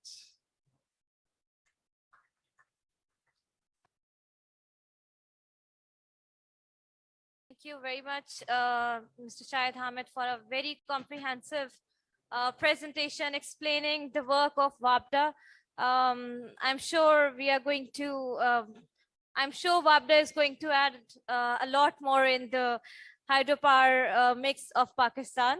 But my question remains, you also mentioned that by 2030, how much of the contribution will be made by WAPDA? Yes.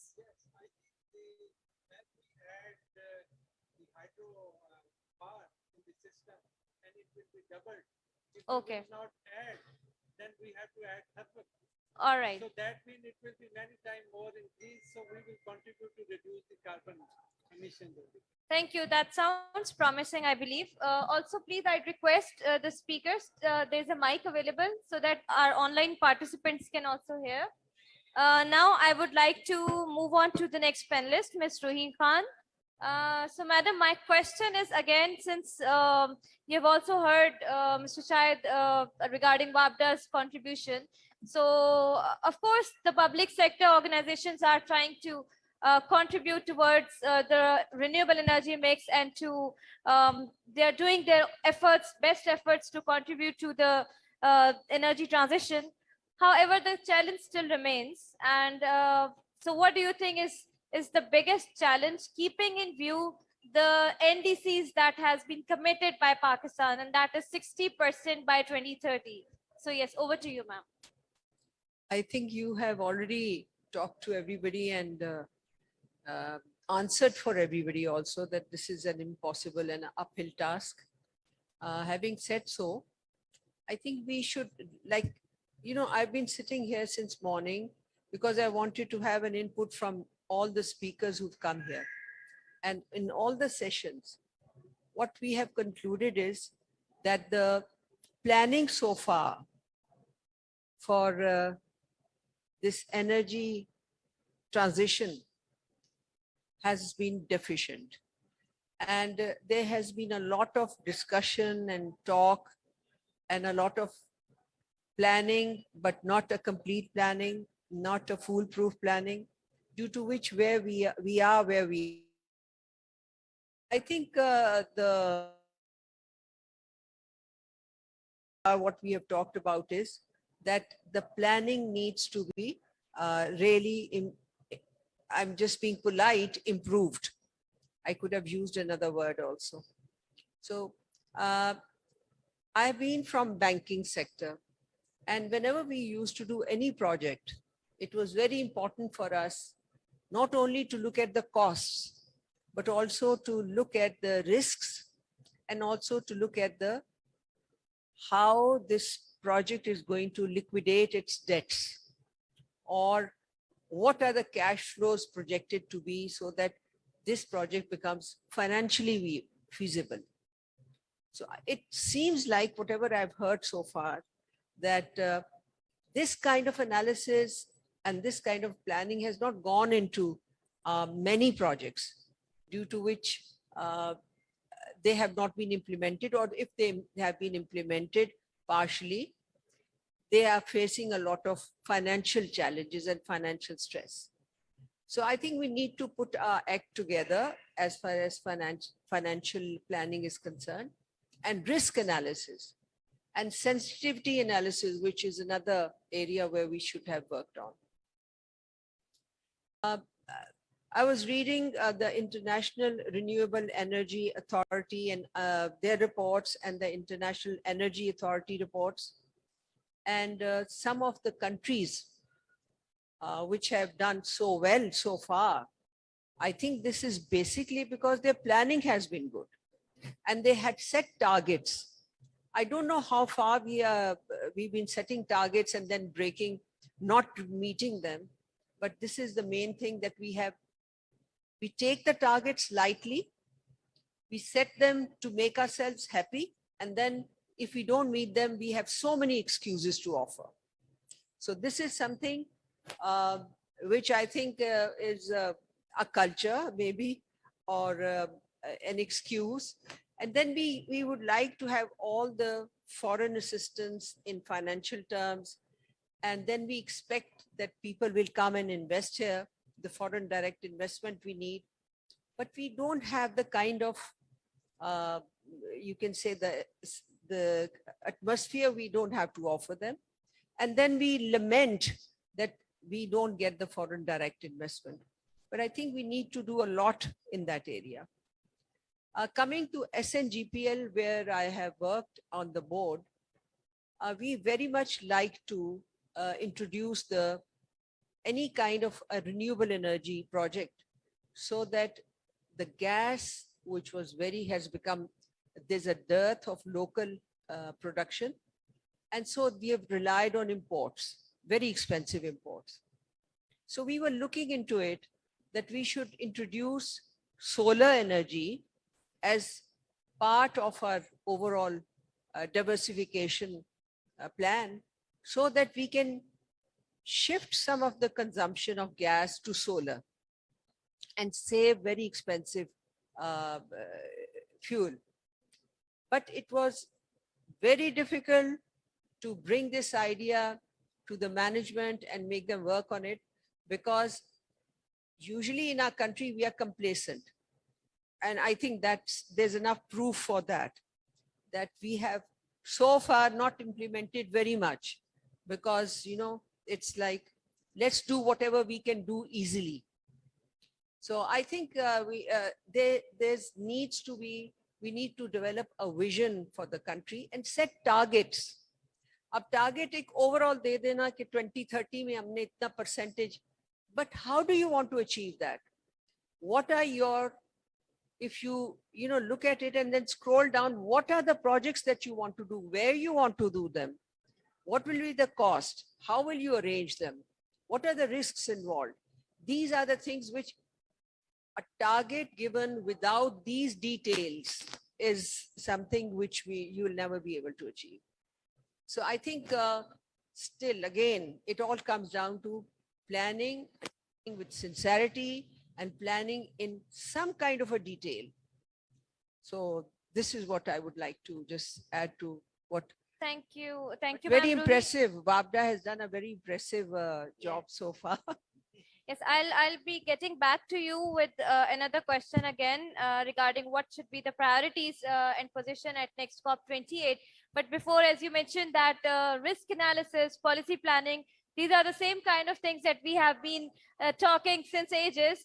And I think this is the time when we actually need to work out the solutions, and we need to prioritize as the people of Pakistan, we need to prioritize who should we be selecting next, keeping in view the energy security, the climate crisis, the economic instability. So I think that is where we need to work on ourselves first, and we need to identify. So अगर हम बहैसियत अवाम इस चीज को recognize करते हैं कि ये हमारी responsibility है, तो आप लोग जितने यहाँ बैठे हैं इस panel पे end में question जरूर करेंगे, और अगर इसको सुन के चले गए तो it means इसका फायदा नहीं हुआ. So again, now I would now like to move on to the next panelist, Mr. Farhan Farooq, Business Development Manager, Nodes Market. So since the grid capacity is, in our country, it's very limited, and that's why we have been facing different issues. Even this time, people who have installed solar and who are doing net metering, they're also, they're also talking about the issues regarding their bills, and because it's not working for them. So I'd now request Mr. Farhan to comment on the interconnection and cooperation of the European grid, if that is an innovative solution that we can integrate in Pakistan. Over to you. Yeah, thanks a lot. I hope you could hear me. Let me just share my screen. Great, thanks a lot. First of all, assalamu alaikum to everyone. I'm happy to see a lot of actually great minds here, and be very privileged to join to you all, at least remotely for now. I'm based in Norway, so I'm representing today a solution, a more like market-based solution that I would like to share with you, and happy to hear your thoughts on it, and how do you see that fitting into the requirements of the country. So a bit of background on myself. I'm myself a proud Pakistani living abroad for some years, working in the energy sector. Started my journey by working on the expansion of some of the grids of WABDA actually with NTDC, working on 220 kV protection and control. So that's what my background is, from living in Lahore, from UET Lahore, and then have been living now in Norway and working on solving problems that are related to the grid. So I've been listening a lot on the issues that has been about renewable energy and how the future looks like.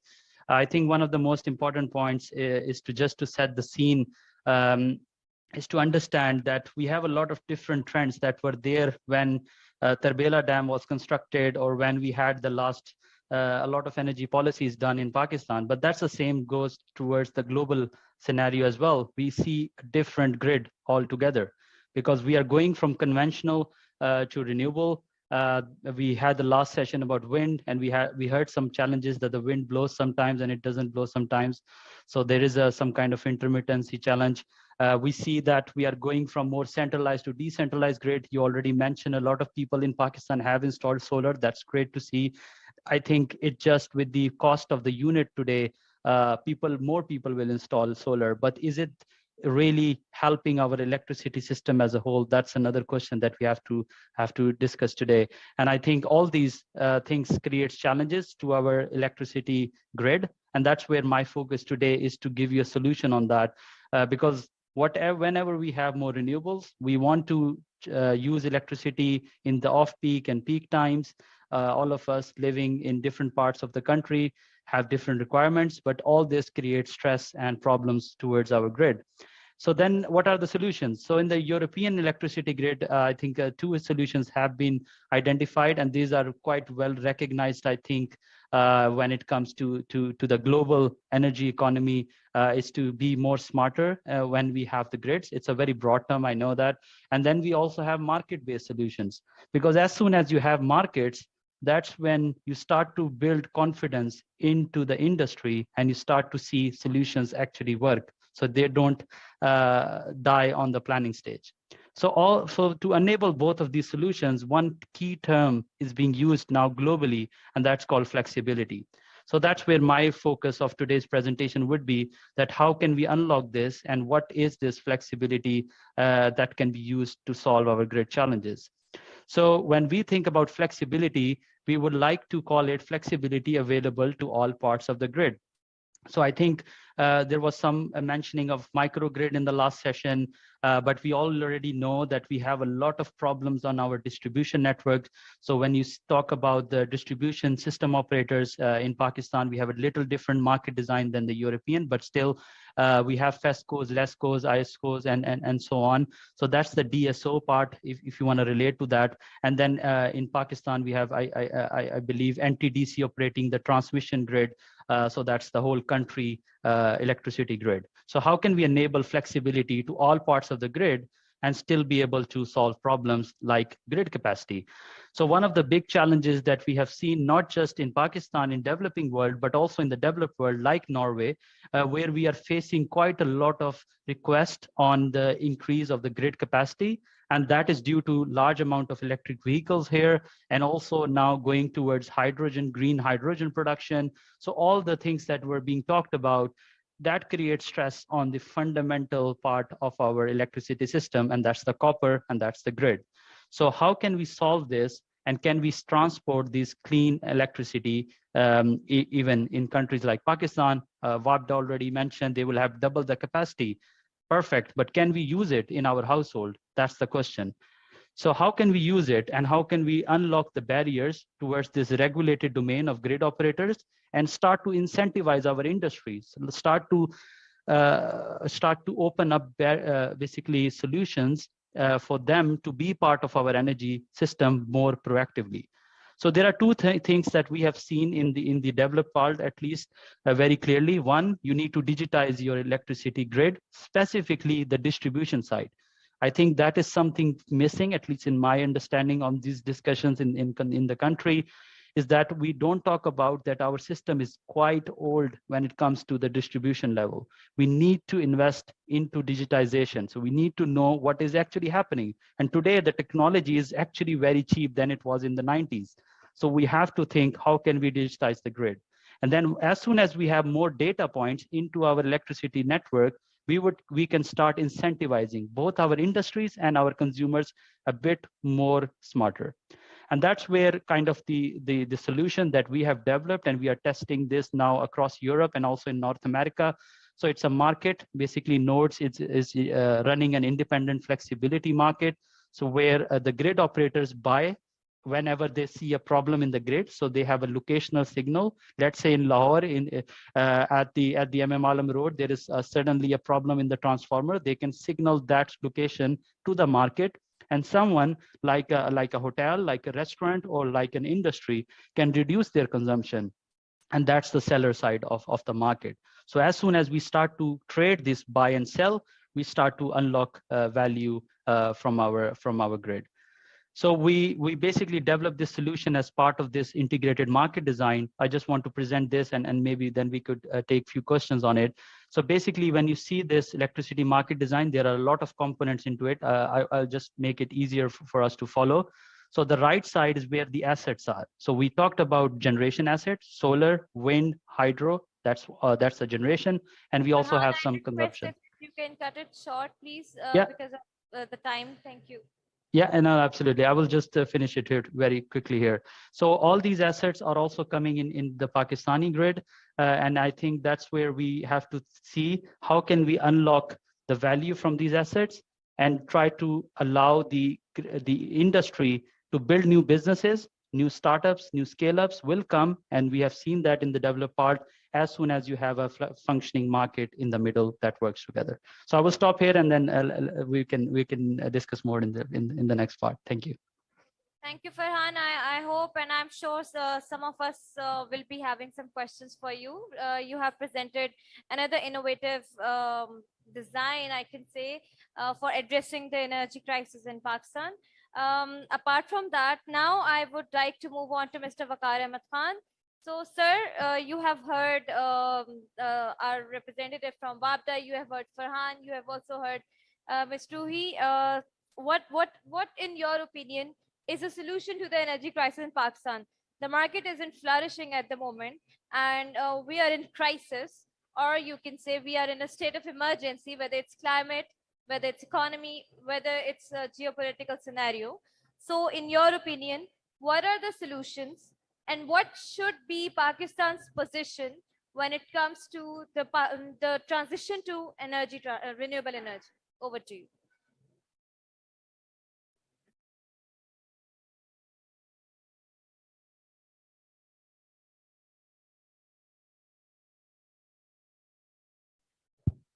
Jay, thank you. You see, when the building gets old and there are cracks everywhere, and the paint is falling down, and the doors are creaking, you have two options. Either to keep living in it, plaster it over, fill up the cracks, and a few years later, you start doing this thing again. The second option is to tear it down, bring in a new structure for 30, 40 years or 50 years or whatever it is. This is my personal opinion. I come from a power sector background. I started my career in WAPDA, learned most of what I do now from WAPDA, but then moved into private sector, developing power. Sir, sorry, do you have a presentation? I have a presentation. If necessary, I can just very quickly present it. It's just a 5 minutes presentation. So. Okay, sure. Hamza, can you display? Sir, if you're not comfortable, you can come here over and here. present. Achha. Thank you.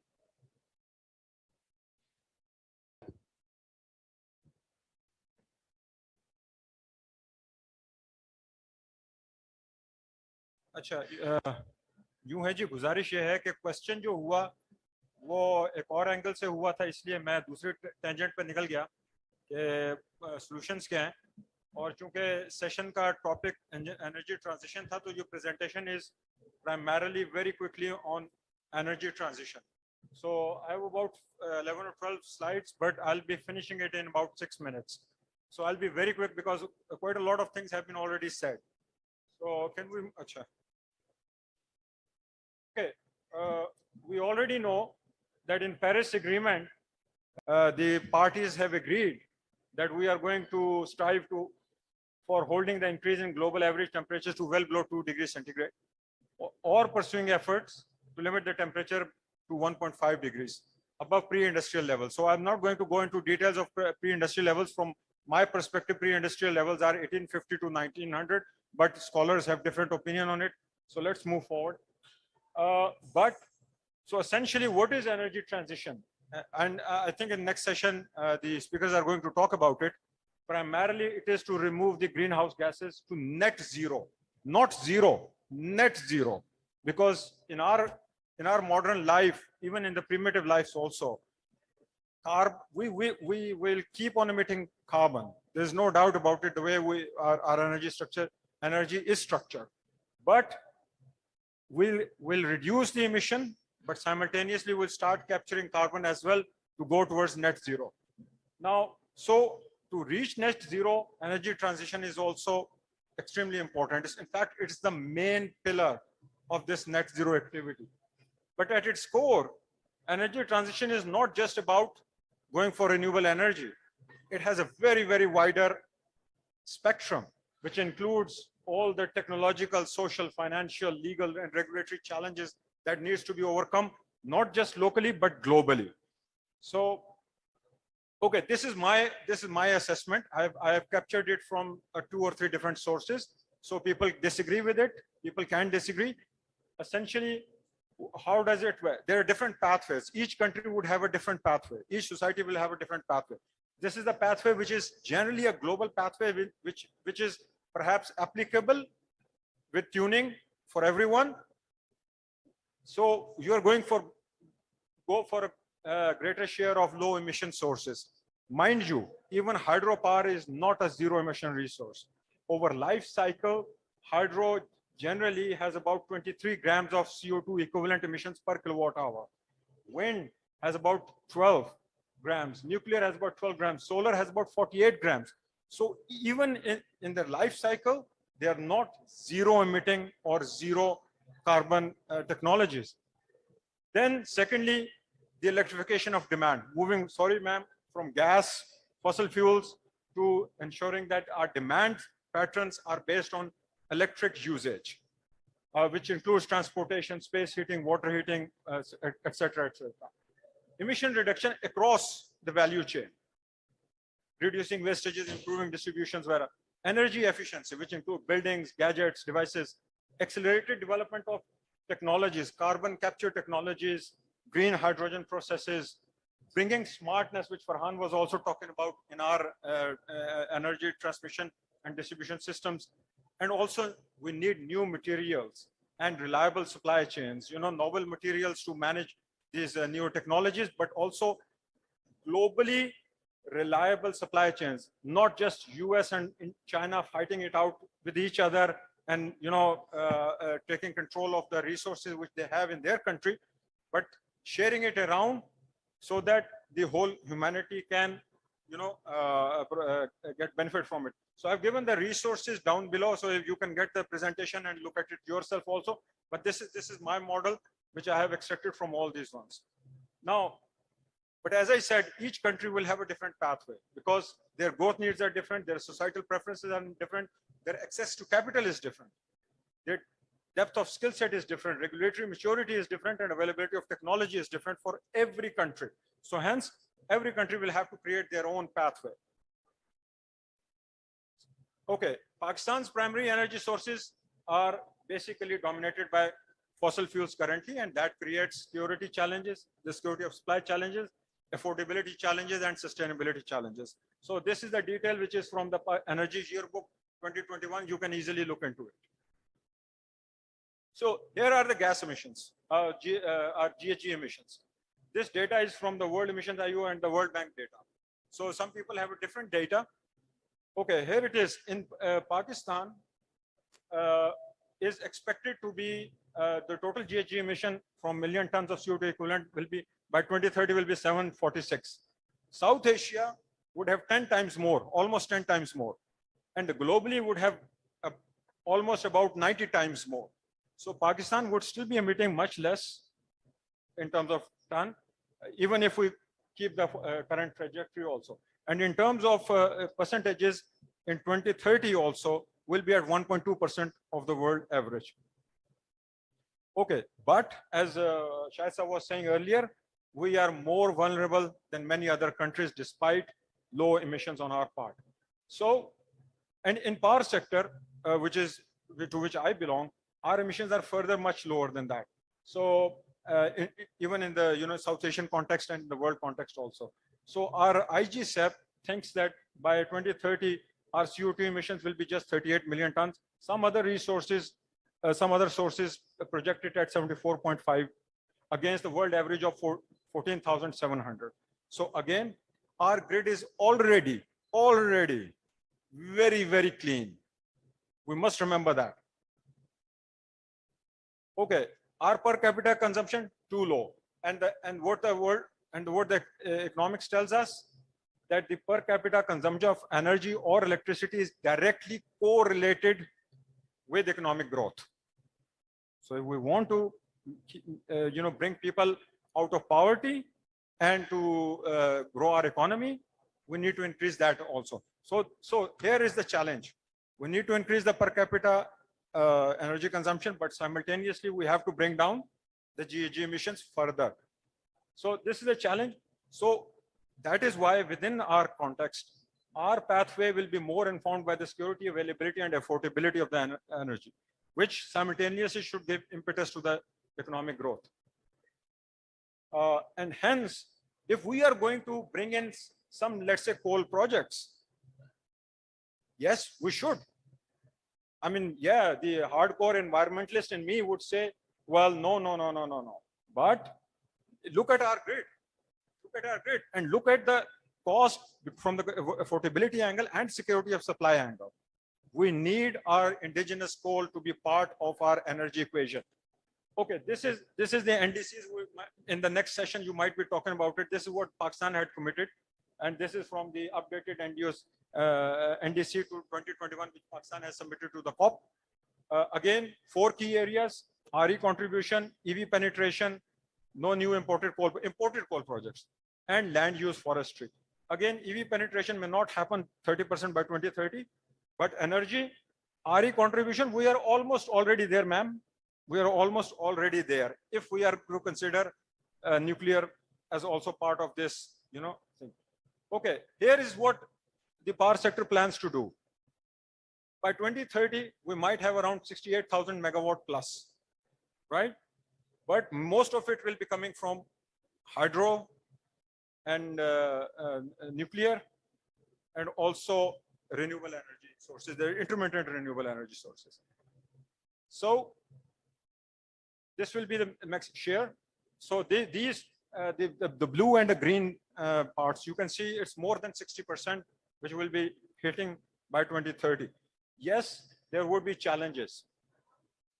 Our goal towards energy transition in the power sector is dominated by indigenization, the market reform, the distributed generation, and improving efficiency. But the challenges are the costs. We need money, big money, $65 billion plus. The integration of grid, so that we need creating grid smartness, which is necessary, which Farhan talked about. Sustainability of market-driven systems. Need for regulatory agility. And also, ma'am, we need a gas market. Unless and until there is a gas market where the private sector is ready to play its part, this energy transition is not going to happen. I'm going to finish it off. And then the absence of carbon market. We need a carbon market in Pakistan so that all these players are out there to ensure that the commitments that we have made to the COP are already fulfilled. And this is what the final thing whole will look like. We're coming from the energy efficiency policy plans and from IGSEPs. Thank you very much.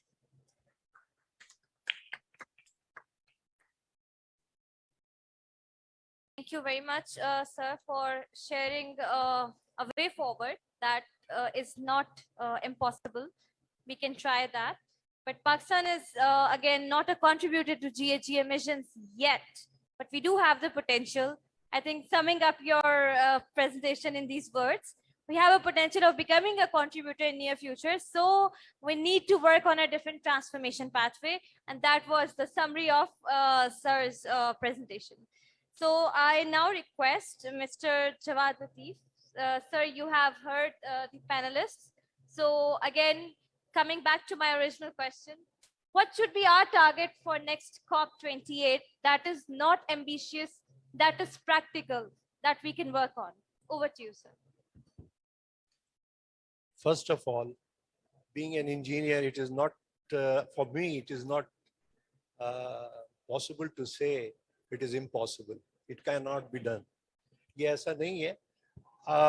सबसे पहले तो ये कि hydro power, Shahid साहब तो सारा बता गए, लेकिन देखिए हाइड्रो पावर एनर्जी जो है लेट 70s में 70% उसकी मिक्स थी और 30% जो था वो थर्मल था। ठीक है, आज वो रिवर्स है। वो क्यों है? जो मैडम ने बताई बात प्लानिंग की, वो प्लानिंग का फुकदान रहा। 80s के बाद से किसी ने इसकी तरफ, हाइड्रो पावर की तरफ तवज्जो ही नहीं दी, क्योंकि उसमें इन्वेस्टमेंट ज़्यादा होती है और उसका पीरियड ऑफ जो प्रोजेक्ट है वो ज़्यादा होता है। तो कौन इतनी इन्वेस्टमेंट करे कि 5 साल 6 साल तक इन्वेस्ट, उसके बाद। लेकिन जब उसके बाद जब वो प्रोजेक्ट तश्कील पा जाता है, बन जाता है, कंप्लीट हो जाता है, तो वही जो है 2-3 साल में वो अपने पूरे प्रोजेक्ट की कॉस्ट निकाल लेता है। जब भी आपने देखा कि इस वक्त भी जो हमारी जो हाइडल पावर की जो एक यूनिट है वो 4 रुपए से भी कम है, जबकि आज आपको 55 और 60 रुपए का एक पड़ रहा है यूनिट। तो हाइड्रो पावर की पोटेंशियल बहुत ज़्यादा है। मकसद ये है कि यहाँ फ्यूल जो है वो पानी है, तो हम इसको अगर ग्रीन एनर्जी कहते हैं तो गलत नहीं कहते, और अगर हम इसको जीरो इमिशन कहते हैं कार्बन, तो वो भी गलत नहीं है। देखिए आपका यहाँ फ्यूल है वाटर, ठीक है, और वाटर की अवेलेबिलिटी होनी चाहिए। हमारे मुल्क में कसरत से पानी मौजूद है।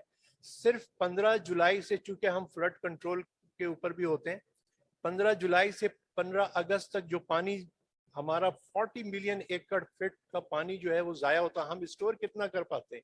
13% तो हम स्टोर भी नहीं कर पाते। तकरीबन कोई 10-12 मिलियन एकड़ फीट पानी हम स्टोर कर पाते हैं, उससे ये बिजली पैदा कर रहे हैं।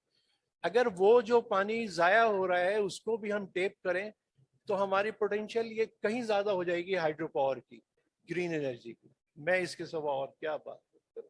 लेकिन ये कहना कि ये पॉसिबल नहीं है, ये गलत होगा। थैंक यू जी, thank you so much. So अब जो यहाँ लोग बैठे सुन रहे थे, if you have any question and the floor is open, please.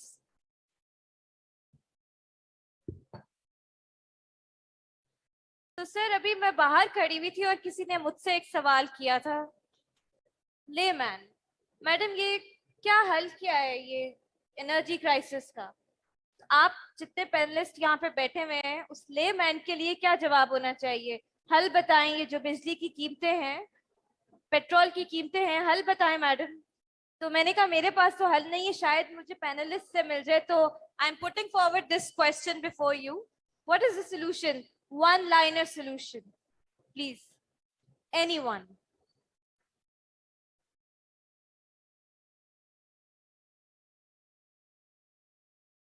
मैं जसारत करता हूं।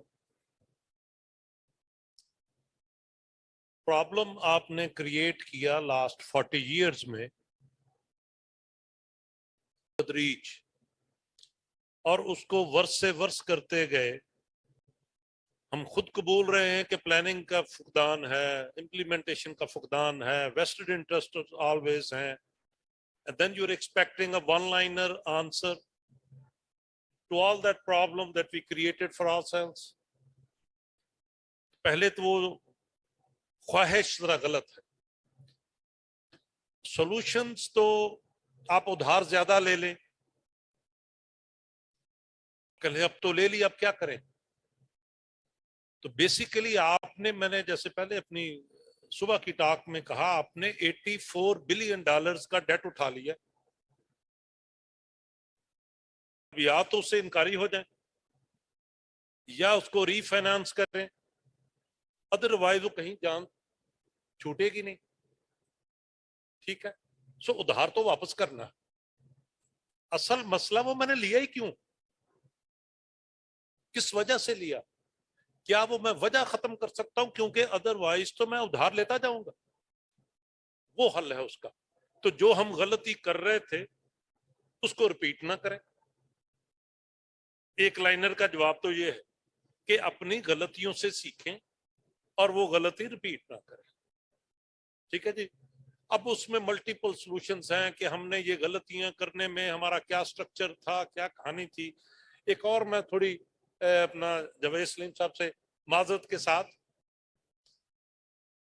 हम पिक्चर भी सही पेंट करें।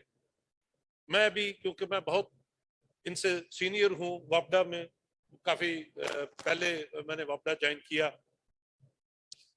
और वेरी प्राउड एम्प्लॉय ऑफ वापडा एट वन टाइम। देखिए हमारी एवरेज कास्ट हम जब बात करते हैं हाइड्रो की, वो अब 4 पे हम कह रहे हैं, ये कैसे हुई?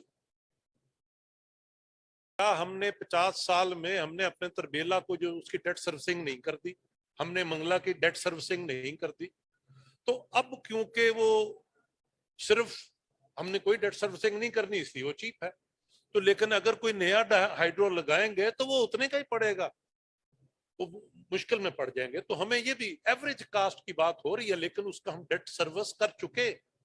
दूसरी बात कि हाइड्रो 9400 हमने भी नंबर देखा, 10,600 कुछ है अगर आप आईपीपी को भी लगा लें। सर्दियों में 1000 होता, तो क्या करूं? कहने तो वो 10,000 है, लेकिन सर्दियों में वो 1000 से भी, ठीक है। तो हम कहते हैं कि जी वो थर्मल क्यों लगाए, तो असल में पिक्चर को सही पेश करना है। तो मुझे थर्मल भी जरूरत है, मुझे रिन्यूएबल भी जरूरत है, तो मुझे अगर रिलायबिलिटी की बात करनी है, अफोर्डेबिलिटी की बात करनी है, तो वो जो जाया हो रहा है 13% सिर्फ इस्तेमाल कर रहे हैं, हमें उनकी बात करनी है कि हम उसको जाया ना करें। वो जो मुझे सिर्फ सर्दियों में 1000 होती है, वो 4000 क्यों नहीं? तो वो मैं अगर सेव कर लूं, उसको पानी को स्टोर कर लूं, तो मैं उसका इस्तेमाल कर लूंगा।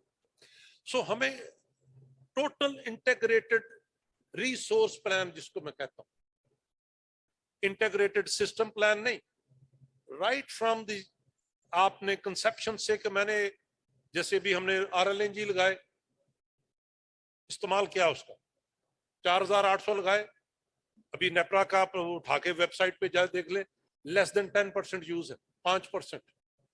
आपने टेकर पे इंपोर्टेड कोल लगाया, मजबूरन उसको मैं डिस्पैच दे रहा हूँ।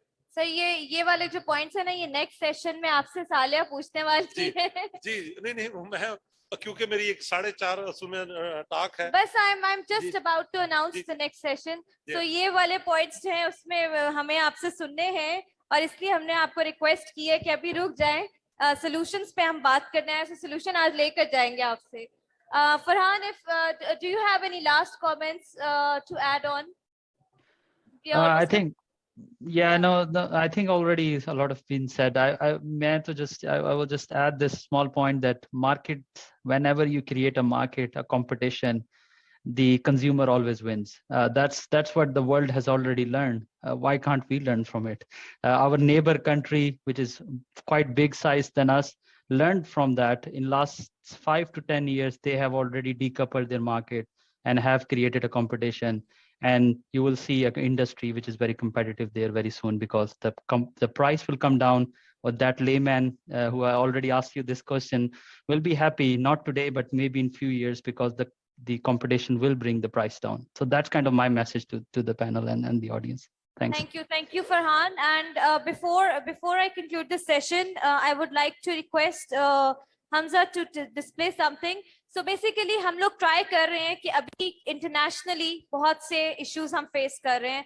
So locally हम अपने कौन से ऐसे solutions हैं, industries का तो हमें पता है, but कुछ startups हैं, कुछ SMEs हैं जिनके पास solutions मौजूद हैं. So at SDPI we are trying to bring forward, जैसे आज यहाँ peak conference हो रही है, Inventive Solutions ने represent किया है काफी लोगों को. हम लोग SDPI में 19th and 20th November को एक expo कर रहे हैं, that is Sustainability Investment Expo, जिसमें we'll be inviting different sectors, energy, startups, SMEs ecosystem, different corporations, कि वो जो solutions हैं to address the energy crisis, climate crisis, किस तरह से पाकिस्तान में उनके पास solutions मौजूद हैं, products हैं, case studies हैं, whatever they have, they should be showcasing, and we'll be bringing forward the public sector in Islamabad on 19th and 20th November, जिसमें हम लोग कुछ इसी तरह से fireside chats भी करे होंगे, और 21 से 23 नवंबर को पाकिस्तान का लार्जेस्ट फोरम हम ऑर्गेनाइज करें, which is the sustainable development conference. So इस फोरम का फायदा उठाते हुए I would like to invite all of you to join us in Islamabad, because we are holding this conference this year before COP28. क्योंकि कुछ हमें जैसे अभी बात हुई क्या टारगेट सेट करने हैं, we'll be discussing way forward there as well. So क्योंकि इस्लामाबाद में आपके पब्लिक सेक्टर रिप्रेजेंटेटिव्स काफी हद तक हैं, so हम लोग लाजमी कोशिश करेंगे कि आप लोग के सॉल्यूशंस जितने ज्यादा पुट फॉरवर्ड कर सके वहां पर करें इस एक्सपो पे. और जितने यहाँ पे स्टेक होल्डर्स मौजूद हैं, do join us in Islamabad, do connect with SDPI on all our social media platforms and go through the research that we are providing, जो कि आप लोगों से recommendations आती हैं. We try to provide it to the stakeholders. Thank you very much. I now request Salia Qureshi to please join and formally moderate the next session, which is our last session for today. Thank you.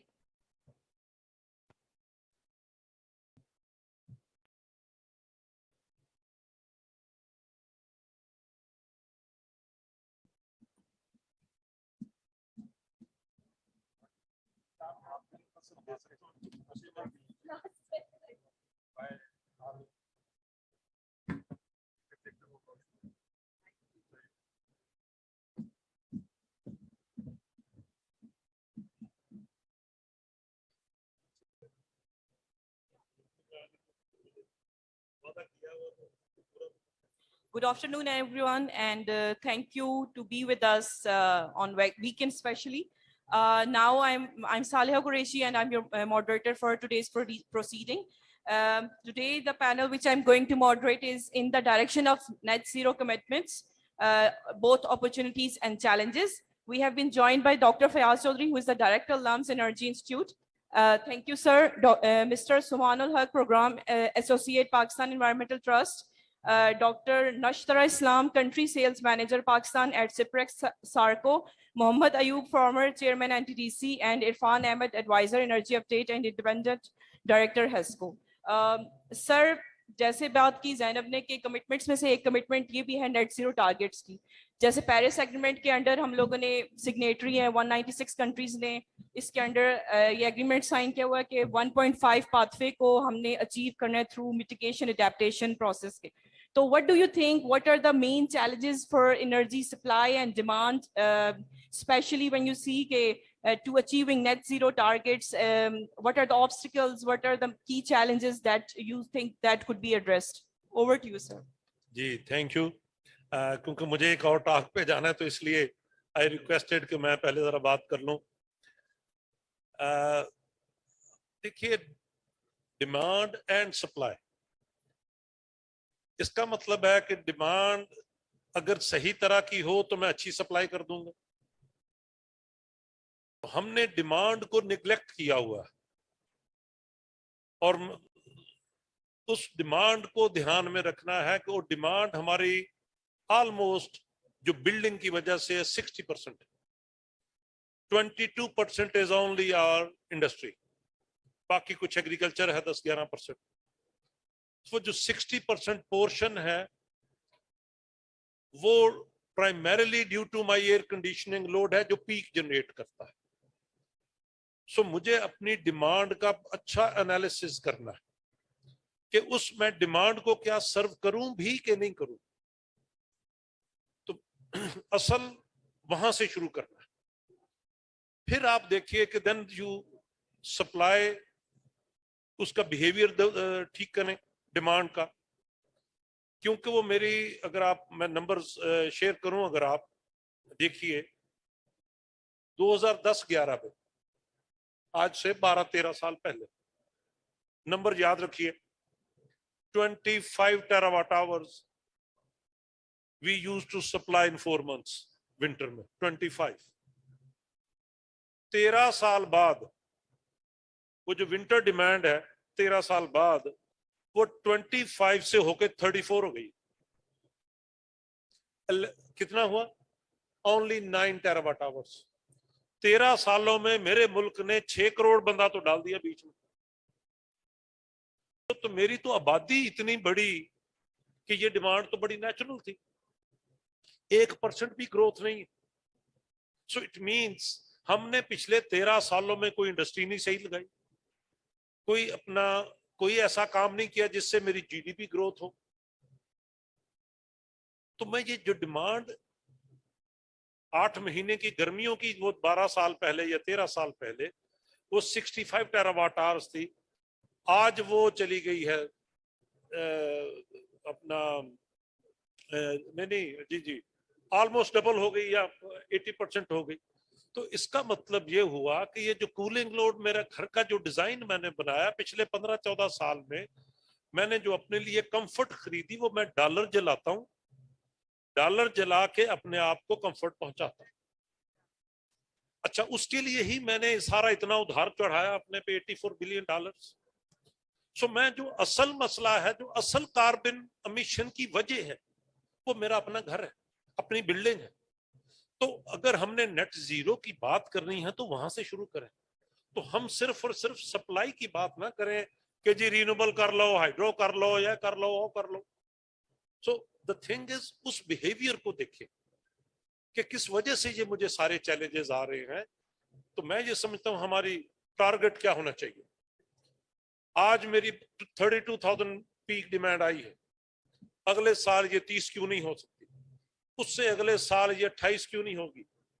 मेरी जो energy sales है, अगर मैं आपके पिछले number से बताऊं, 18 में 121 टेरावाट 119 के करीब थी, 20 में भी इतनी, 21 में भी इतनी, 22 में आके 132, 23 में हमने अगेन 132 30 पे 130 टेरावाट आवर्स सेम ऑलमोस्ट हमारी सेल है।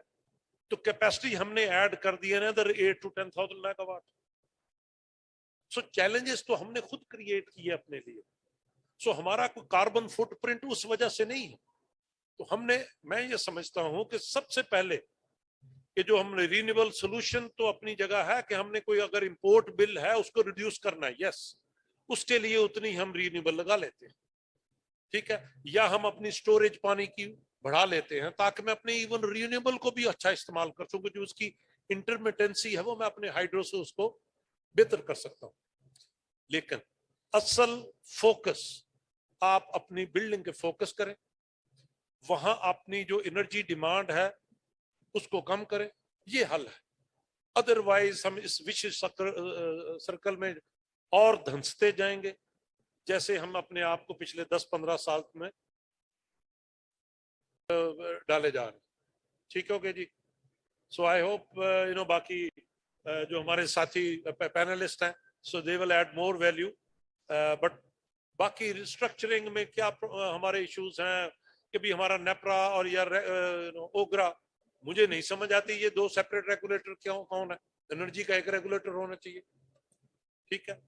जो स्ट्रक्चरल इश्यूज हैं, फिर आपके जो इतने जो डिस्को के बोर्ड्स हैं, ये 14-16 बोर्ड क्या कर रहे हैं, आपको बंदा मिलता नहीं एक बोर्ड मेंबर। तो सेम बिजनेस है, एक बोर्ड हो सारी डिस्कोस को डील कर सकता है और मैनेजमेंट मॉडल ला के आप डिस्कोस को दें। So there are so many things that we can do. उसके लिए आपको थोड़ी नीयत ठीक करनी पड़ती है, ठीक है जी। तो बस आप ये दुआ करें कि अब हमारी नीयतें ठीक हो जाएं, तो हल तो हल है। अब दुआ करें नीयत हमारी ठीक हो जाए। थैंक यू जी। Thank you, sir. And very well highlighted that there is a need to upgrade or retrofit the buildings, and behavioral change is the main key to adapt to the new things and technologies, and also updating the building codes in that context. So now I will request Dr. Nashtra Islam that how are leading companies strategically integrating decarbonization efforts to simultaneously address energy challenges, operational costs, regulatory constraints while boosting productivity and reliability. Yes. Yeah. Great. Thank you so much, guys. Thank you. Great presentation, and thank you to all the speakers. So you have touched upon very, very important topic, the decarbonization. So as Parex Sarco is the largest thermal energy solutions provider, I would say, in the world. So we are present in across the globe. So we do see the same challenges as you see in Pakistan. I would slightly disagree. I think as an outsider, I'm not Pakistani. As an outsider, I would say that Pakistan is doing actually quite good in some of the things. I know that there are a lot of challenges, but I wouldn't be so down. And as our panelists said, that nothing is impossible. So I would say that Pakistan has a lot of potential to do a lot of good things. So I will come, all the discussions now were around more on the electric generation side, whereas we see energy as from the thermal and sort of the process side. So I will come at it in a slightly different way. So give a different perspective really to this. So we serve customers across the globe, as I said, in sectors such as food and beverage, pharma, oil and gas, and in Pakistan, predominantly textile. I do get the point where we are talking about the grid is already quite low carbon intensive, which is fantastic. But there is an important thing to remember is that there is the industries that remain in Pakistan, and Pakistan is supplying to the global supply chain, namely the textiles and the fertilizers and the chemicals. They are heavily carbon intensive at this point in time, because most of the cases, the customers are raising steam, which is the main utility that is enabling the process, is generated by coal, because you have a lack of gas, and coal is obviously very high carbon. So to be honest, there is a lot of carbon intensity within Pakistan. Although the grid has done a fantastic job, I think the industry has a long way to go, as you said. Okay. I always say to the customer, and I have our colleagues sitting there, when we visit a customer, we always say that the cheapest energy is the energy you don't use, right? So this is where I think the country as a whole and the world as a whole can get better, because we can reduce the usage. To be honest, the chairman of WABDA, he talked about lack of skills and manpower in Pakistan, engineering manpower. The fixes that we see Pakistani customers can attain are, to be honest, very simple. They are so simple that sometimes is unbelievable, but usually the simplest things are the most effective. So this is what I always tell my customers, that please don't worry about the simplicity of the solution, but look at the impact and assess the way it works, right? So why we concentrate on demand reduction is twofold. So the first one is clear, that if you are, say, 10% more efficient, you need 10, maybe more than 10% less fuel, which in this case is, gas or coal, right? Now, when you start to go to electrification or you go to decarbonization, so I jumped a little bit further. So in most cases, decarbonization and electrification are almost going hand in hand in most customers' minds. So we get requests for electrofitting their boilers on a regular basis. Okay. Now, the thing is that I always tell them to take a step backwards, because the first thing is, let's optimize we already have. So in that case, you might not actually need an electric boiler or an additional boiler or additional system to go with. What that will do is that will actually reduce your base load and also help you to balance. We were talking about balancing the grid. Obviously, that is going to help when you do go electrofit, when you do transition to electricity as your main driver for industrial production. That will help you to manage that as well. Because now if I go for like and I say, okay, I say, for instance, I need 1 megawatt of thermal power into my process every day, just give an example, 1 megawatt hour. If you actually do like for like, you need to install a 1 megawatt hour plant electric system. But if I say I first reduce it by 20%, so I get to 800, so you can already clearly see now your electrification journey will get easier. So your capital equipment, so we were talking about capital intensity, that will reduce. So in my mind, there are very simple things we can do as in Pakistan that will significantly reduce the energy consumption within industry. And that's what we see. And that's what we try to preach. Again, the challenges we have, you talked about it. So the challenges is for us is the mindset. I think that is always the biggest challenge. Human being is resistant to change. So I have done it always like this, and I continue to do it like this because that's what I have been taught. So I think, I don't know, I think there's in the panel, we do have university representation. If we have, I would say that it almost starts at the beginning where our focus, when we educate our engineers, we educate our masses, we need to think about, as our panelists said, is demand reduction. So how can we change our habit to look at it more holistic point of view and think about the fact that, yes, if I do something very simple, it can actually make a massive difference to this. So I think this is where we need to almost start at a very basic point, if that makes sense. Yes, definitely. You highlighted the pertinent suggestions that every Pakistani can understand. And I do believe that there is a lack of understanding and mindset, and there is a need to build capacity of the personnel who are dealing with this. Now I would request Mr. Fawzan that you are under this project of Net Zero Pakistan, and you are dealing with the industries mostly in decarbonization. So how do you see, what are the challenges which are coming into your way when you are dealing with the decarbonization? How do you think that is the net zero thing is achievable through what we are doing in the industries, or what is the current situation which Pakistan is doing right now? Okay, can you all hear me? Okay, so my name is Saman, by the way, not Fazan, but that's okay.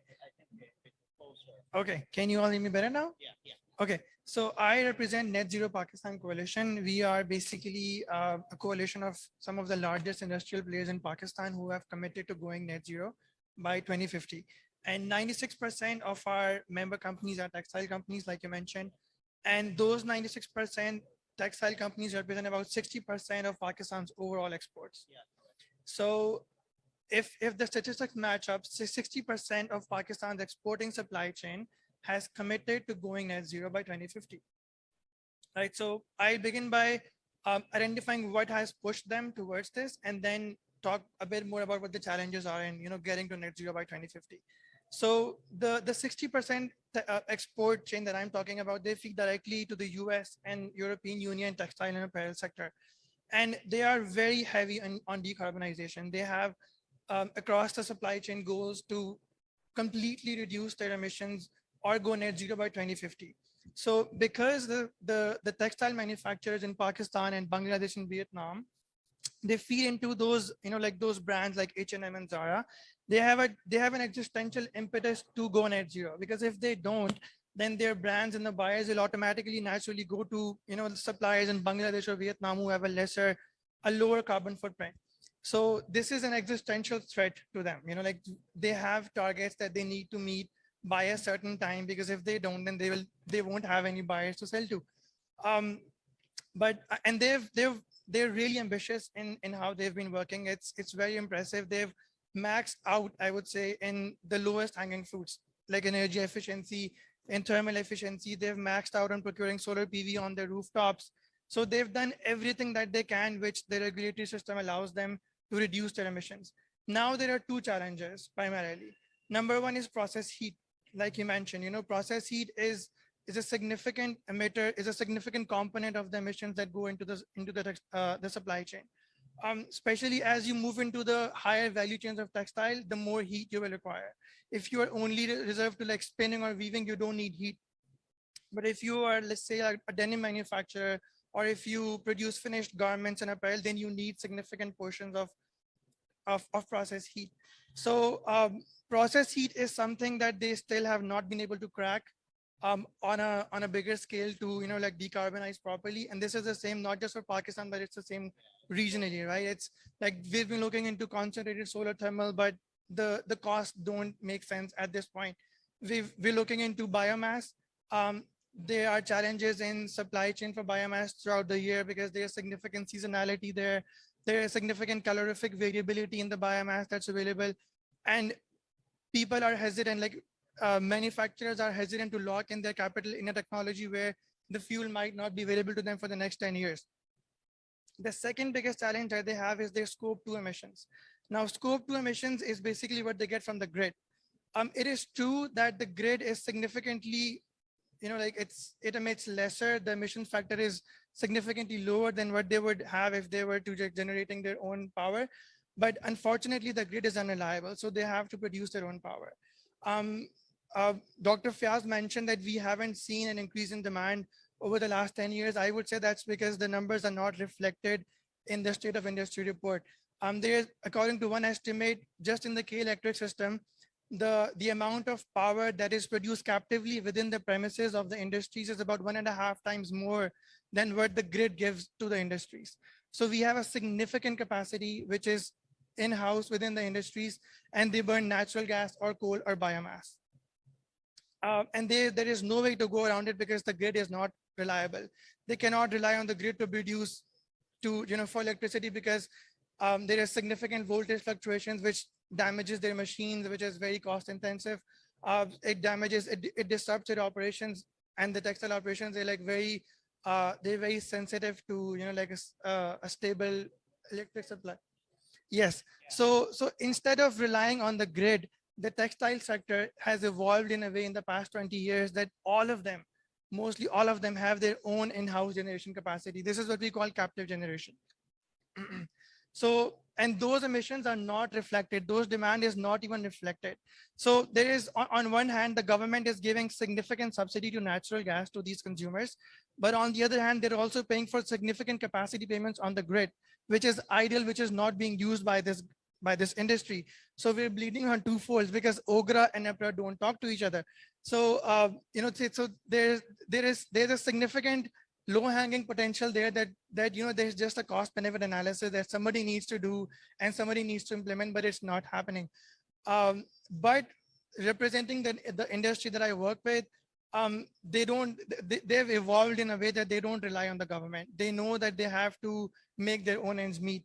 So even if moving forward, we don't see a regulatory environment where they can procure renewable energy through wheeling, or where they can easily get access to renewable energy, I'm sure they will find a way.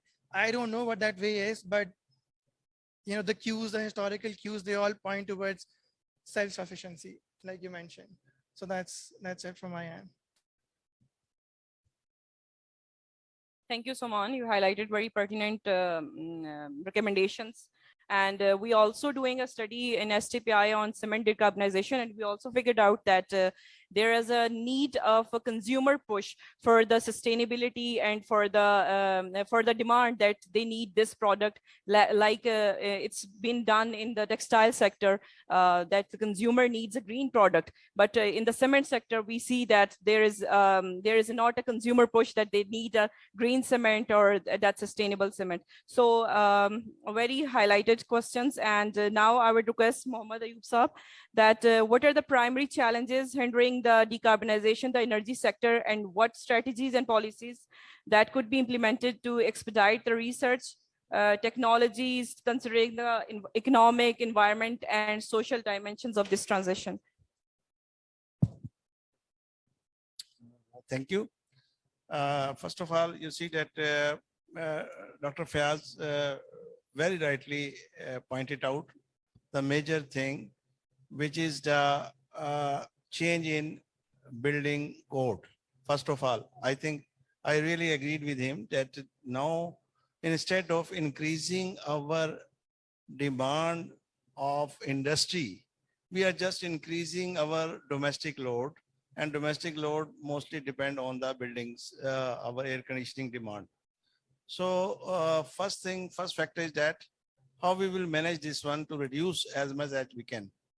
So this can only be possible by changing the building code.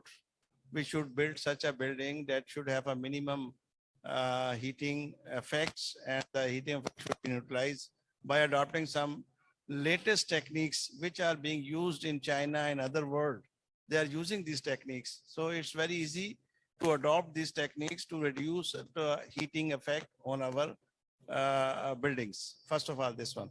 Secondly, you see that the issue of demand and supply is only because we are just meeting our demand without looking whether it is how much costly we are paying the price of that increase in price. You see, when I was at GMNPCC, I have always conflict with the ministers both that why we are fulfilling this demand with a by running such a costly RFO plants. Why should not we make load management? We are not a rich country. Our people are very, very poor. And if we make a 2 to 3 hours or 4 hours load management, then it will be easily manageable to everyone. And that management will reduce the price of that bill. And everyone can happily accept this one because it will definitely reduce their billing price of in their bills. But this always it was not accepted because of the political issue that every political government want that there should not be load management on their part, and they will be blamed that this party is not capable to manage this load management. This is to be faced boldly. We have a problem of the circular debt. We have a problem of purchasing such a high dollars price fuel. We are not accepting this one. This is very big issue. And you see that when we have increase in generation and we proudly say that, okay, in this year we have get a generation of 25,000 and more than this one. Then by doing this one, how much circular depth we have increased. No one can think over it. This is the major issue, that if you are making a unit by spending 100 rupees and giving it to the general public, and you are getting only 70% or 70 rupees or 65 rupees and 35 goes to circular depth, then how it is possible that we will manage the load and supply? We are not increasing our industrial growth. Our industrial growth is going to down and down. Our GDP gone to minus category. So, and we are just what I can say that we are enjoying this high capacity payment with our air conditioning and cooling comforts zone only.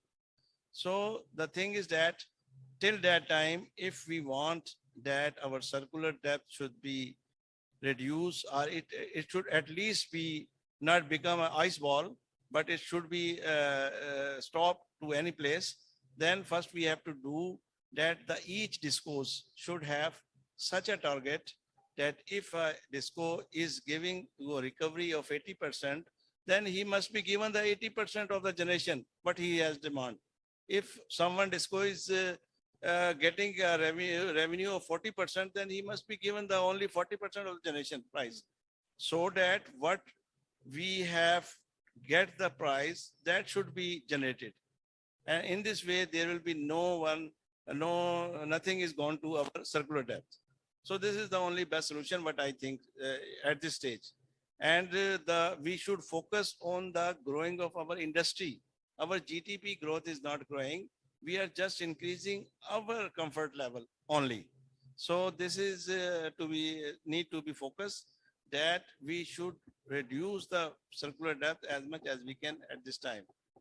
By putting us some trouble, but I can say that we should, the poor people can easily consider it as a comfortable that if its supply is gone to 4 hours, but his bill is reduced. But I think this is the best solution, but in my opinion. Thank you, sir. And now I would request Irfan Ahmed, Advisor, Energy Update and Independent Director, HESCO. Sir, over to you. And you released my video. It has been stopped by you. And the second thing is that I have a small presentation, if you can prepare it. So I share the screen. I should be allowed to share the screen. Is that okay? Can you hear me? Hello?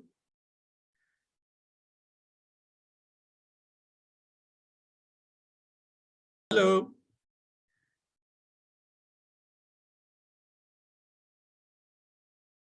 We are stuck up somewhere. Recording in progress. Recording in progress. Recording in progress. Recording in progress.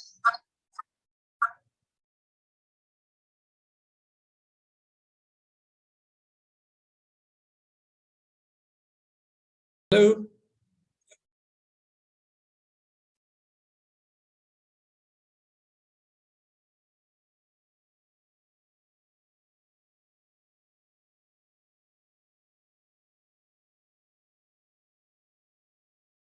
Hello?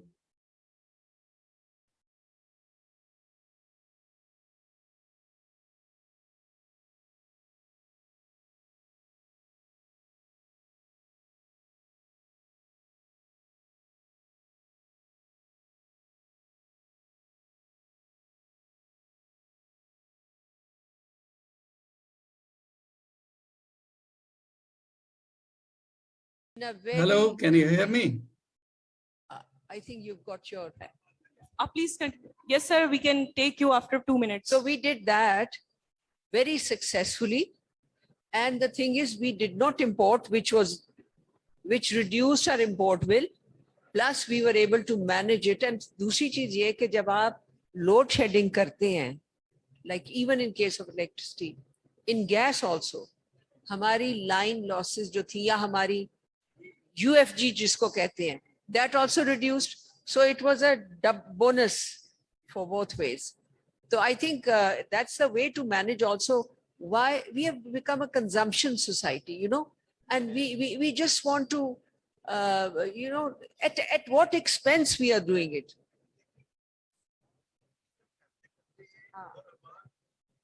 They're not just political. Let me tell you, there's a lot which goes into it.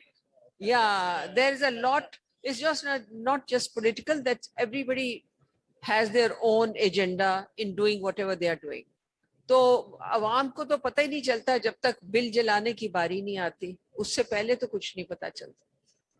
I think you've got your. I think we can take Irfan Ahmed Saab first. Irfan Saab, if you can hear us. Yeah, I can hear you, but. I think you are going to present something, so.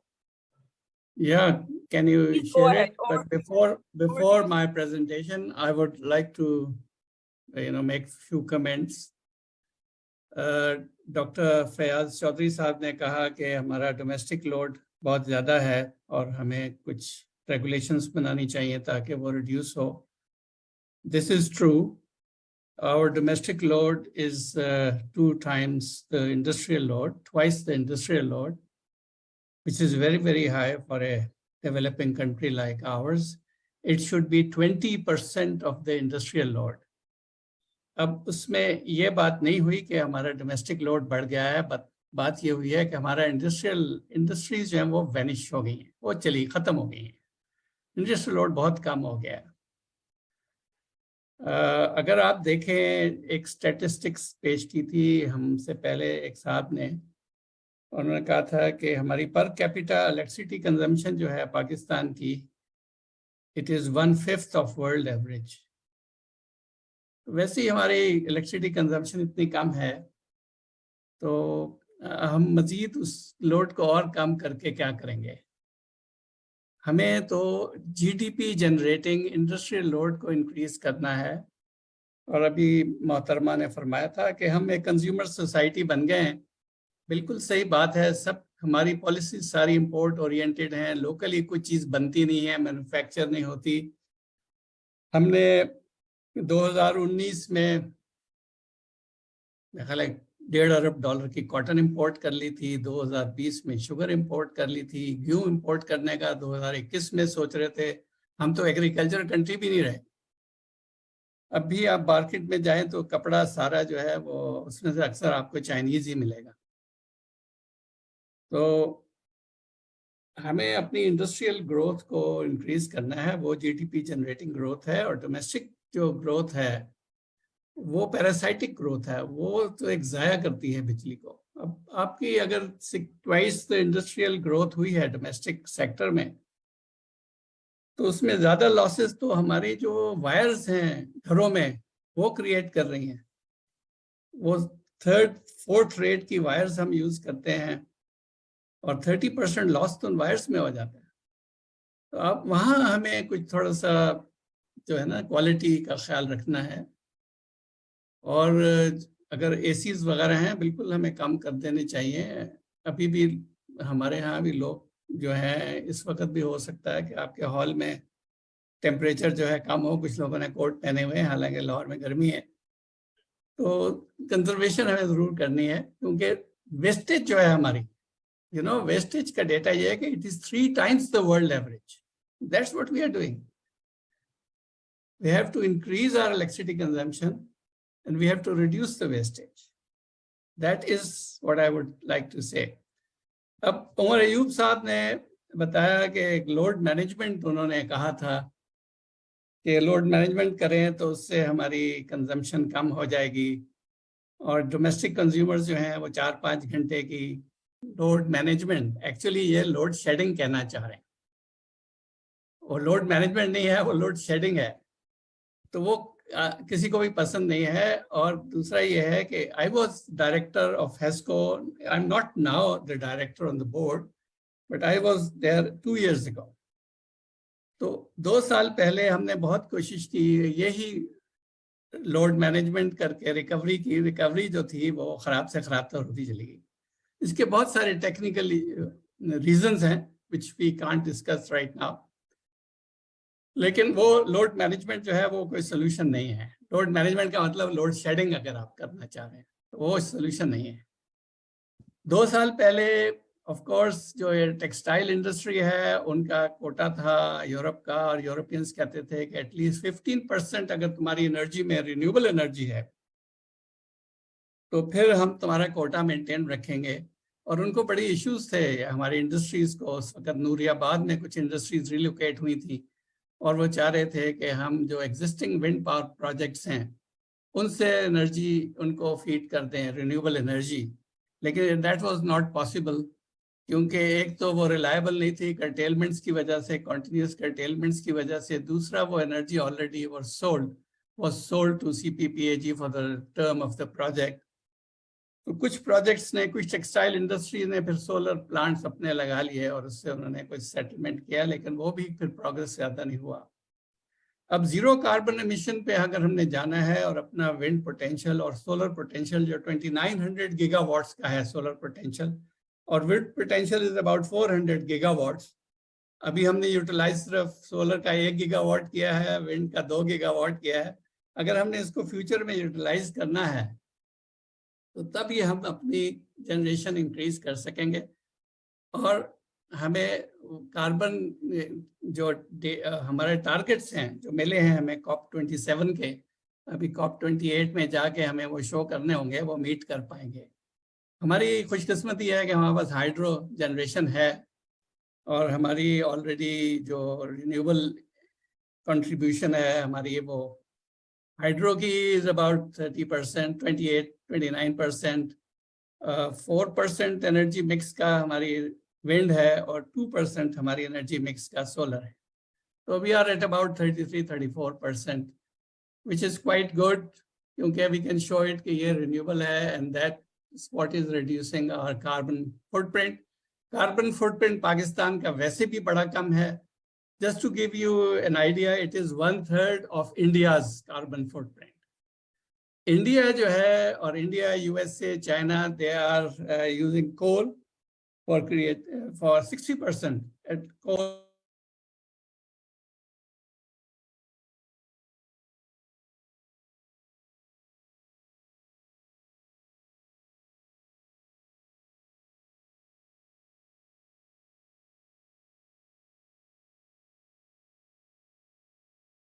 Irfan sir, are you with us?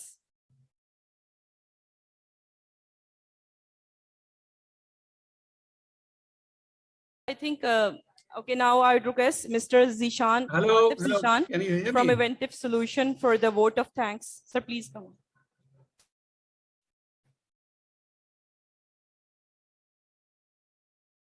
on. Dear all, I would like to thank that you all here, the speakers, the conference attendees, and the exhibitors, and the STPI for organizing such a brilliant event for Pakistan Energy Exhibition and Conference. In such a way, power issue is a big issue in Pakistan, and this time the private sector take an initiate to solve the problems, and many alternative solutions provider are on board and taking actions to resolve the issues. We always discuss that we have done for our country as a nation a lot things, but being an Eventive Solutions, we took this decide to take this step to gather all the industry players. During this conference, we talk about the power sector profitable future to bring private sector for future investment or public-private partnership. But I would also suggest the government to please take some steps to subsidize in organizing these kind of conferences so that we could share knowledge with industry and try to sort out some solutions for the industry. So in this event, you know that a lot of Pakistanis and multinational companies participating from different countries. I would especially thank to Chinese companies and UNDP delegation who visited the exhibition during last 3 days. And I would also like to thank all of you to being here and attend this event. Thanks a lot. Thank you.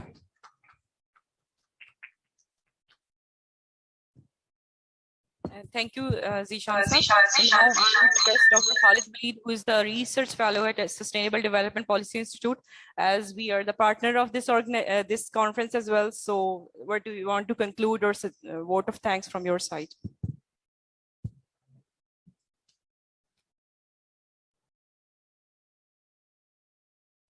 Thank you so much, Saleh. Thank you so much, everybody.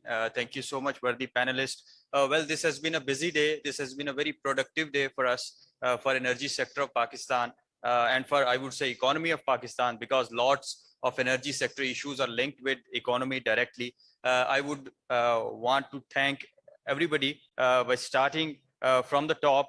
We had high-level plenary session in the morning where our executive director, Dr. Abid Qayyum Solari, he mentioned that there is a poly crisis and we need to sort solutions for that as well. Madam Romina Khurshid Alam Sahiba joined us as a chief guest. He is the former head of SDG Task Force, Parliament of Pakistan. He linked the policies with SDGs. Then Chairman NEPRA joined us. Chairman NEPRA argued that regulators' role should be the facilitator's role so that we can have these long-term policies, people-centric and expert-driven solutions coming from the policy avenues. Dr. Fayaz rightly mentioned and mentioned again and again and again that we need to focus on energy conservation, energy efficiency, and we need to do demand-side management. Then in our first technical session that was on solar PV uptake, we highlighted certain aspects from the private sector, that was to incentivize renewable energy companies, how to improve investment climate in Pakistan, how to do risk analysis. Then in our second session on wind curtailment session, that was a very highly technical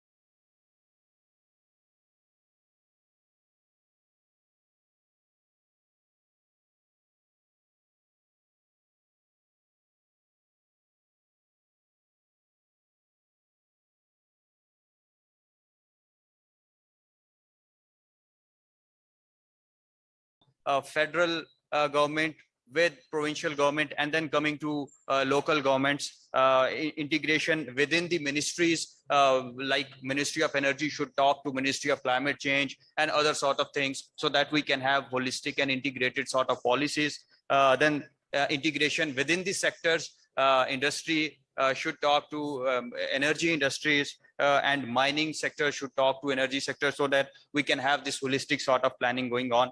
Within stakeholders, within entities, NEPRA should talk to NTDC for better planning, and so on and so forth. And then third step is to incentivize. If you start to incentivize the solutions, then solutions become sustainable. How you can incentivize, climate financings are there, carbon markets are there, private financing is there. We need to have this planning going on, where we sort incentivization of this industry. Then fourth step is to indigenize.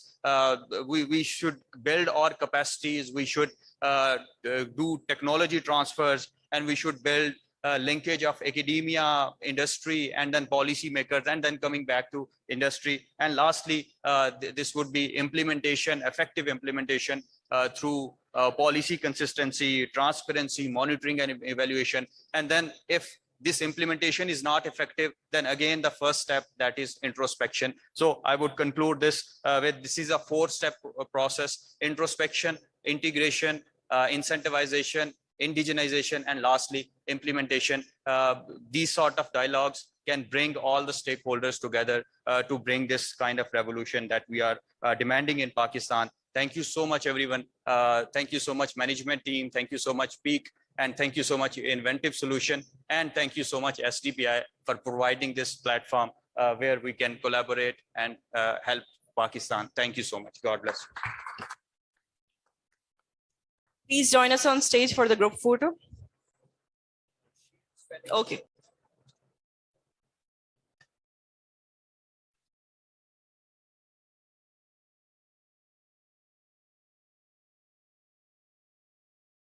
Sayub sir, please present it.